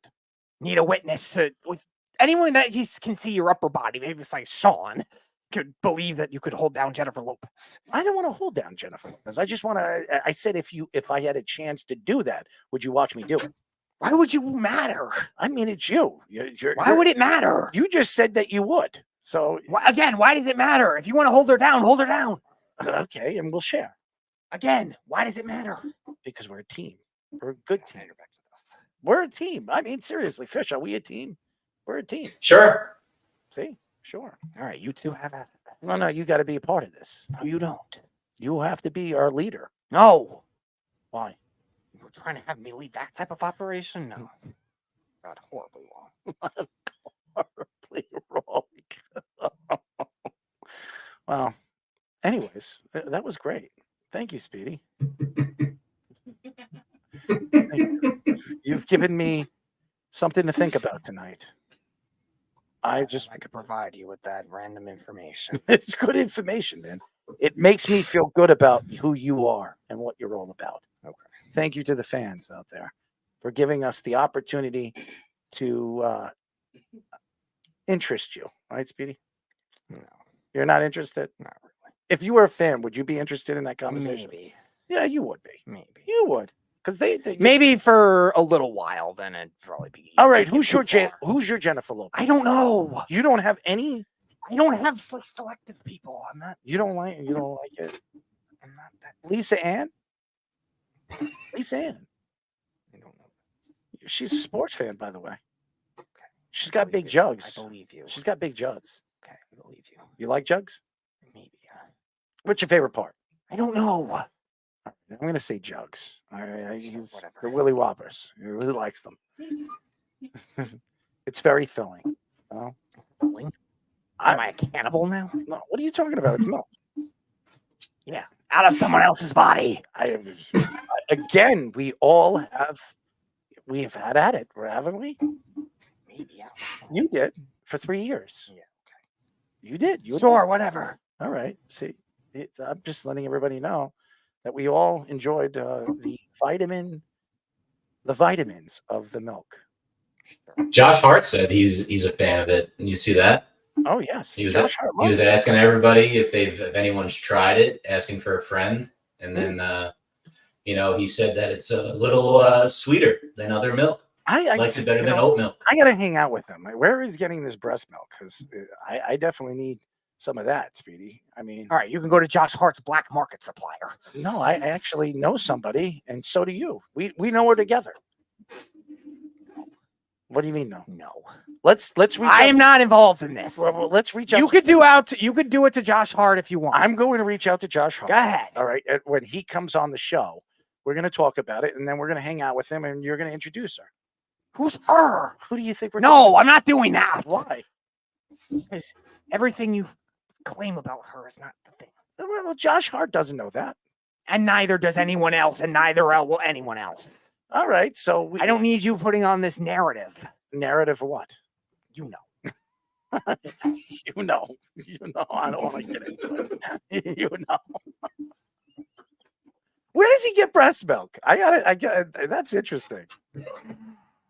His Could wife you go to the said store a and kid. pick some up? I mean, seriously. Somebody told me the other day, and she actually just had a child, and she says that she pumps her breast milk in these bottles. She's got like a whole load of these bottles, and I'm like to myself, do you know how much breast milk costs? And I was like, no. She's like, I can sell a bottle for like $150. I was like, $150 for a bottle of breast milk? I was like, give me some of that. I got to share some with Speedy. Speedy, you wouldn't drink some of that breast milk? You would. It's vitamins, man. You act like I'm like that. Like I also heard breast milk is good for like burns. So if you ever got burnt, would you pour breast milk on your body? I don't know. It wouldn't be my first instinct, but What would you do? What would be your? if I got burned, I would probably do something in like ice or something. I don't know. You would jump into ice, Like an ice bath. an ice bath with. If I got burned, What the fuck? I'm not going to say it. I was about to say it, but what the hell? see, Fish, this is what I'm talking about. Second grade science. One's cold, one's hot. It's called aloe. That's what you would Aloe. use. Yeah. You've never heard of aloe? I have. Isn't that some kind of like substance? It is a substance. Have you ever When put you it get on your balls sunburned. before? No. You should try that. Of course you think. I'm being serious. Have you ever put aloe on your balls? No. You should try it. It's a good feeling. It's a great feeling. I'm Don't just put saying- icy hot there though. No, that's- don't. that's a don't- problem. Don't you dare put icy hot on those balls. You ever like do that like by your legs, then you sweat and it got there? It's the worst feeling of all time. Oh my It's God! happened Could a you couple imagine times. putting icy hot on your balls? Oh shoot! Speedy, you want to see me do it right now? No, I'm on. I don't want to see it. I have icy hot here. I don't want to see it anywhere. Who wants to see me put icy hot on my balls? I think I could do it. It's going to be painful. I might have to jump in the shower. Speedy, you want to see me do it? No. Why? I have no interest in watching you be. I'm not going to show you when I put the icy hot on my balls. I'm going to take some. I'm going to put it on my hands, and I'm going to rub my balls. You don't want to see it? No, I don't want to see it. Why? I have no interest in watching people rub. How their long balls. do you think I could keep icy hot? I on my believe balls? you can. But how long? I don't know. I have no context. I never used the thing.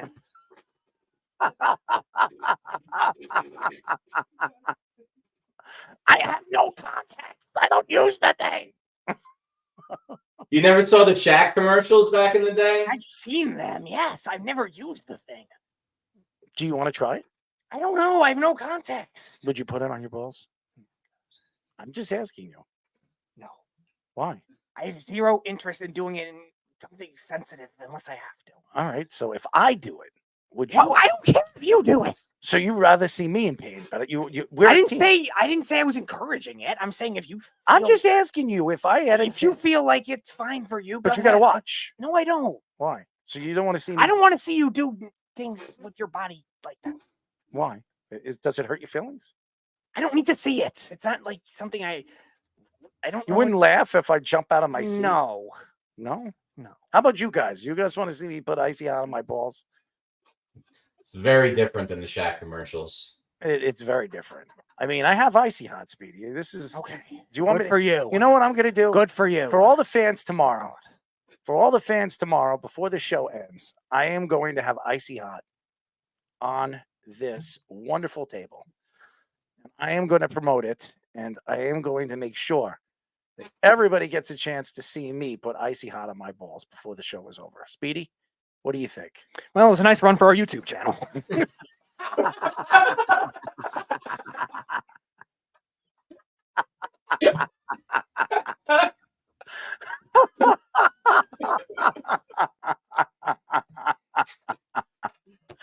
Well, that was good, but I'm being serious. I mean, anybody that so how long do you think I could keep it on before I go crazy? What do you guys think? What do you have? A minute. All right. So Scoops has a minute. Fish, what do you got? I'll give you 5. It's gonna 5 be minutes? icy first. It'll be icy first, and it won't be so bad. Then it'll be hot. Okay, so I've you read got the 5 thought. minutes. So you got a minute. You got 5 minutes. Speed, what do you got? 3 minutes and 18 seconds. 3 minutes. Very precise. 3 minutes and 18 seconds. I'm going to say, all right, so I think with all the pain and all the agony before I have to jump in the shower before the show ends, I am going to be able to keep it on for at least 15 minutes. What do you guys think? 15 minutes. What do you guys think? It's gonna be a tough 10 minutes. I mean, this is a dare, Speedy. I mean, Good luck. I said good luck. So tomorrow on our show, I am going to put icy hot on my balls. The last 15 minutes of the show, the last 20 minutes of the show, I am going to try to last. I am going to be sitting in this seat 15 minutes while this icy hot is like really burning my ball sack. What do you think, Speedy? You think this will be fun? You think people will enjoy it? I doubt it. Why? Well, what's wrong with that? I mean, they'll enjoy it. I don't know how much you'll enjoy it. Like Fish was I saying, think- it'll probably get painful. Oh, it's going to be painful. There's no question that I'm going to be pain. But in the end, if I can last for 15 minutes, I'm the champion, right? I'm the champion. Right. All right, go submit that to the competition of who can put icy hot on their balls the longest. There we go. Maybe you'll get money from Guinness World Records. Oh, that's good. Can we look that up on Guinness Book of World Record? How long you can keep icy hot on your balls? I mean, that I would be breaking records. I could do it on national radio here. What's the number here? I think this would be great. I think this is something that we could break a record, Speedy. No, really not put we, us- you. We're, You. we're a team. You. So You. if I do it, You. we all. You. What are you saying? You listen. If you want to see that TV show, it's on Netflix. All right, you can go watch you. All right. I don't care. There it is. He went from you to I don't care. I don't see it. Oh, so I would be the first. Keep it on for a second. It will be a record. I would break a record. You would. Wow. we can be breaking records on this show. Yeah, you guys got to tune in tomorrow night on YouTube. You know, if you're just listening, you got to see this. This is going to be must see. I am going to keep icy hot on my balls for 15 minutes. Ladies and gentlemen, I am going to be breaking records that won't be broken on this show. Icy hot on these genitals. So there you go. It's going to be the first. A first time for everything, Speedy. We should reach out to the Guinness Book of World Records. I don't think It's all you. no, we. No. We. We're I a am not team. involved in We're a this. team. I am not involved in this. The sports loudmouth. No. and Errol S- Marks. And Speedy. Errol Marks. And Speedy. Errol Joseph Marks. Listen to me. Give me my name. What are you throwing me a curveball? Anyways, ladies and gentlemen, tomorrow on radio and on YouTube, the great Errol Marks and Speedy, as a No. teammate, No. he will be watching No. as I will be undergoing the burning sensation of icy hot on my genitals. So, ladies and gentlemen, if you want to see me in excruciating pain, you must watch. I have to get the shower ready because these things need to be washed after this. I mean, this is going to be really hurting, but it's going to be great, Speedy. I hope you're ready for this. Enjoy your dare. It's not a dare. This is No, you're right. It's you self-inflicted it. That's right. I am breaking records here. I am going to be the record breaker, breaking icy hot ball sack. I mean, this is something that nobody's ever going to break. Even you, Speedy. I'm not going to try it. Well, you can't even see your balls. I don't care. I'm not going to try it. All right. You can hold the record as long as you can before some weirdo on TikTok probably tries to do it. This is great, and we're gonna have it, and I'm gonna rub it. You're not gonna see it. I'm not gonna show you my balls, but everybody's gonna see. I'm gonna have the hand. I'm gonna have the icy hot. I'm gonna stick it in my pants, and I'm gonna rub my balls. Okay, it's gonna be a sensation that we'll never forget. And boy, oh boy, I'm gonna be in a lot of pain, but I'm gonna sit here for 15 minutes and finish the show. It is going to be must watch, ladies and gentlemen. So stay tuned. Anyways. It was a great show, Speedy. What happened to Sean Smith? Who knows? Do you think Sean Smith would do it? Probably. I don't think he would ever do it. I don't think he has the balls. He would say he does. there. You see, he's good. He's good. It sounds like a locker room prank that he may have seen or done one time, though. Probably. That's what I'm thinking, maybe. Probably. But it's okay. Sean Smith don't have to do it. But if you want to see me in pain, and I'm sure Jeff would, or anybody, Jeff's waiting for this moment. I'm going to get a batch of icy hot. As a matter of fact, hold on. Let me see. Oh, just stay here for a second. I have it. Hold on. At this rate, if Jeff does, if Jeff does have to endure that, we really have to make him eat dog crap at this point because he got off of that very, very easily. Fish, that was before you came in, but Jeff had to eat dog crap after Aaron Rodgers and Derek Carr. Like one of them was not going to go to the Jets. That was his thinking because obviously the Raiders were in rumors and other teams for Aaron Rodgers at the time. And that sounds like a bet Jeff would make. Yeah, so he said he'd be willing to eat dog crap. So if Errol does this, maybe we have to force Jeff to eat dog crap again. All right. All right, it's back. All right, ladies and gentlemen. Icy hot cream, baby. It's right here. It's wonderful. It's going to be burning the hell out of it. It's good for arthritis. Oh, hold on. Body aches, back aches, leg cramps, and sore genitals. All right. Extra strength, too. This is going to be interesting. Let's see. All right, Speedy, what do you think? Let's open his box for a second. Hold on. There it is. Icy hot. And it was used a little bit. Speedy, did you use this? You never tried this? No. You want to try to put it on your mustache? No. How about your nose? No. Your ass? Your dog genitals? I wonder how your dog. I'm not putting it on my dog. Would you lick it off your dog? No. Okay, I'm just asking. So, ladies and gentlemen, I have icy hot right here. I'm not going to do it tonight. I'm going to be ready and able, and I'm going to break a Guinness Book of World Record, which is the second. It'll be 15 minutes. I am going to keep this on my genitals as long as I possibly can before the show ends. Speedy, do you think I'm going to be able to keep it on for 15 minutes? No. So, Speedy, there's no chance in hell, Speedy. How about you, Fish? 15 minutes? You know, I believe in you. All right. So I got one vote. How about you, Scoops? Not a chance in hell. He says 15 minutes, man. This stuff is, This is an interesting creation, let me tell you. But I'm going to tell you this right now. We will record it. It will be on live radio tomorrow on the Sports Loudmouth as Errol Marks at 9:45 on the button tomorrow will experience the hot sensation on his genitals of Icy Hot. So stay tuned for that.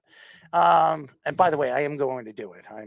I do not walk away from a dare. So I will do it on national and live radio. I don't know what it's going to feel like, but if you want to know, you'll get a chance to know tomorrow. It is going to hurt. And I am going to sit there as long as I possibly can for 15 minutes and take the abuse. And Speedy, you're going to get the chance right in front to witness a great, powerful, record-breaking opportunity. We're going to do it on national radio, and then we're going to send it to the Guinness Book of World Records. We might as well, right? Nobody's done it before. It's never been done before. I don't think anybody has the balls to put Icy Hot on their nutsack.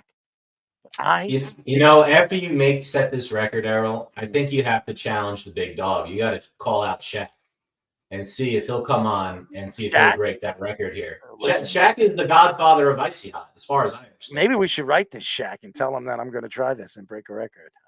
I don't think Shaq would ever do this, by the way. But I don't think anybody crazy enough would do that. But Speedy, I'm doing this for Speedy. This is something. No, you're doing this for you. No, I'm doing this for you. No, you're not. We're breaking records here. You are breaking a record. We are breaking a record. I'm doing it, but you're doing it. You on national radio. We. You know what comes from me goes to you. No, that's like saying that Max Scherzer deserves credit for the Rangers winning a World Series. He does. No, he doesn't. He showed didn't up. play. He showed up, and if you show up, you No. get credit for it. No, you So don't. you get a ring too. No, you don't. So if I get a record, you get the record with me. So You don't have to do it. Congratulations to Carson Wentz on winning the Eagles a Super Bowl. Yeah, You don't okay. have to do it. I have to put this wonderful cream on my genitals. Yeah, and you get credit. We all get No, credit. you get credit. We as a group on No. national radio. Who is ever going to put Icy Hot cream on their genitals? I am. I'm going to do Yes, it. you. Yes, but we are together No. on national radio. This is great, Speedy. Look, we're both wearing Knick hats. That's wonderful, right?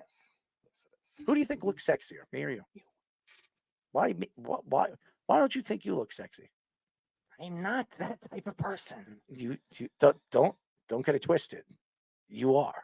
You just got to believe it. And I'm going to prove it tomorrow. No, you're not. I am not involved in this. If I could keep this on my genitals for 15 minutes, Speedy is going to go out tomorrow and he's going to pick up and use a pickup line to get a girl. No, I'm not.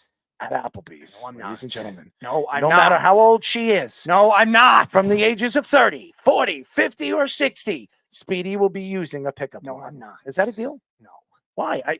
The chances of me lasting with this on my genitals. I'd rather vote for you to do it than not do that. I'd rather vote for you. You're that awkward, huh? Yes. I'm going to help you out. No, you're not. I'm going to do No, that you're for you. not. I'm going to do No, you're not. that. I'm going to keep this on all night. How about that? What do you think? Do you think I can keep this on for an hour? I don't know. If I do that, would you talk to a girl? No. So no matter what I do, It's not going to be because I told you, not because of outside influence. I'm trying here, ladies and gentlemen. Anyways, ladies and gentlemen, I would apologize to Speedy, but I'm not. But tomorrow on national radio, this man, yes, you're looking at him. Ears looking at you, kid. No Sean Smith, no problem. I have my friend, Mr. Icy Hot, right in my hands, and he will be on my genitals. So tomorrow night at 9:45, well, close to 9:40. I'll say 9:44. It's 9:44:30. So like 30 seconds before 9:45 comes through. These will be on my nuts. So be ready for it. And I will break a record, ladies and gentlemen. It will be a record-breaking day. And by the way, I'm not going to lie. So I'm going to be here. I'm going to stand up. I'm going to put a load of this shit on my hands. Okay. It's going to be a load of this. I'll pour the whole damn thing in my hands. And I'm going to stick my hands in my pants and I'm going to rub them. And now everybody's going to see the wonderful feeling of Icy Hot. And Speedy, we're going to do it together. Ladies and gentlemen, thank you to Clayton Bush, Illinois safety and NFL draft prospect, for joining us. He was fantastic, by the way, and he was on my side. So I think we scared Sean away. I think he was really upset. I want to apologize to Sean if I butt hurted him, and if he does, I got some icy on. I'll help you out. Anyways, thank you to everybody that tuned in to our show tonight. We'll be back tomorrow. Who do we have on the show tomorrow? So at 8 o'clock, we have Xavier Woods. He's a safety for the Carolina Panthers, previously played with the Dallas Cowboys. You think he put icy hot on his genitals? You could ask him. I don't know. Okay. But So he might have to watch this. coincidentally, he is current teammates with a guest we had on a couple weeks ago, Chris Wormley, and he was a previous teammate with Dallas with our friend Tyrone Crawford. Oh, So how wonderful. kind of ironic. So he'll be on at 8 o'clock, and then 9:30, returning to the show, I believe for the third time, is our friend Mr. Jeremy Mincy. Will be coming back on, former Jags, Broncos, and Cowboys defensive lineman, now working in the film production. Jeremy Mincy. Now that guy would put icy hot on his genitals. I think he would. Again, you can ask him. I think we could do it together. I'm not involved in this. Well, I'm going to tell him. He's going to watch. This is must watch. Okay. I'm breaking well, records tomorrow with icy hot. It's going to be great. Anyways, we better not scare him away like you scared away Sean. listen. I didn't scare away anybody. I mean, all I said is you look like Harry from Harry and Anderson, and he jumped off. I mean, what else did I say? Did I hurt his feelings? Did he get butt hurt? I mean, would you get butt hurt? I mean, he's the one who called me Jersey Shore. True. I mean, I didn't say anything to him. True to that. He's trying to put me down, and then our guest took my side. I mean, he thought because he was an ex-NFL player, he was going to take his side. He took my side. I love when our guests do that. It makes me feel good. It makes me feel loved. I feel good, Speedy. There you go. I feel even more loved when I get this icy on my genitals. Okay. I'm just telling you. Anyways, thank you to all the fans for tuning in. We will be back tomorrow. Good night. You're listening to the Worldwide